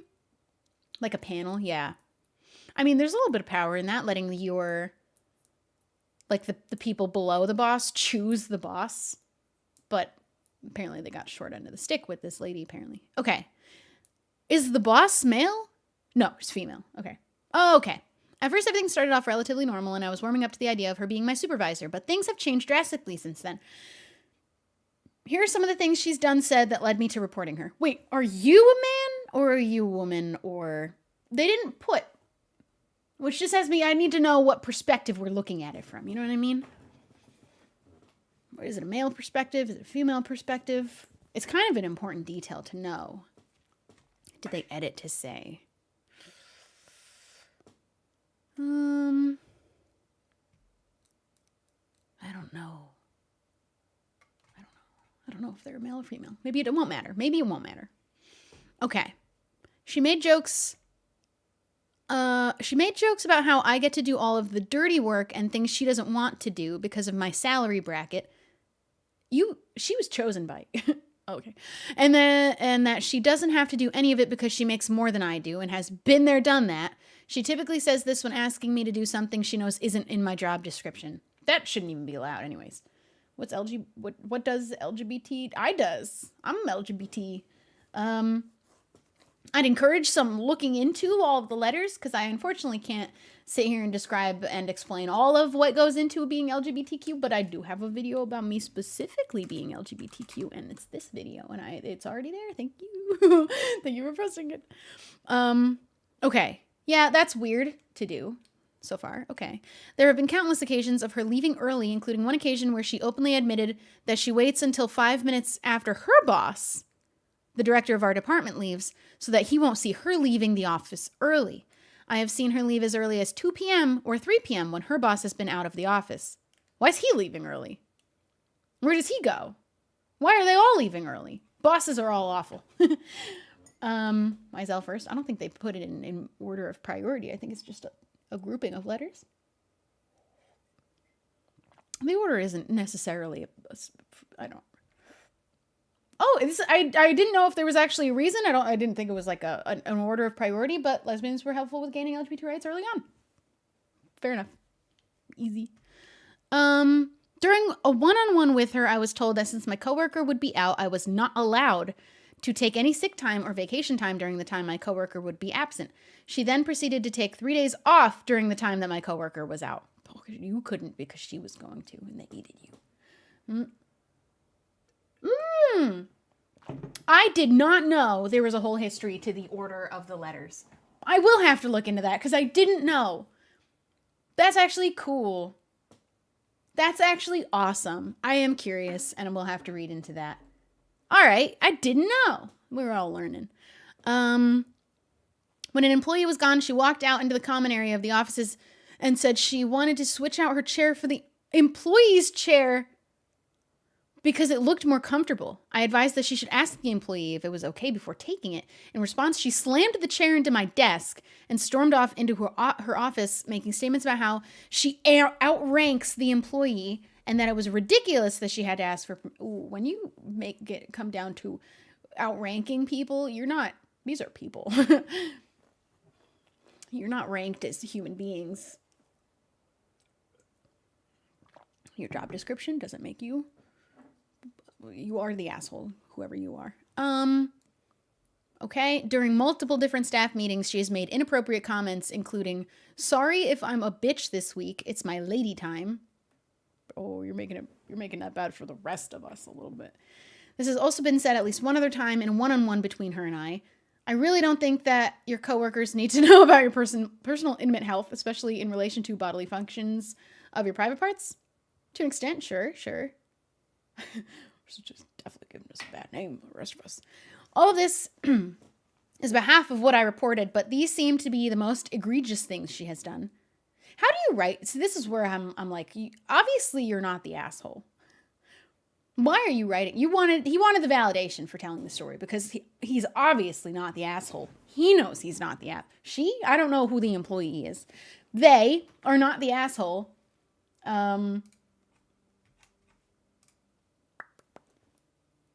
They knew that when they wrote this, but I love reading about it because I want to read the messy stories. I know HR has talked to her and given her a written warning, which is your last strike before termination.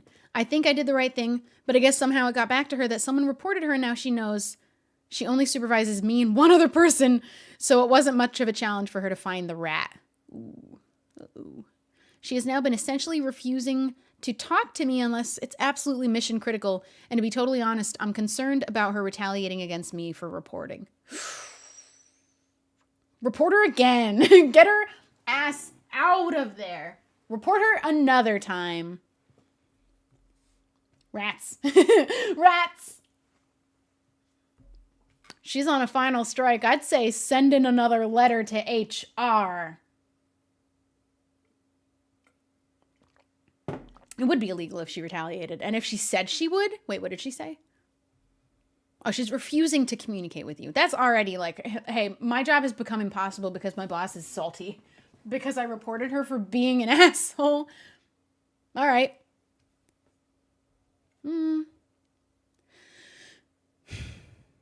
Not the asshole, and at first sign of retaliation, leave the room and report her again.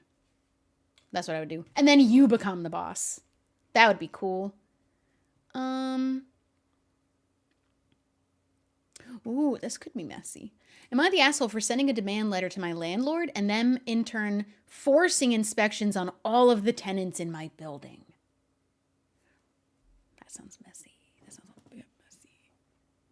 Am I the asshole for parking in handicap spots? We read one earlier where you were not the asshole for parking there because you totally are, the people who are meant to be parking there. But what are you doing there? You are someone who should be parking there. Okay, that's all I need to know. Nope, you're not the asshole. They don't just give you those if you don't need them. the handicap placard. If they're people that have the card that says, and I mean, if you feel like that day you can do a longer walk and you want to offer that spot up to someone else who might need it, that's fine. But you're never the asshole for taking the spot if you're someone that has the placard that says you can, because you need it, perhaps.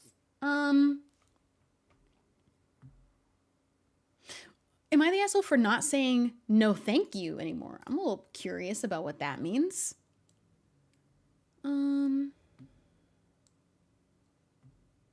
Okay.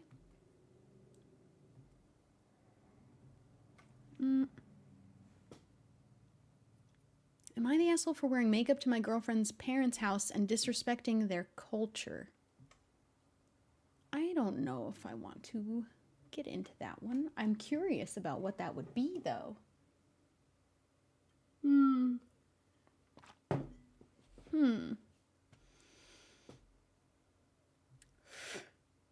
Am I the asshole for breaking down and leaving the dinner table after my sister announced a second pregnancy? That's just begging for a read, because that gives no context. Am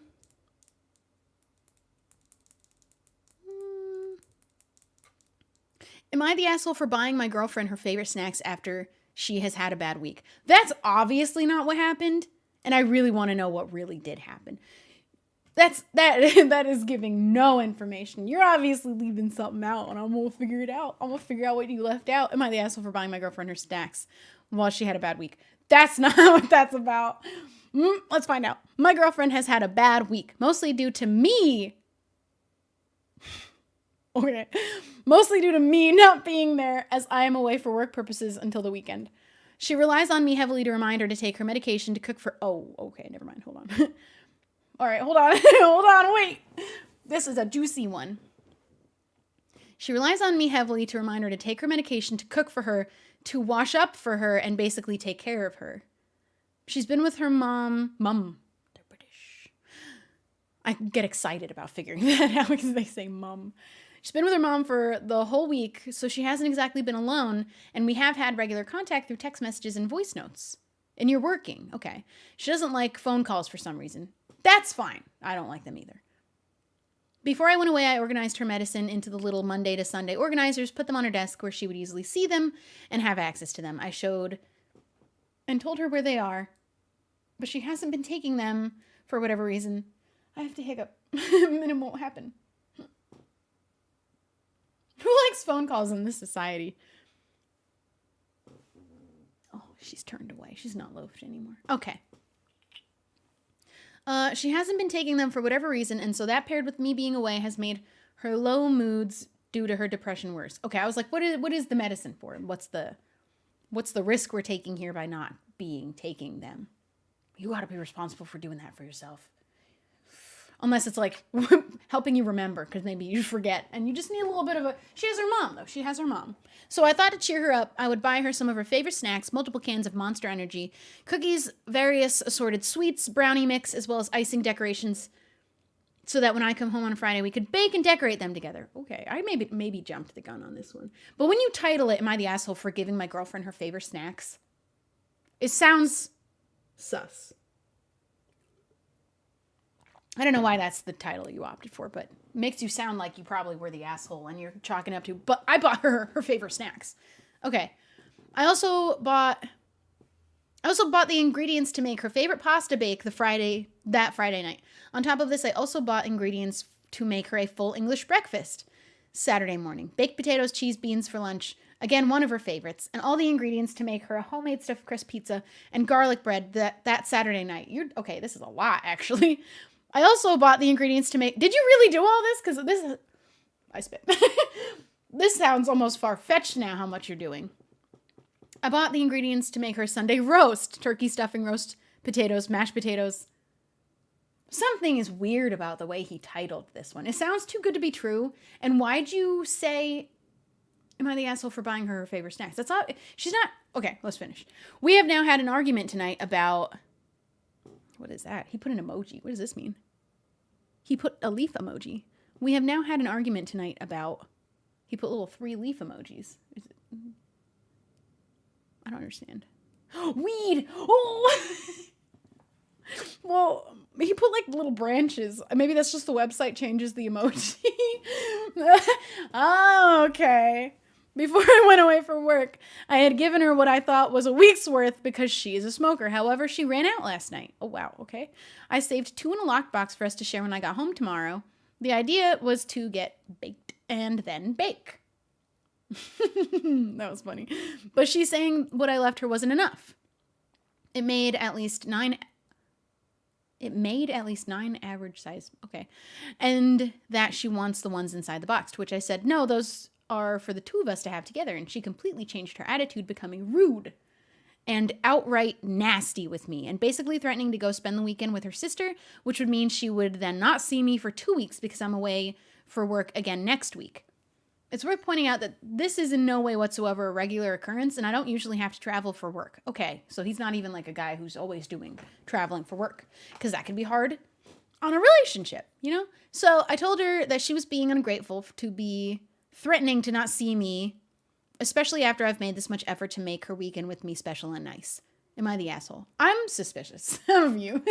Oh my God, Corky, thank you for subscribing. She sounds toxic, but why did you title it? I don't know. Why am I weirded out by the way he titled it? He's not the asshole if that's exactly as it happened. If this is all the truth, you're not the asshole. I just don't know why I don't believe you. Why don't I trust him? I don't know why I don't trust him. Well, that was a weird title choice. It's suspicious. Am I the asshole for buying my girlfriend her favorite snacks after she had a bad week? No one would think you are if that was exactly what happened. That doesn't need to be asked, right? But if everything he explained is exactly as it was, then yeah, she's the asshole. But why did you say it like that? Why? It sounds guilt tripping. But if it's the truth, but like, why do you need validation for she was mad at you for buying her favorite snacks? And that's also not what she's mad about either. But that's not what she's mad about. I don't trust him. I don't trust this man for some reason. It feels deflecty. And that's even if all of what he wrote in the story is true, she's not mad about the snacks, no matter what. None of these scenarios, she's mad about the snacks. Like, I am suspicious of you. You are suspicious. Ashley is suspicious. Oh, your name is... They're more sus than me. Okay. Yeah. That wasn't why she was mad. Yeah, even if he's right about doing all of these things for her, buying all this stuff, planning out this whole weekend, she's unreasonable, in theory, in this story. But not mad about snacks. I gotta read what people are saying. Because if you take it at face value, no, you're not the asshole, but you're suspicious. Everyone's just saying she's ungrateful, she's a deadbeat, you're not the asshole. She does need to take better care of herself, it sounds like. She has her mom taking care of her while he's away, which sounds like she's having a bit of a struggle being able to do it for herself, which is fine. But sounding like she's not grateful for having help readily available between her boyfriend, mom, and sister all being willing to help her out because she needs help, maybe. I'm not buying. I'm suspicious. Why is it giving me feelings of suspicious? I need to find out if anyone else feels the way that I do, because for some reason everyone's like, no, you're not the asshole. That she's clearly ungrateful, but something's up. Something is up. No one's suspicious from the title. She's not mad about snacks. That's point number one. She's not mad about snacks. She's using you. She has issues. She's definitely not a perfect person, that's for sure.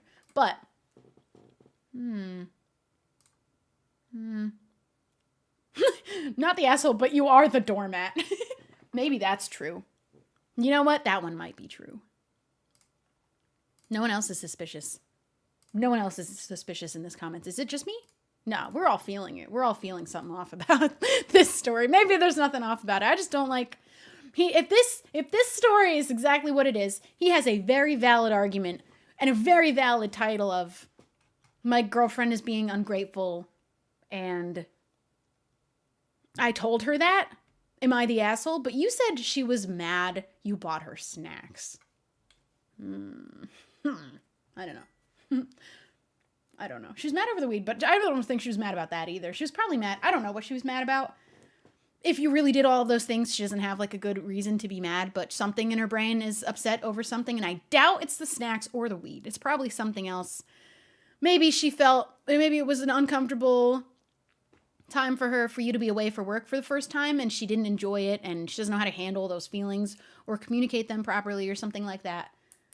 But in no situation is she mad about your snacks because she had a bad week. You brought her favorite snacks because she had a bad week. She definitely is mad about something, though, and she should probably learn how to communicate that. Everyone sucks here, because I don't trust you, and I think I have a good reason for it. I have actually no valid reason for it, but I'm going to trust my instincts on that one. Yeah, we're going to chalk that up to suspicious. Am I the asshole for not saying no thank you anymore? Let's delve into this one. So this guy has been tagging along with our friend group for the past couple of months. It's a long story It's a long story why we're letting this happen. But let's just say we have a very fragile friend who needs him here, so he's here until further notice. That's also suspicious. I'm a straight woman and he's a gay man. Oh. Still, that's weird, but okay, you don't want...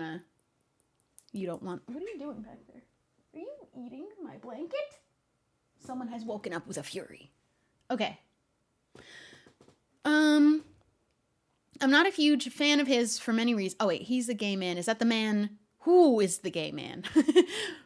Is it your friend or the guy tagging along with your friends? I think it's the guy tagging along is a gay man. She put it in here, so it must have a reason, right? But why does it matter? She said it, so I'm hoping it matters later. I'm not a huge fan of his for many reasons. The main one being he's rude and even cruel to people and excuses it by saying he just tells it like it is. That's a toxic personality trait is when you're like, I'm just brutally honest, but you're really just mean. You know what I mean? All right. Personally, I just can't bring myself to care. So whenever he insults me, at best, I stare at him blankly. But most of the time, I just don't even register him. That's a power move. Don't even register his existence.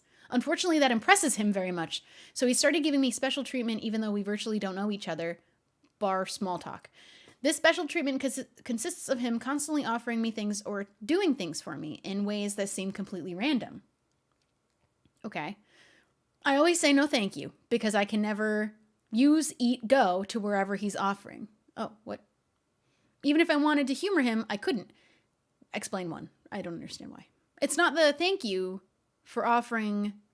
It's not the thank you for offering to repaint my bike, but I hate the paint color you bought for me type thing, but rather, thank you for offering me this voucher to repaint my car, but I don't own a car. Okay. Like, giving you food, like offering to go eat somewhere that you can't eat at that place, some things like... he's doing something. He knows. I'm suspicious.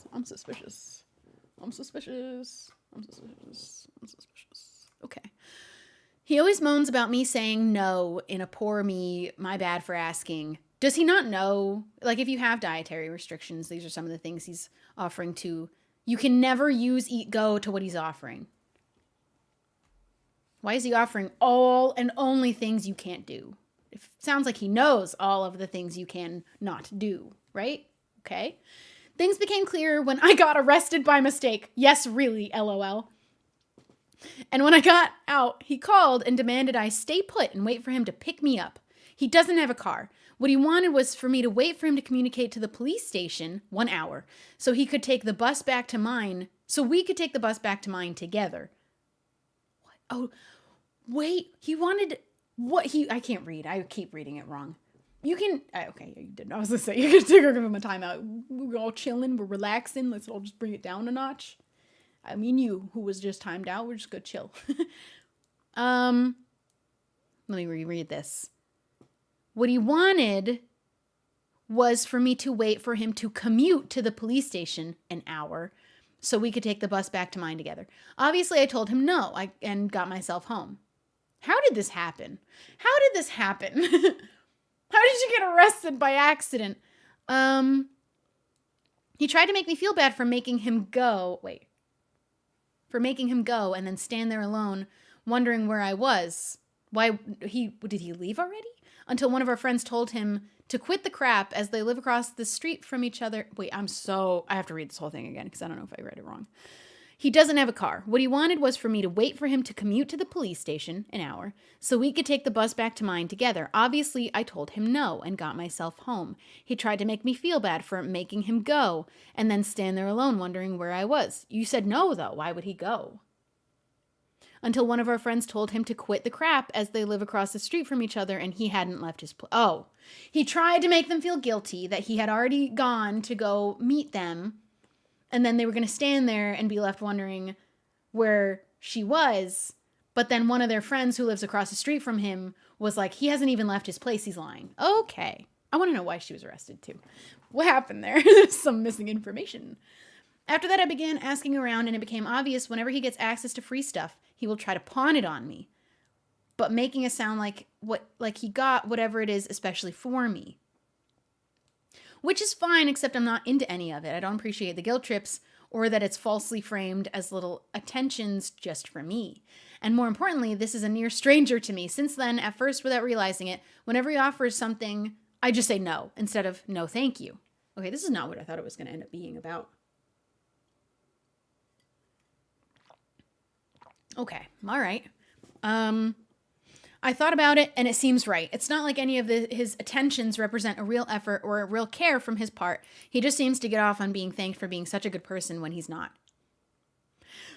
I know I'm being petty, but I felt so much better since I've decided to carry on doing it. Am I an asshole? I think he is, and maybe he still deserves what is, in most situations, considered basic politeness. This guy's weird a little bit. Also, why you mentioned that you're straight and he's gay. Why? That didn't come up at all. You're not the asshole, but what's up with that, though? Why'd you do that? What, that wasn't, if it was important to the story, perhaps. It wasn't, though. So I don't know why that was in there, but not the asshole if some of these stories don't seem like what they really are, right? I think it's to show he's not creepily hitting on her. Maybe just to establish that it's not like an attempt to woo her or anything like that. Okay, maybe add that little line in just because from me reading it, it just seems like he just put it out there for no reason. Okay, it's not a romantic thing. It's just like he was weirdly obsessed with you kind of a thing. All right, I get it. No, you're not the asshole. That guy's weird. That guy's weird and you don't even know him that well. And he's acting like you're best friends, but doesn't know all of these things that he's offering you are not things that you would enjoy or even be able to participate in, seemingly, is what you said. You can't. Not even like if you wanted to, you literally can't. Just a weird bloke. Just some guy. That was a confusing story. Also, how do you get arrested by accident? You don't get to just sprinkle that in and not elaborate. Am I the asshole for sending a demand letter to my landlord and them in turn forcing inspections on all the tenants in my building? Let's get into this because landlords, we all have feelings about landlords that we've ever had to encounter and deal with and whatnot. And a lot of them aren't nice. But what did you do? What did you do? I, 27 female, and my husband, 28 male, moved into our own apartment back in July 2021. When we moved in, we didn't have any problems except seeing a roach or... Ooh, that's already a problem. Okay. Except seeing a roach or two that we thought was normal. That's not normal. Unless you have an apartment that has a door on the first floor directly out into the wilds of wherever you live, like LA has cockroaches. I've never had one in my home. And I lived on a bottom floor door directly out into the streets of LA apartment. And I never got a cockroach in it. I don't know. Okay, already a red flag about this place. Over the next couple months, that quickly turned into seeing them daily. Oh, okay, they're doing inspections on all the tenants? You're not the asshole. They have roaches. In the South it is? Oh, I will never live there then. I will never live in the South. It got so bad to the point my asthma started acting up because I'm allergic to roaches. Oh my God. And the anxiety of having an infestation in my clean apartment landed me in the hospital. Oh my God. I had no idea where they were coming from. I pleaded with my management to do something and they refused. Ooh. I hired my own exterminators that stated that unless they treated every single unit in my building, the roaches would keep coming in. Where were they coming from? Could they not determine that though? Like where were they coming from?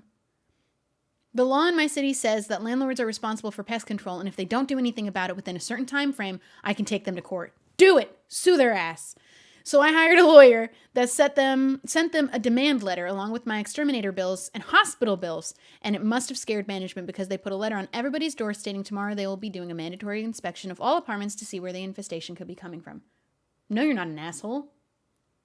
No, you're not an asshole. I was talking to my next door neighbor as I got home from work, and he was upset because apparently he has been subletting, which is against the rules. But he's breaking the rules, though. And has animals that the landlord doesn't know about.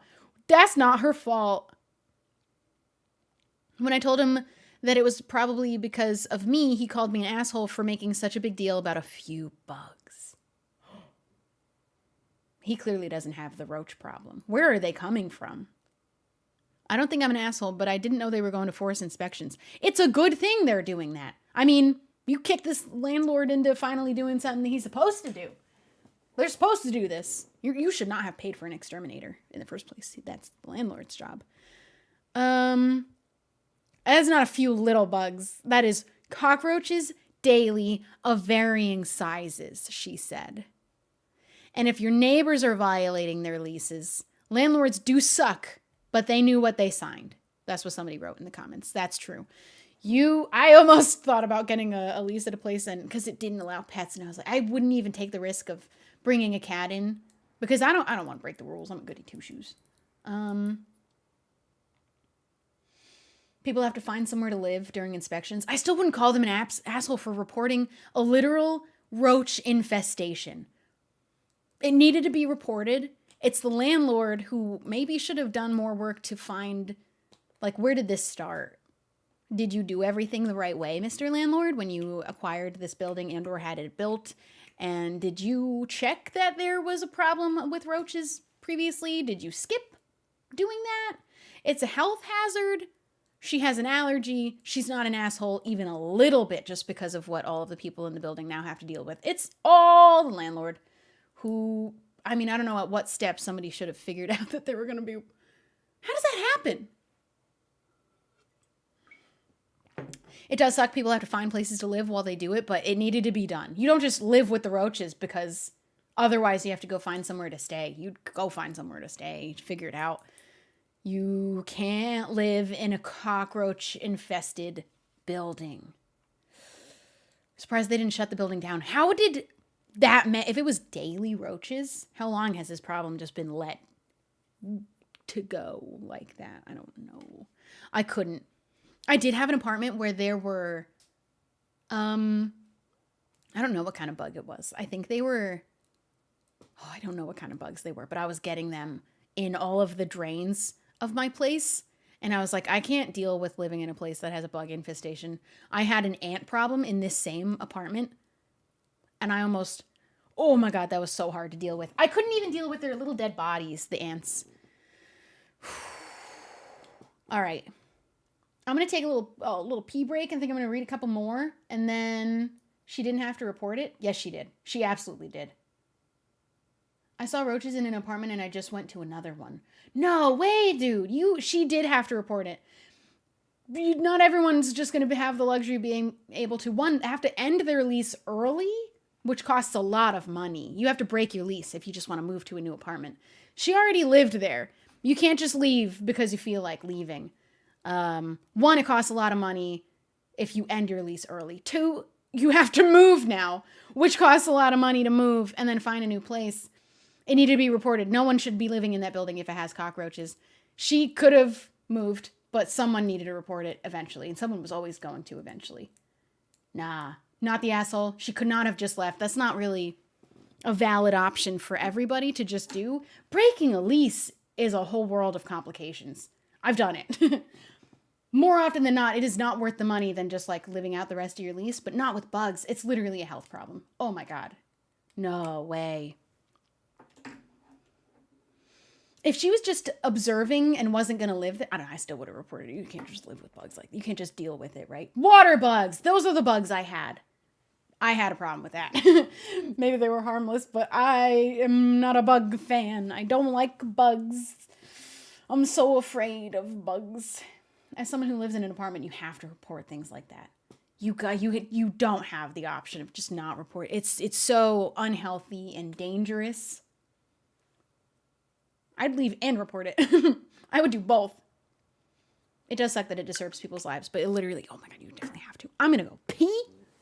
You guys discuss amongst yourselves. Water bugs are gross. The worst. I hate them. I'm going to be right back.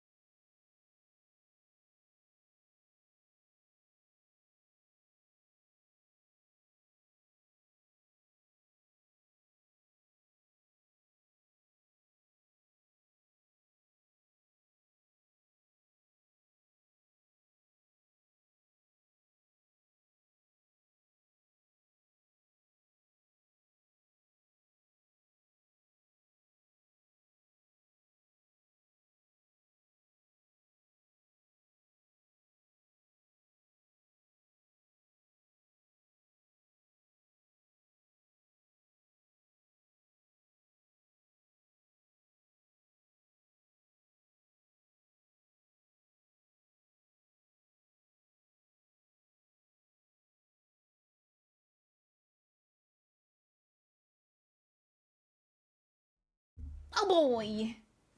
Y'all didn't know silverfish are real? Oh my god, I hate silverfish. Are we talking about silverfish? Because they are real. They're really not as bad as Minecraft makes them seem, but I really hate them. I would get them all the time in my room growing up in New Jersey. Literally constantly. I remember hearing one fall from the ceiling and plop onto my couch. I think they came in from the roof. You guys didn't know silverfish are real bugs?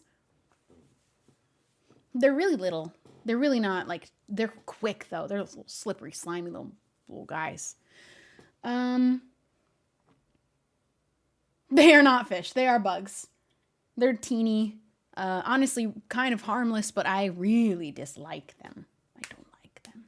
They're teeny tiny. My love, I'm stretching. Oh, she woke up. All right, let's pick a couple more. I've been here for nearly 5 hours, but I'm having, like, honestly kind of way too good of a time reading these. But I think I'm going to wrap up at about 5 hours. So let's get a couple juicy ones.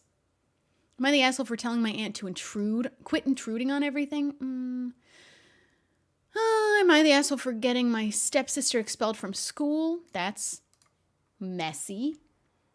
Am I the asshole for being rude to my cousin when she asked me about my marriage plans? That's not juicy enough. Am I the asshole for sleeping on the couch instead of in bed with my husband? Well, that entirely depends on why. Would I be the asshole if I took my mother, her husband, to court for my belongings? Nope. Am I the I don't even need to read it. I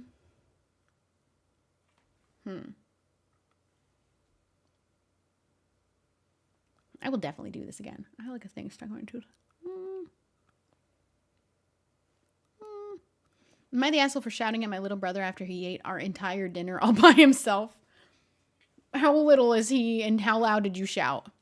Oh, this one's claimed that the person who wrote the story is the asshole, and I kind of want to read one of those. Am I the asshole for punishing my son for how he reacted to my pregnancy announcement?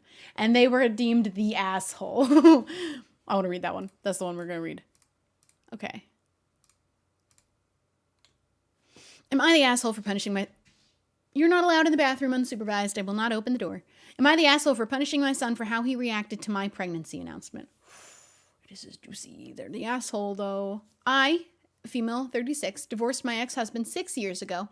We have a 16-year-old son together, Jamie. I remarried to my current husband and have a 10-year-old stepson, Nick. Jamie and Nick are close and get along most of the time as well. Nick depends on Jamie in a lot of things, like helping him to do homework. How old are the... Oh, wait, I'm an idiot. 16-year-old Jamie, 10-year-old Nick. Okay. Nick needs help with homework, fixing and organizing his toys, cleaning his room. Things have been going great till Jamie started seeing this girl who kept claiming that my husband and I are parentifying him by having him do things for Nick, and seemed to be filling his head with nonsense about us taking from Jamie his time and not letting him live like other kids his age. Is this another 16-year-old girl who is declaring this? That's sassy of her. But, I mean, I don't know, helping out your little brother is like, I don't know if you're having him do all of the, like, his homework, help you. Where are you? What are you doing? Probably working. I don't know. I don't really know. My husband had a stern talk to her, which caused Jamie to get into a fight with him. Things have been bad since then. Oh, I don't know how I feel about it. Cara, hey! Welcome to the stream! We're reading Am I the Assholes, but only the really messy ones. We're reading one that already Reddit deemed they are the asshole. This has been the most fun I've had. I love delving into people's messy situations that they put on the internet for everyone to judge and determine if you are, in fact, the asshole. Welcome! Hi. Hi. Can you say hi? Oh, she was chirping, but she doesn't feel like meowing fully. Can I get it? There it is! Judging people is a sport. I'm coming at these very practically, from a very reasonable and logical point of view. All right. So we got, am I the asshole for punishing my son for how he reacted to my pregnancy announcement? And Reddit deemed that they are the asshole, which is why we're reading this one. It sounds like it's going to be juicy. I'm going to quick read through the first paragraph again really quick for, what are you? Oh, she looked at a bug yesterday, and now every time she has like a little perk in her ear, I'm like, is there a bug you found? Okay. Welcome. I, female 36, divorced my ex-husband 6 years ago. We have a 16-year-old son, Jamie. I remarried my current husband, and I have a 10-year-old stepson, Nick. Jamie and Nick are close, get along. Nick depends on Jamie for a lot of things like homework, organizing his toys, cleaning his room. Things have been going great till Jamie started seeing this girl who kept claiming that my husband and I are parentifying him by having him do things for Nick and seemed to be filling his head with nonsense about us taking from Jamie his time and not letting him live like other kids his age. Which from there, I'm like, how much are you really having Jamie do for Nick that you can't do? Like help him with the homework and cleaning his toys. And I don't know. As an older brother, I would do some, but are you having him do everything? I don't really know. My husband had a stern talk with her, which caused Jamie to get into a fight with him. Things have been bad since then. I recently found out that I'm pregnant. We wanted to wait till all my family were together so we could make the announcement. We did it this past Sunday, and everyone was happy and excited for us except for Jamie, who remained quiet for a few minutes, then loudly asked, "So am I expected to take care of this one as well?" I want to know about the 16-year-old girl that he's dating that has been in his ear talking to him about being parentified. Where does she hear this from? But not entirely wrong, maybe? My husband and I were shocked. We didn't know what to do. I mean, how much are you having him do? Or is she making it seem worse than it is, this girlfriend of his, that he's just doing regular things as an older brother? Or are you actually having him do all of the homework help? And, I mean, are the parents just working that much that they need you to help out? I don't know. I feel like there's more information. Reddit says they're the asshole, though, so. My husband stormed out, and I started arguing with Jamie, asking him why he said that. He said that because it was the truth. He feels as if, this is important. He feels as if he has some type of responsibility towards Nick because of the things he has to do for him, and felt that he'll do the same for his half-sibling. This is very important because this is 16-year-old Jamie expressing how he feels. Not that you are doing this to him, but he feels like it. That's very mature, actually. These are mature 16-year-olds. This is just all 16-year-olds. Okay, I told him this is his girlfriend spouting nonsense and brainwashing him because we expect nothing of him. Okay, so they're not expecting, I don't know, something's weird about this one. We expect nothing of him, and he was wrong to say that we do. I had to punish him for ruining the announcement and making a scene and making my husband upset. He thought it wasn't fair he had to get punished for stating an opinion. He blamed my husband for filling my head too, but my husband is innocent in except he knew that the girl is being rude and intrusive. It's been a few days and Jamie has gone completely silent about the whole thing. I don't know. Reddit deemed them the asshole, but I don't know. Are they really not expecting him to do the helping with the homework and cleaning up his toys? Because why is he doing it then? Why would he obviously feels like he has to. And if you're saying you're not expecting him to, then why does he feel like he has to? Where'd that come from? Punishing him for saying how he felt. The punishment for him was because he loudly exclaimed at the announcement that he's expected to take care of this one too. He's 16 though. He's a kid, and he does feel like he has to take care of his younger brother. If you're not expecting anything from him, why does he feel like you are? What have you not actually said out loud? You don't have to be doing all of these things for your younger brother. Are you letting him do all of them, but claiming you don't expect it, but not stopping him because you want him to be doing all these things? I don't understand. I don't know. I kind of get him causing a scene, but maybe don't punish him. Talk to him because he clearly has strong feelings about how he's in the position of having to take care of his younger brother, and you don't think you're expecting him to, but then why? Where do you get that idea from? 16-year-olds don't just think they have to take care of their younger sibling out of nowhere. I don't know. But I also understand the family dynamic of the older sibling having to take a part in taking care of their younger sibling. And that would be a valid thing for the mother to say if she's like, we're both working really hard and we do expect a little bit of help from him because it's really tough. We're two parents that maybe aren't earning enough of a living. We have to work a lot and be away from home. So we need your help taking care of Nick a little bit. And it's not fair because he's a kid, but maybe that's the situation. But that's not what she said. She said, we don't expect him to do anything. I don't know. I think you expect him to do something. He wouldn't just be doing this for no reason. But also, they deemed her the asshole pretty outright. I don't know. I feel like it's a little bit complicated. I think they needed to talk to each other. Maybe a punishment, not necessary, but definitely talk to him about how he feels. And if you're not expecting him to do anything for his younger brother, ask him why he feels that way. That's a little person. He's 16. He's not even, he can comprehend having a discussion about this. He's not just like a little baby that's got a little baby brain. He's got a 16-year-old brain, which is still a baby brain, but you can speak to 16-year-olds like human people. Maybe they don't expect it, but also don't do it themselves. There's some missing links in here, right? What are the comments saying? What are they saying that they said, you were the asshole. You were the asshole. The girlfriend was right. I want to know about this girl because she knows so many words of parentifying, and I want to have a conversation with her. Honestly, she sounds like a bright young lady. But also, we're taking the word of a couple 16-year-olds. I don't know. Both sides? I don't really know. Raising Nick is not Jamie's responsibility, but neither is he a free nanny for you to keep avoiding your responsibilities as parents. Like, why does he think he needs to do these things? This is a valid part of the story that you did not address. The 16-year-old does not just feel this way for no reason. That's the only reason I'm not on your side, because otherwise, it's just a very valid discussion for you to be having with your 16-year-old kid that it doesn't have like all of everything figured out. But why does he feel that way? And you say you expect nothing. It could just be a conversation with him. If you really genuinely expect nothing from him, tell him that. Like, you don't need to be doing these things for your younger brother. And if he starts slacking, we're not going to blame you.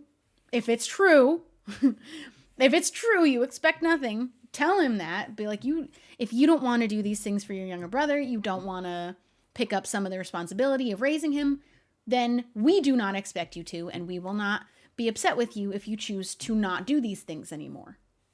If that's the truth. Maybe just tell him that, and then, everything would be good. But that's not what happened. So, that's not what happened. If OP expects nothing from Jamie, maybe they should try going a week with Jamie doing literally nothing for Nick, and then maybe OP will appreciate just how much Jamie was doing. I think the parents were missing something where Jamie, whether it was something verbal or not from the parents, felt like he needed to do these things for his younger brother Nick because it wasn't happening otherwise. I don't know. That's a good point. That's a good point. Go a week without actually doing anything and notice all of what he was doing and realize, oh, Nick needs all of these things done and we weren't doing it. So Jamie took up responsibility. Go on Reddit. Talk to your son. Yeah, talk to your son. There's a disconnect happening here. There's a big disconnect between parent and child on this one. 2 children. Big disconnect on both your kids that your son Nick needs so many things done for him. Nick depends on Jamie in a lot of things.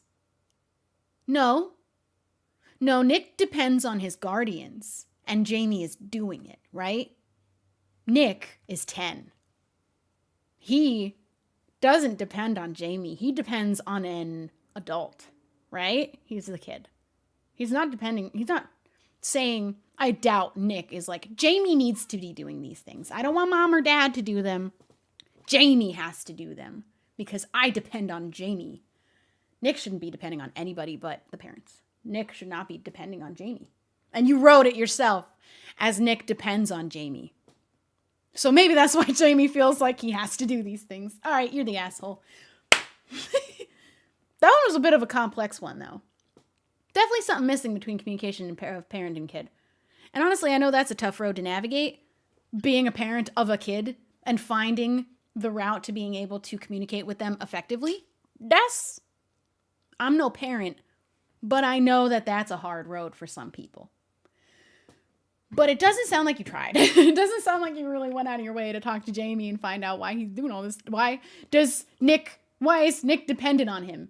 I don't know. Okay. Am I the asshole for getting my stepsister expelled from school? What did she do? She did something. It was her. I'm not from the States and my English is not good, so bear with me. I will not crack down on the grammar in this one because I have been, because it's been funny, most of the mistakes people have made. I, 17 female, have a stepsister, Fiona, 17 female. Fiona is a lovely name. Fiona makes me think of Shrek, actually. Still a nice name. We go to the same school and are both on the sports team. What sport? The team also has a South Asian girl. Let's call her Rose, 17. Rose and I have been close friends since we were little. Fiona doesn't really like... Oh. Uh-oh. She doesn't like Rose because of where she's from. So when Rose joined the team last year as a substitute, she wasn't very happy. She didn't say anything to Rose back then. She just ignored her. Uh-oh. You're the asshole, Miss Stepsister. Whatever ends up happening, it was you. Whenever Rose tried to interact, Fiona just gave her one-word answers, so eventually she stopped trying. Recently, Fiona got kicked out of the team for unsportsmanship-like behavior. I don't know what she did, as it was between her and our coach, but she's now very upset that she lost her chance at a college scholarship. Rose now plays Fiona's position. She, Fiona, has been acting out, which is also understandable. No, it isn't. I mean, getting kicked off the team, but what did she do? I don't think that's actually understandable, really. A few weeks ago, our team was just hanging out during lunch. Fiona was there, too. A few others and I had our phones out, and we were making video diaries. Not really. It's just videos of us making stupid jokes. Okay, they were making little videos together. I didn't notice, but Fiona had apparently gotten quiet, so when someone asked her if she was okay, she said she was okay as someone... She was okay as someone would be after a insert racial slur is literally what they wrote, has stolen their spot on the team. Honestly, nothing else needs to be said. You are not the asshole. She is the asshole. Case closed. Case closed. That was like half the story I had gone through. There was a whole other half. Don't need it. Honestly, I don't want to even entertain any more of the story that is like maybe riding the fence of, is it her or is it me? No, it's her. It's her. It's definitely her. Why are you staring at that little corner? There was a bug there yesterday, but there is no bug there today. So I think she's thinking there's still a bug. You're freaking me out looking for a bug. Do you want a bug? Because you know what happens when there is a bug? You don't do anything about it. Am I the asshole for telling my aunt to quit intruding on everything? Is this going to be worth it? It's really long. I don't know if this one's worth it. I want to find something juicier than just aunt butting in. That's what ants do. I know I'm an ant. Except I don't butt in. Why are you rubbing your face on the laundry basket? Hoping a bug was there. She's marking her territory where the bug was or something. Do you want to see my cat? Oh, she's running away. She knew. As soon as I backed my chair up, she went away. She's like, nope, you're not catching me. Oh, she's back there. Okay, let's see. Let's get a nice juicy one. And she's in the closet. Oh, no. Am I the... Oh. Some of these have really, really, really low comments on them, but I just really want to read them. I don't think that matters, really. This one only has 24, so super unseen, low engagement to kind of a, am I the asshole for asking my husband to watch our child on Saturday for 2 hours? No. No. Definitely not. But I'm going to read it. Oh, no. Am I the asshole for asking my husband to watch our 4-year-old for 2 hours on Saturday? No. No, not ever. When would you be? Okay, so to give some context, my 29 female husband, 33 male, loves to golf. And once this time of year hits, when it starts to warm up till mid-October, he averages playing 18 holes at least once a weekend. Oh my, I hate this already. I never say a word, nor do I care at all. 10 years ago when we first had started dating, what are you doing in there? Something you're not supposed to be. 10 years ago when we first started dating, one Saturday he ran about 3 hours later than he had told me he was going to, making it to where we couldn't go on the date we had planned. Oh, no. You married that? I was hurt and reacted angrily, and we had a huge fight. through that fight and communicating after, I realized that golf is something he does for himself. This is okay. This is allowed. It's an activity that he enjoys for himself, and it's important to him. Cool, fine. That's okay. Okay, something that can't always be predicted in a very timely manner. If you have a date, you put the golf down. If you have a date, you put the golf down. It can wait. You have golf every weekend. I don't know about that. Let me just crack everything real quick first.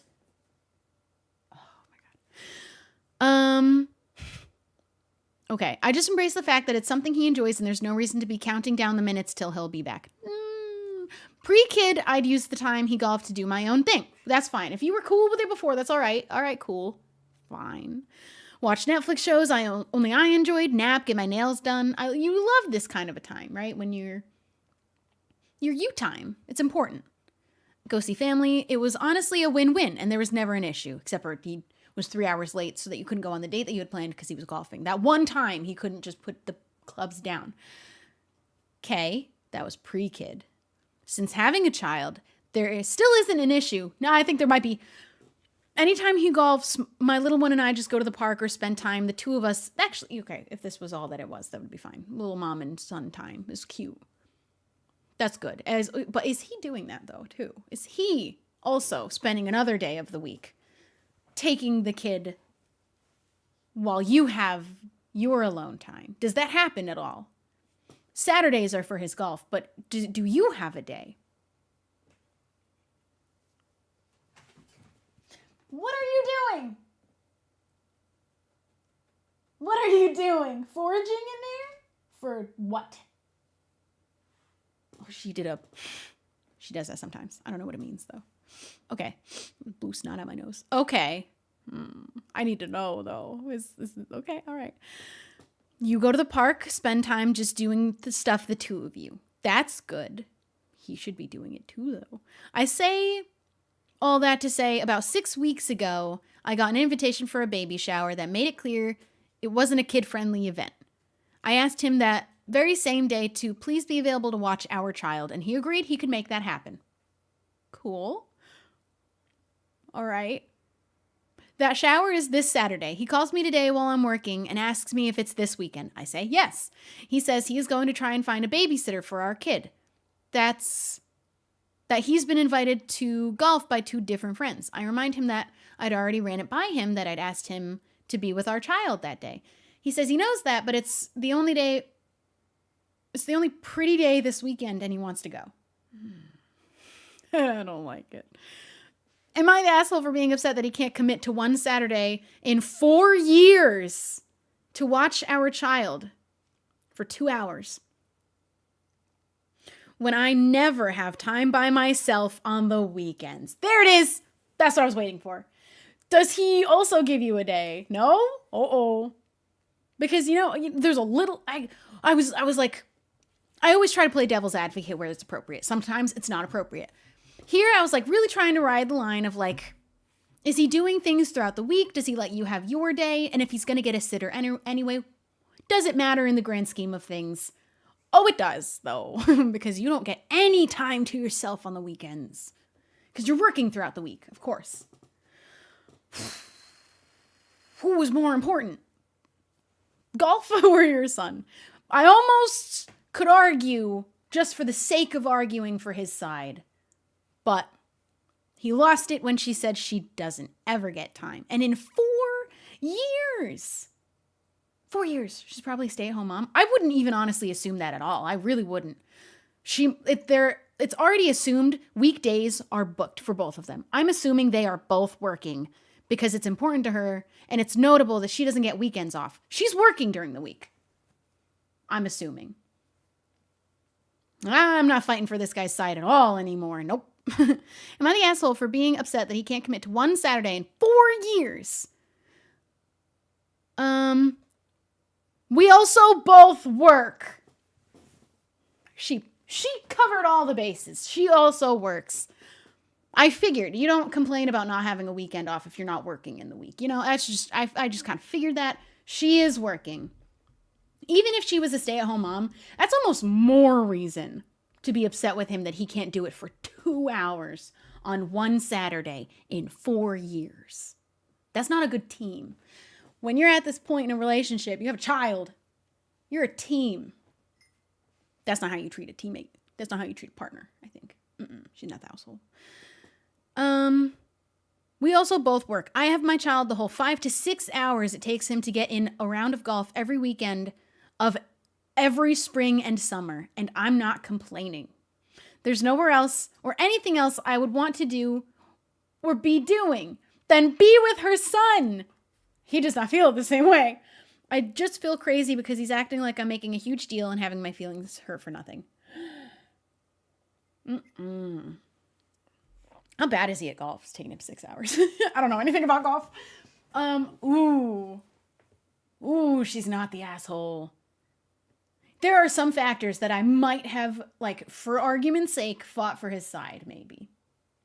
Right?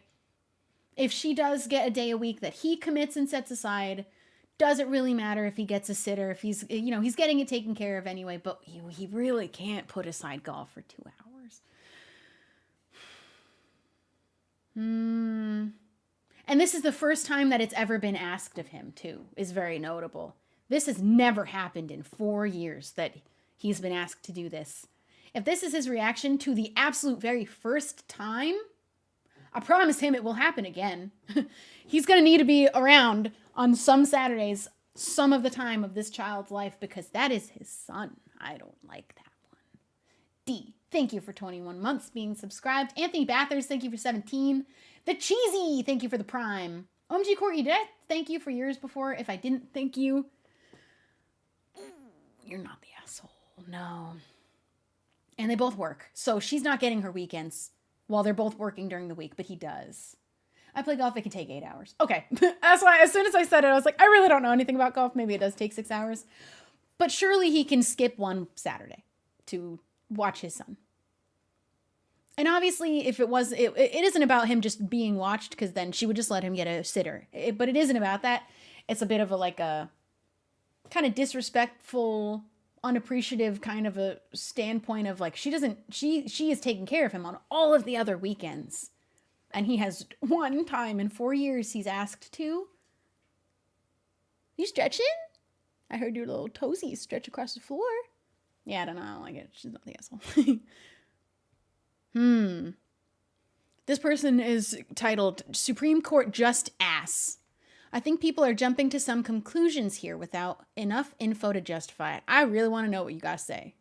It's not fundamentally unreasonable for him to golf every weekend as long as OP can get similar time to herself. That's where I'm like, him wanting to have his him time and go golfing is not the problem here.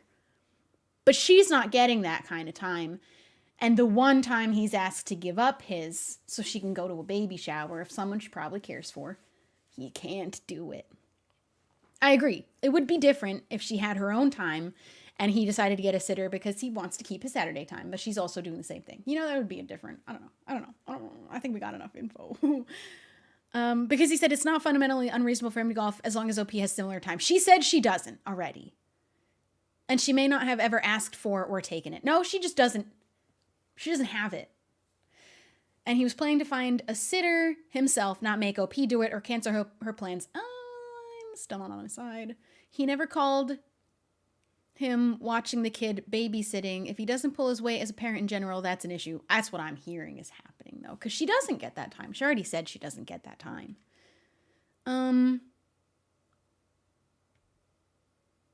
Yeah. You have to make sacrifices as a parent. You can't just be expecting one side of the parenting duo to do all of the sacrificing. Because that's what it sounds like to me. He's not making any sacrifices while she's making all of them. Because yeah, you can get a babysitter, but that wasn't the point. See Worm. Welcome, dudes. I've been live for so long. I've had like 5 raids. But I've only been live this long because I cannot stop reading Am I the Assholes? Because it's so much fun.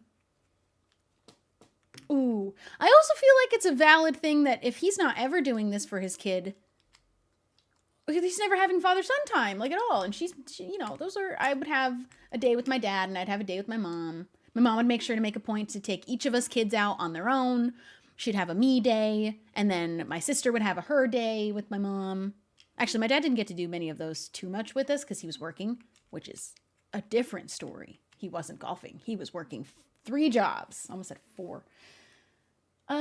Yeah, that's a minor sacrifice too to give up a golf game. Welcome, dudes. We are talking about, are you the asshole? Am I the asshole for refusing to help my ex with our former dogs? We'll see. We will see about it. Oh, I want to read more. I don't want to stop. It's so addicting. We're going to do this again in the future. It's almost 11 p.m. for me. I should read one more that sounds like a really, really good juicy one. And then maybe it's time we wrap up because I've been here for over 5 hours and it's almost 11 p.m. Oh, but I am just loving the drama. We're reading literally only the messy ones. We're reading the messiest Am I the Assholes? Because it's the most, I'm being stared at by my cat too. She wants attention. She wants attention. And you know what? I'm going to make some sacrifices to give her that attention that she needs. I don't like these ones with really vague titles. Am I the asshole for walking away at dinner? That's obviously not what happened. Something happened at dinner. Maybe you don't want to spoil it in the title, but like, you obviously didn't just walk away at a dinner out of nowhere. There's some happened, and you're being really vague about it, and that makes me suspicious. Like the man that said, am I the asshole for bringing my girlfriend her favorite snacks after she had a bad weekend? That isn't what happened. Spoiler alert. Shelby the asshole for not playing with her cat. My cat might say so. Dignition, thank you for the 10. Just binged Empire's SMP. Thanks for the hours of entertainment. Hey, dude, thank you so much. I hope you're subbed to my YouTube channel because starting literally tomorrow, there'll be new episodes of something to start binging. My first episode goes live 10:30 a.m. PST tomorrow for a new series, new SMP. Okay, all right. I don't want to read these ones that have super vague titles because it's like fishing for attention on it, and you're giving a vague title that has me suspicious of you, and I don't trust you already. I don't trust that guy that just was apparently the perfect boyfriend, and his girlfriend was just simply only unreasonable, and nothing else happened. It was fishy. It was really fishy. Am I the asshole for not wanting to rebuild my relationship with my sister? What did she do to you, my dude? Tell us. Talk to us. Am I the asshole for being noisy in the gym? What kind of noise are you making? Are you playing your music too loud? Then yes. Are you grunting? Maybe not. I don't know. What are you doing? Star? Are you kidding me? She's got the face of a cat that just spotted a bug on the floor. You have me on edge. I do have like a couple little teeny flies every once in a while. I'm hoping it's just one of those. If I have something crawling across the floor towards me and I end the stream abruptly, pray for me.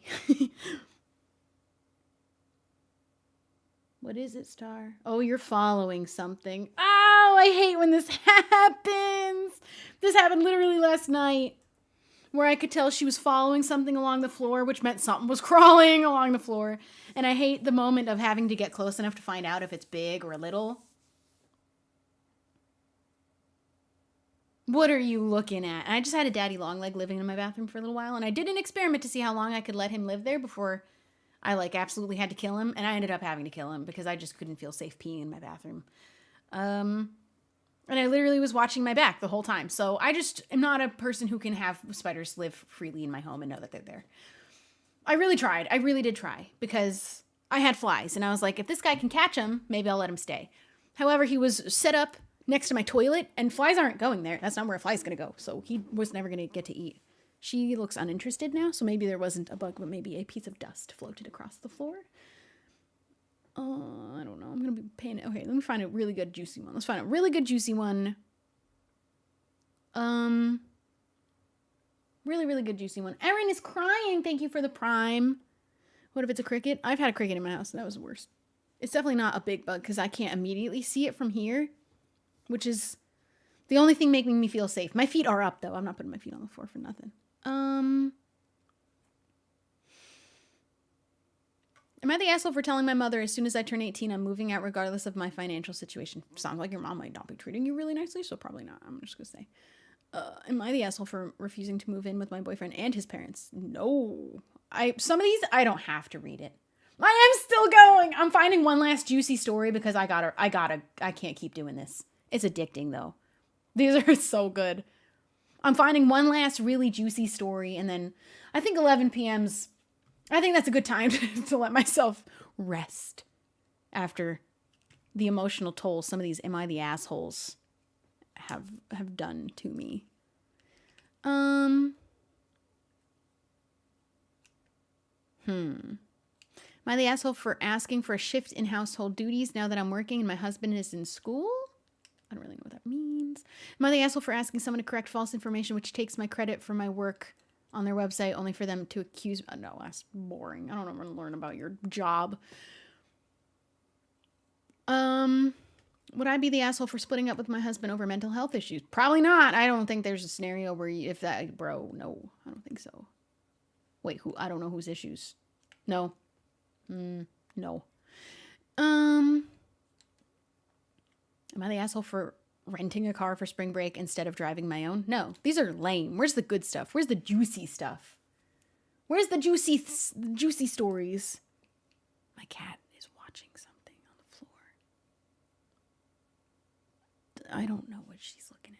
I hate it. Am I the asshole for not letting my 6-year-old cousin borrow my necklace?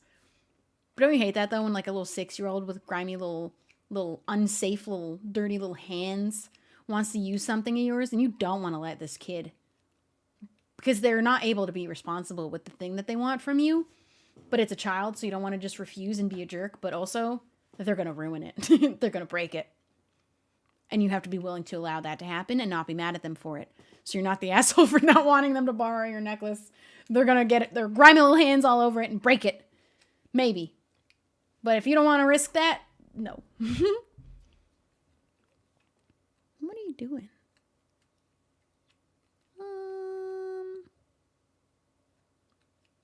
Oh, some of these have a little disclaimer at the top. Please do not share my story on YouTube.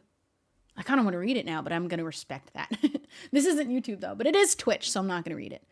Am I the asshole for not caring about my roommate being upset about what he read in my diary? Whoa. Whoa. One, why did they read your diary? No. Okay, let's read that one really quick, and then I'm going to find a really juicy one because I feel like that's not going to be juicy enough, but maybe it is. To make this backstory simple and sweet, my roommate, male 20, and I, non-binary 19, have been friends since sophomore year of high school, meaning we've known one another for roughly 5 years now. He has a boyfriend of 3 years. We all moved in together April of 2021, and we've been living together ever since. My roommate and I now work together as well. About a month ago, I discovered my roommate had cheated on his boyfriend 5 days before their 3-year anniversary with one of our coworkers, male 21, after they had closed together one night. Ooh, that's messy. That's really messy. That was messy. This information wasn't even supposed to be known by anyone. It was simply just a slip up from said coworker. Oh, they found out from the coworker. I wasn't going to get involved because I didn't believe it was any of my business. Fair. I was going to let karma do her thing. Well, another one of our coworkers, female 21, took it upon herself to confront him. Which one's him? Because there's too many people involved now. He denied everything, of course. The roommate who cheated is who they confronted. She then received proof and sent it to his boyfriend. My roommate already told his boyfriend about this rumor, so he didn't believe said... He laid down the groundwork of saying there's a rumor going around he cheated. That's an extra layer of bad person. Ooh. Hi, baby. We gave up after that. Yikes.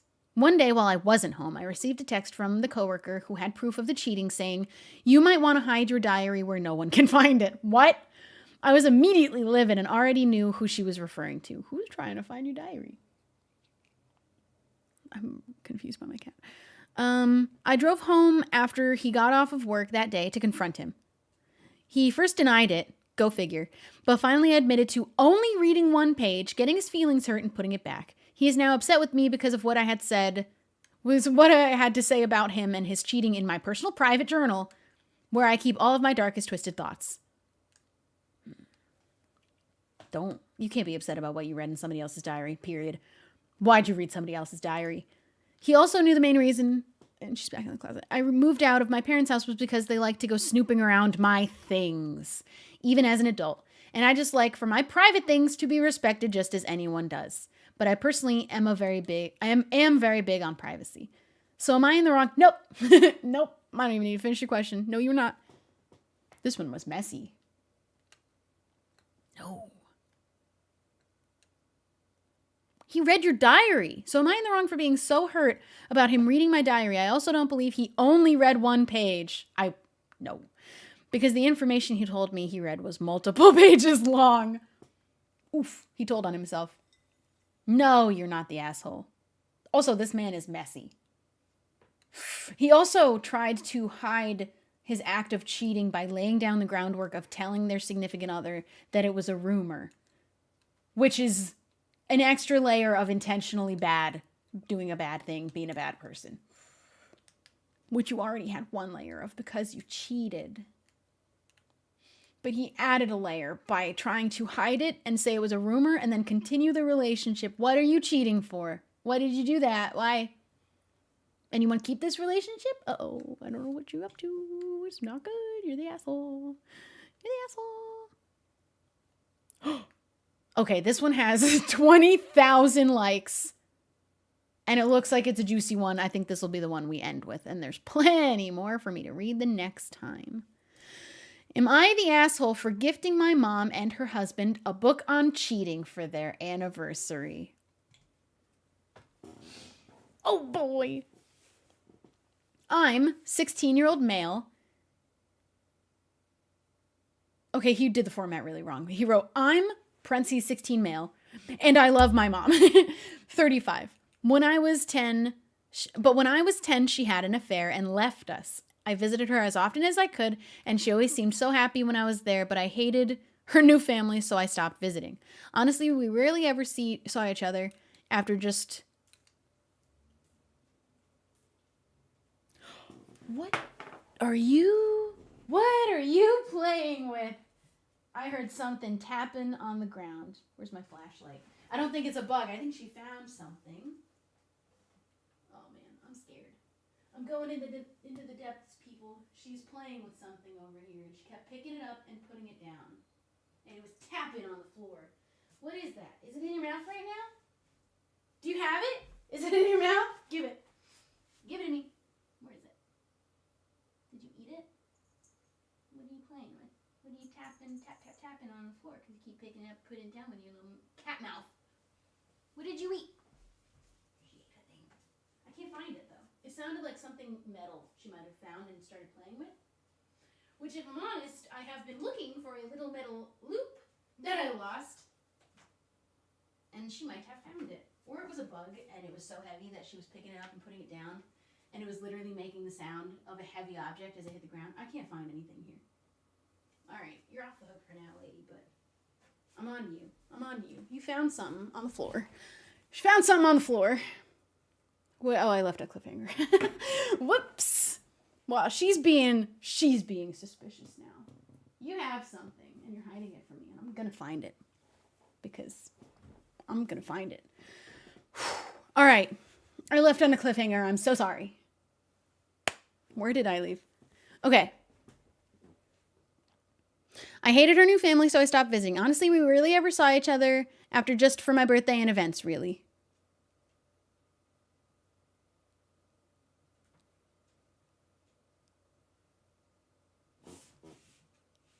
She's going back over there. I can't see. For the life of me, I can't see anything on... I'm getting the big flashlight. Something's over here and I can't see it. What are you doing? Why are you like this? All right, I got the big flashlight. There is something.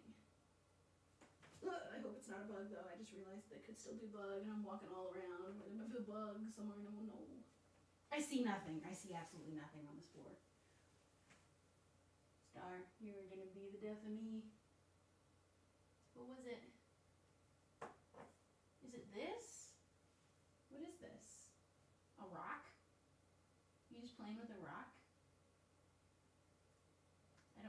is. I think it's just a rock. I think she's just playing with a rock. Okay, well, I found an itty bitty teeny tiny pebble on the floor. I think that's what she was playing with. Whew. I found this teeny tiny rock. I think it was just that. I don't know, man. Because, yeah, this is the sound I was hearing. She found a little rock on the floor and was playing. Okay. All right, let's get into it. She wants us to be... I have to start from the beginning because I don't even really remember what the beginning of the story was. Leela the creature bring it in for a hug. I'm 16-year-old male, and I love my mom, 35. But when I was 10, she had an affair and left us. I visited her as often as I could, and she always seemed so happy when I was there, but I hated her new family, so I stopped visiting. Honestly, we rarely ever saw each other just for my birthday and events, really. I took the rock away. It's not there anymore. She wants us to be close, but I want nothing to do with her new husband, so I've kept my distance.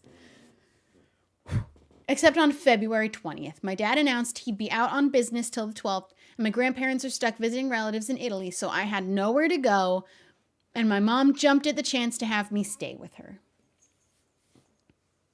She's playing. I'm going to go play with her as soon as we wrap up this stream. And just my luck that my mom's anniversary with her husband was on Sunday. I haven't had a good time here at all, so all I do is stay in my room doing homework or go out with friends to avoid family activities because it sucks seeing how lovey-dovey she is with her new husband and how they seem like the perfect family with their daughters. The morning before her anniversary day, she came to my bed and tried to cuddle with me before she left us, and it made me angry like we can't go back in time and pretend it's how it was. So I pretended to be asleep and stayed curled up and froze until she left. Captivity. I started crying because of that, and I felt angry and snarky, and my mom majored in literature, so I got her a copy of Anna Karenina for her anniversary. That book's about a lady who leaves her husband and son for her lover. Oh my God. I've never read it, but I watched the movie with my girlfriend, and I hated it.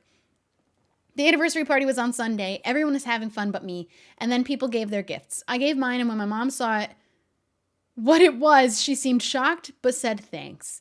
The party ended like an hour after, but at night she was in her room. I heard her crying really loudly. Oh, man. So I kind of eavesdropped a little and heard her saying stuff about that book and me and her husband trying to calm her. The next day at breakfast, she left for work early before I woke up, and her husband straight up called me an asshole and other stuff for gifting them that. It's been a few days now, and my mom has barely talked to me. Honestly, I feel so wrong. I made my mom cry, but at the same time, I don't want to be here, and she knows that, so am I really the asshole? This is complicated.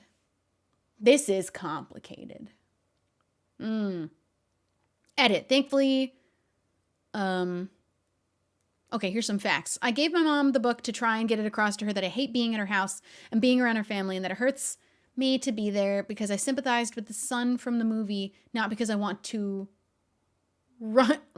train to run her over. Does that happen in the book? I do not want that to happen to my mom. I do not want my dad to get back together with my mom. He's happy with his fiance. My dad has his reasons for not wanting me to go to therapy, and it's just, oh, wait, your dad actively does not want you to go to therapy. That's weirdly specific. He has reasons for not wanting you to go to therapy and is just being protective. That's odd. That's weird. My first thought was going to be he obviously isn't ready to be around his mom and her new family, and hasn't forgiven her for her affair, which is okay. He's 16, but it was really difficult for him to have to be because there was nowhere else to put him because he's a child, so he does have to suck up this one trip over to his mom's and be around her family, but obviously that's going to be hurtful. You don't want him to get therapy? Actively, like specifically, you don't want him to get therapy. I don't know. That's weird. He has his reasons. He maybe had a bad experience with a therapist, but your kid needs therapy. Your kid needs to talk to somebody about his feelings, not on Reddit. That one's weird. And mom's trying. I don't think he's the asshole because he's 16 and he is not happy about where he's at and is not ready to be around her. And she cheated. If it was just a story of her leaving his dad and then starting a new family because they weren't meant for each other and she went and found somebody that she is meant for. But she did cheat on him. That's a rough one. Yes, I stopped visiting my mom because I hate her husband, but she had custody of me on weekends or breaks. She could have forced me to be with her, but since being with him and making him be with us whenever I did go, this is so complicated, I don't even understand who's who. Whenever I did go to her was more important. She never tried anything beyond the bare minimum of going to big events. I don't understand that sentence. That was one sentence, but it shouldn't have been. Yes, I stopped visiting my mom because I hate her husband, but she had custody of me on weekends or breaks.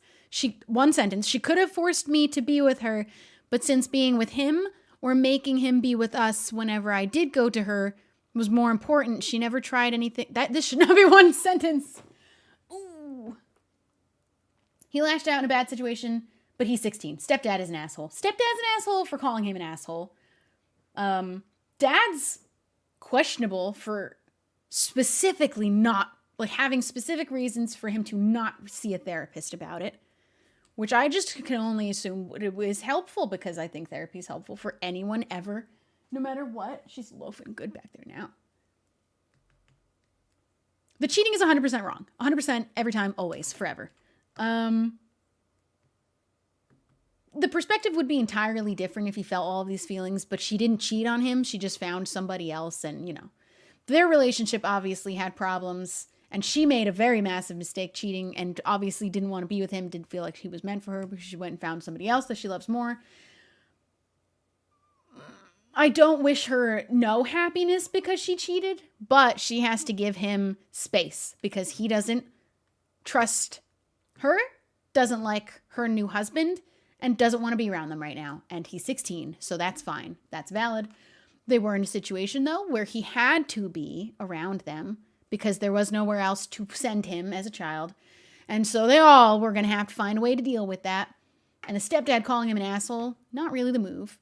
And the kid giving a tasteless maybe gift, but also, you know, maybe laugh it off a second as being a cheater. Just maybe let it slide because you cheated. I don't believe there's a world where all cheaters deserve zero forgiveness all the time. You definitely don't ever have to give them the opportunity to, you know, you don't ever have to let them back in. You also don't ever have to forgive them. But I don't wish every person in the world ever who cheated no happiness ever again in their lifetime. But you broke trust with people who were very close to you, and that doesn't just come back. And he's 16 and was very hurt. He was 11. Is that what we said? He was 11 at the time that it happened. He was 10 when it happened. Yeah, no, you give him that space. Honestly, probably shouldn't have even made him go to the party. Like, did he need to be there? They should just let him stay in his room. Let him be recluse for that whole amount of time that he has to spend with you because he's so unhappy being around you. And wait. You can't make him forgive you. You can't make him come around to being nice to your new husband. You have to give him time, and it will be up to him when he decides to maybe have a little more space for you in his life, but he doesn't have to right now. Dad not wanting him to go to therapy is weird, though. I don't know. That one really threw me. Why? I need to know these reasons. I don't really know. Written by the son, right? No, it's written by the son, so we don't have the mom's point of view. But she cheated, and her son is hurt by that. That's all we need to know.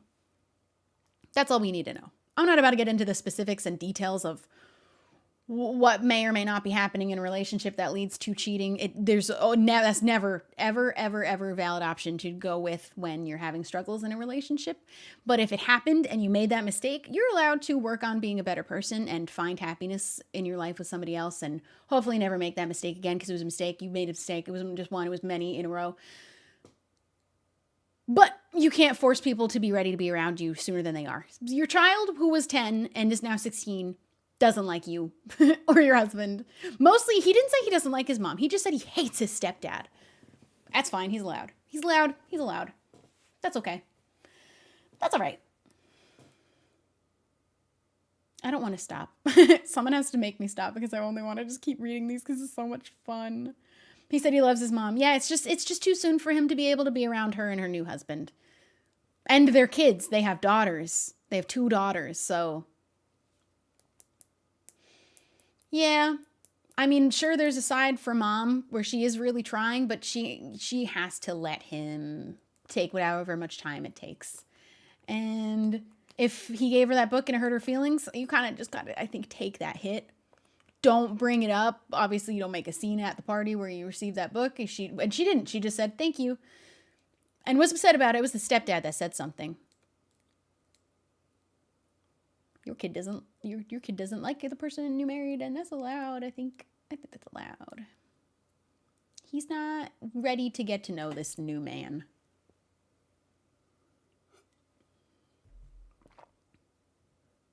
I think he needs therapy.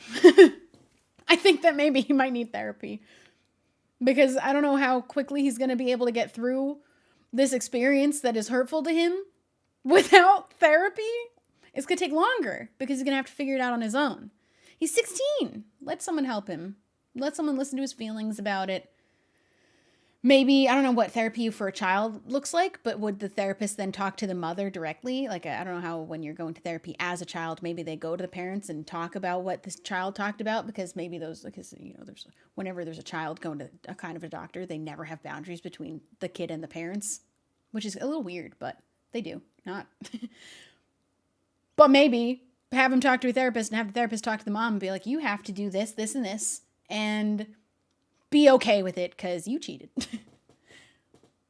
But also it's like a hard conversation of like, she doesn't deserve to be punished forever for all time. It doesn't mean she's a horrible person forever, always, but the person she cheated on never has to forgive her if they don't want to. They never have to let her back in their life if they don't want to. Anyone who had their trust broken by her doesn't have to let her back in or trust her ever again. But all people, I believe, are capable of being better people. But you gotta just let the people that you hurt move on away from you if they want to a little bit. It's hard because it's their kid. I don't know. This one's messy. This one is messy. This one wasn't a fun kind of messy either. It was just messy. It was a little bit just kind of regular messy. Why does the dad not want him to see a therapist? I don't like that. That's weird. That's weirdly. What are the reasons for that? You couldn't include that?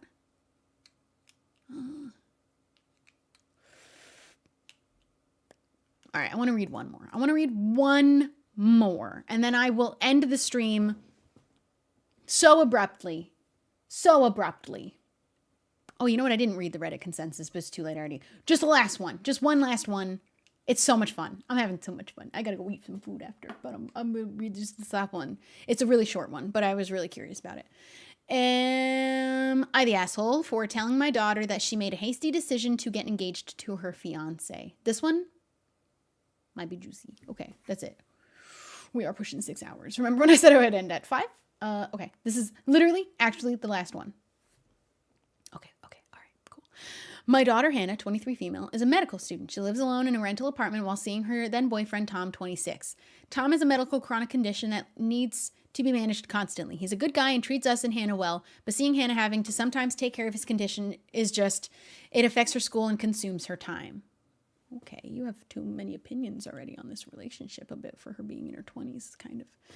But, I mean, you're a concerned mother. Let's all right, give you the benefit of the doubt, I guess. Last week, Hannah surprised us by announcing that she and Tom she also said then boyfriend. Oh, because it's fiance now. Okay, all right. You said this will be a short stream. I did say it would be a short. How did we end up here for 6 hours? I did put it in that it was a short stream. I lied. I'm full of lies. And I'm going to go eat hot chip after the stream's over. Last week, Hannah surprised us by announcing that she and Tom got engaged. She made the announcement. Wait, did they say how long they've been together? No, not yet. She made the announcement while visiting us, and me and her dad were in dismay. Why do you have such strong feelings against him? Dismay is strong, right? That's dramatic. Dismay. She noticed and asked. I had to be honest and told her that she made a hasty decision to get engaged to Tom, knowing he has a medical condition that needs constant managing. I don't know if that's a... Okay, hold on. Which will fall on her, especially when she moves in with him. That is not a reason to not marry a person. I think not really. I don't like that. I don't think I like that. That's the reason it's hasty? That's why it's hasty? Because he has a medical condition? And she loves him and is okay with helping with that? Oh, I don't like this one. Okay. A concerned mother, maybe taken a bit too far. All right. Especially when she moves in with him, she should be focusing on school for now. John Awakens, thank you for the 100 bits. She was shocked, but my husband agreed with me. Oh. I get the concern of like she's already putting her school to the side a little bit. But that she's 23 years old. She can do that. She's allowed to do whatever she wants. Tom looked down. Oh, Tom was there? You said this in front of him? Oh my God. No. You can think it. It's still wrong. You said it in front of the man. Oh, he was there. No. No. Oh, because it was an announcement from both of them. He was literally there. And they looked sad in dismay. In dismay. Oh, no. If that happens and you really can't control the look on your face, because I know how that's like, I'm not able to control it. My face says it all. You say, can we talk to you in the other room? Because we don't want to hurt his feelings in front of him right now. But we'll do it later because he's definitely going to find out about it from you later. Tom looked down for a minute, then excused himself outside. Tom! No! Hannah got mad and said that Tom's condition doesn't affect or hold her back, not even one bit. And she's willing to work. They're entering a partnership. They're partners now. Oh my God. And said that I was out of line to imply that Tom was taking advantage of her. Definitely out of line. And that them getting engaged was a mistake. This is her only concern, too. There's not even other parts to this. It's just because he has a medical condition. I explained to her that getting engaged and eventually marrying a person... Oh my God! It keeps getting worse! It has nothing to do with the amount of time that they've known each other at all. It's literally only about his medical condition. Oh my God. Okay. I explained to her that getting engaged and eventually marrying a person with a medical condition requires commitments and dedication. And frankly, I don't see my daughter becoming her partner's caregiver. That's not even what he's asking for, despite her having knowledge about his condition. She shamed me and my husband for saying this in front of Tom, then took her purse and walked out. Damn right she should. We called and called later, but she still was mad at us. Sure. You tried to call the same day? She's still going to be mad for a while, I think. Eventually, I said what I said because I was worried about her and wanted to make sure she was aware of what she was signing herself up to. Oh my God. She loves him. What the heck? Yes, Tom is functional and can do most things by himself. He's not a piece of technology that has to be fully functioning at all times. This man is not a machine. I'm more worried about the future because it can be unpredictable. Oh my God. At first I thought it was, you know what I thought we were about to get into was a discussion about a hasty decision to get engaged with someone after a short amount of time, which is already like a discussion of there is no like correct amount of time to spend with a person to come to the conclusion that you want to spend your life with them. It's different for all people. There is no too fast, too slow, objectively across all people. It's dependent on each couple what your pace is. That is not what we just entered into. That is not the conversation we just had. He's mostly functional. I don't like the way that is phrased. Yes, he's functional. I don't like that one. Ew. Ew. That's gross. That's gross behavior. That is gross. Someone in the comments, I couldn't believe Tom was actually there when OP said that. The plot twist, but they opened it with, we were both there announcing our engagement. So we all forgot Tom is there. Well, I guess the announcement could have been her by herself with her parents. Oh my God, the shock to find out he was there. Oh no. Oh no. Oh no.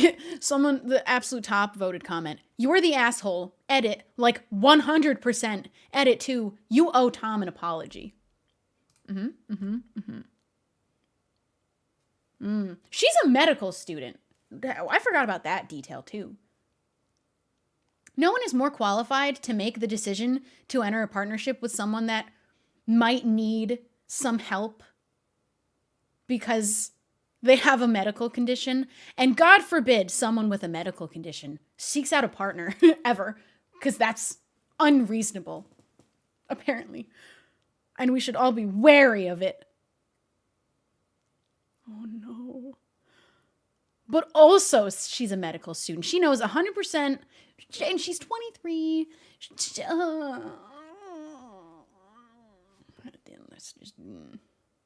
No. No.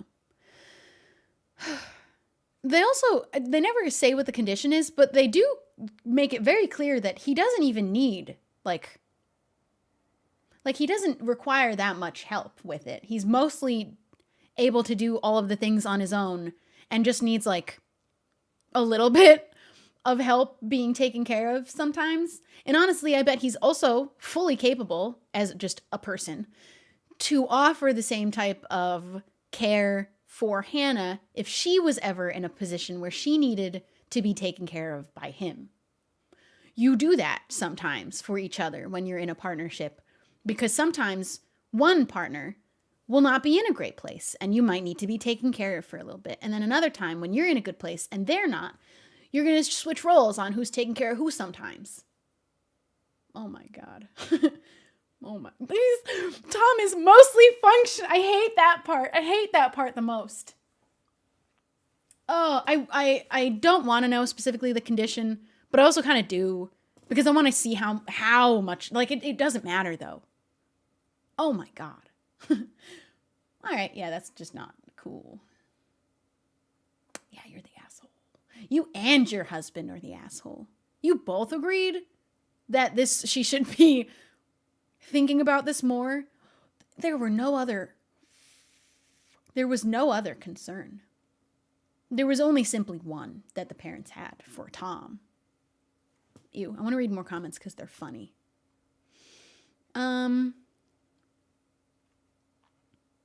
Ooh, this is a juicy reply. It's not clear from the post how long Hannah has been dating Tom. I thought it was going to be about that. But let's be real, you are not upset because she's making a hasty decision. That's what most of these titles of the people who are the assholes are framing it very incorrectly. You are not upset because it's a hasty decision. That's not the problem here. That's not what happened. You're upset because she's marrying a disabled person, and that doesn't match up with how you envisioned your daughter living her married life. Oh my God. I don't see my daughter becoming her partner's caregiver. That's not what's about to happen either, though. You're essentially telling your daughter not to marry a disabled person because she may have to take care of him, which is incredibly ableist. Oh. You're boiling her relationship with a whole complex person down to his disability. I couldn't have worded that better. Getting married to any person requires commitment and dedication, and disability could happen to anyone at any time. As we age, we are likely to become disabled in some way. People don't want to talk about that.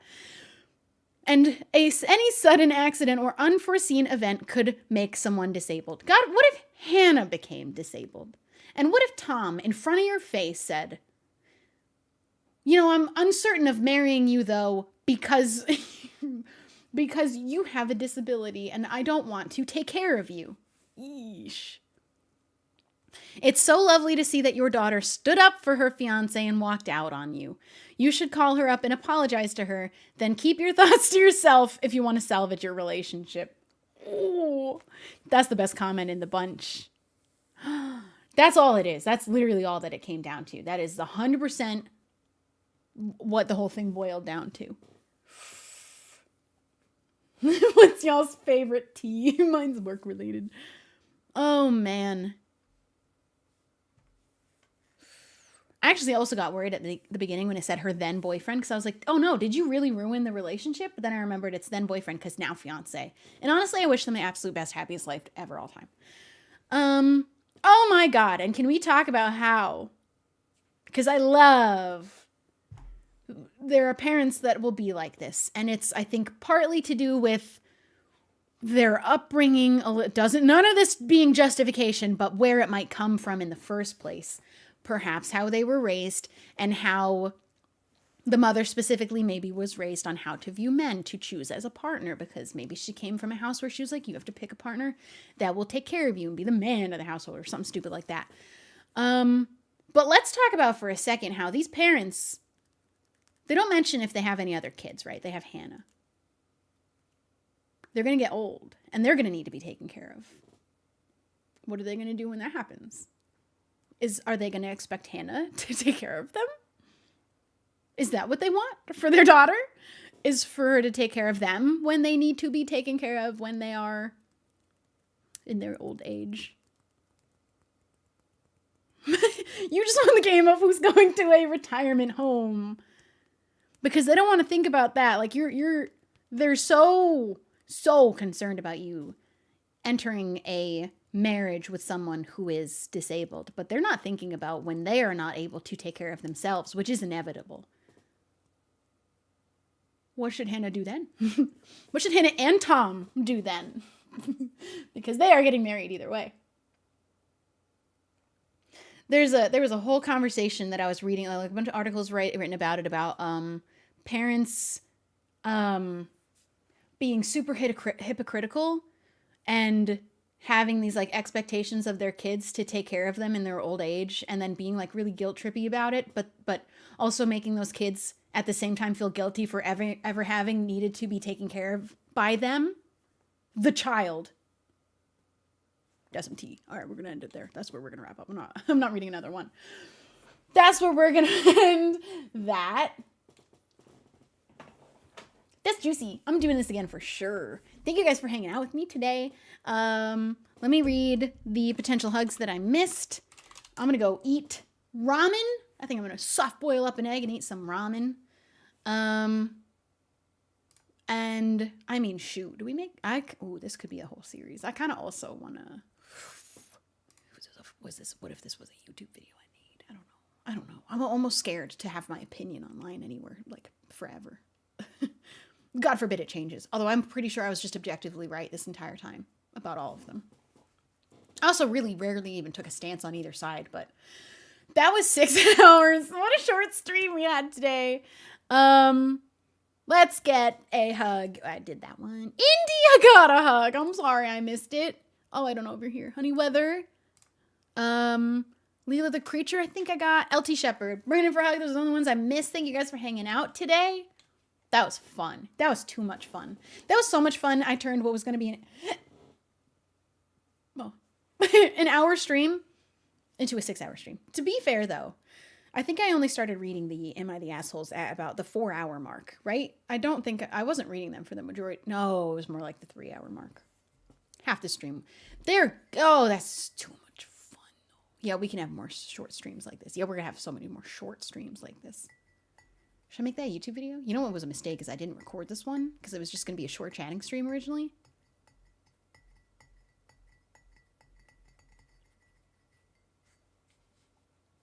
I like the tea of Am I the Assholes? That was so much fun. All right, let me send you guys off. I need to go.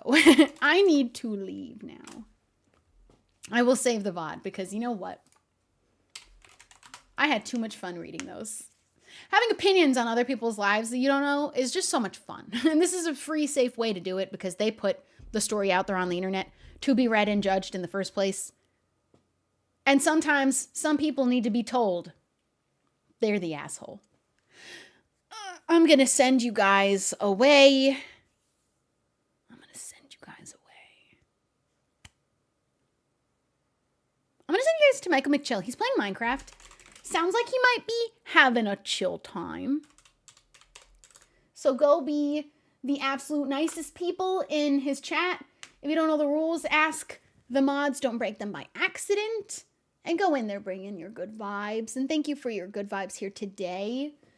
And being objectively right with me on all of these stories of people definitely being assholes. Although some of them not being assholes. And some of them, all of them sucked. But I had so much fun. I will be live tomorrow. I might actually do a shorter one tomorrow because I'm not going to lie. I wore myself out a little bit tonight doing a 6-hour stream all the way up until 11:30 p.m. I'm pretty darn tired. I brewed me up a coffee about an hour ago, so that was a mistake. I just really wanted the imagery of me sipping at all the juicy tea, even though it's not tea, it's coffee. If it was tea, that would be a different story. All right. Thank you guys for hanging out. Do you want to see my cat loaf one last time? Ooh. Cat loaf! I'm about to play with you so hard, and then I'm going to go sleep. All right, goodbye, everybody. Thank you for hanging out. Sending you guys away. Thank you. See you tomorrow. Goodbye. Maybe we watch my episode of what's going to be going live tomorrow, 10:30 a.m. PST. Make sure you're subscribed to me on YouTube. Goodbye, everybody. Goodbye, goodbye.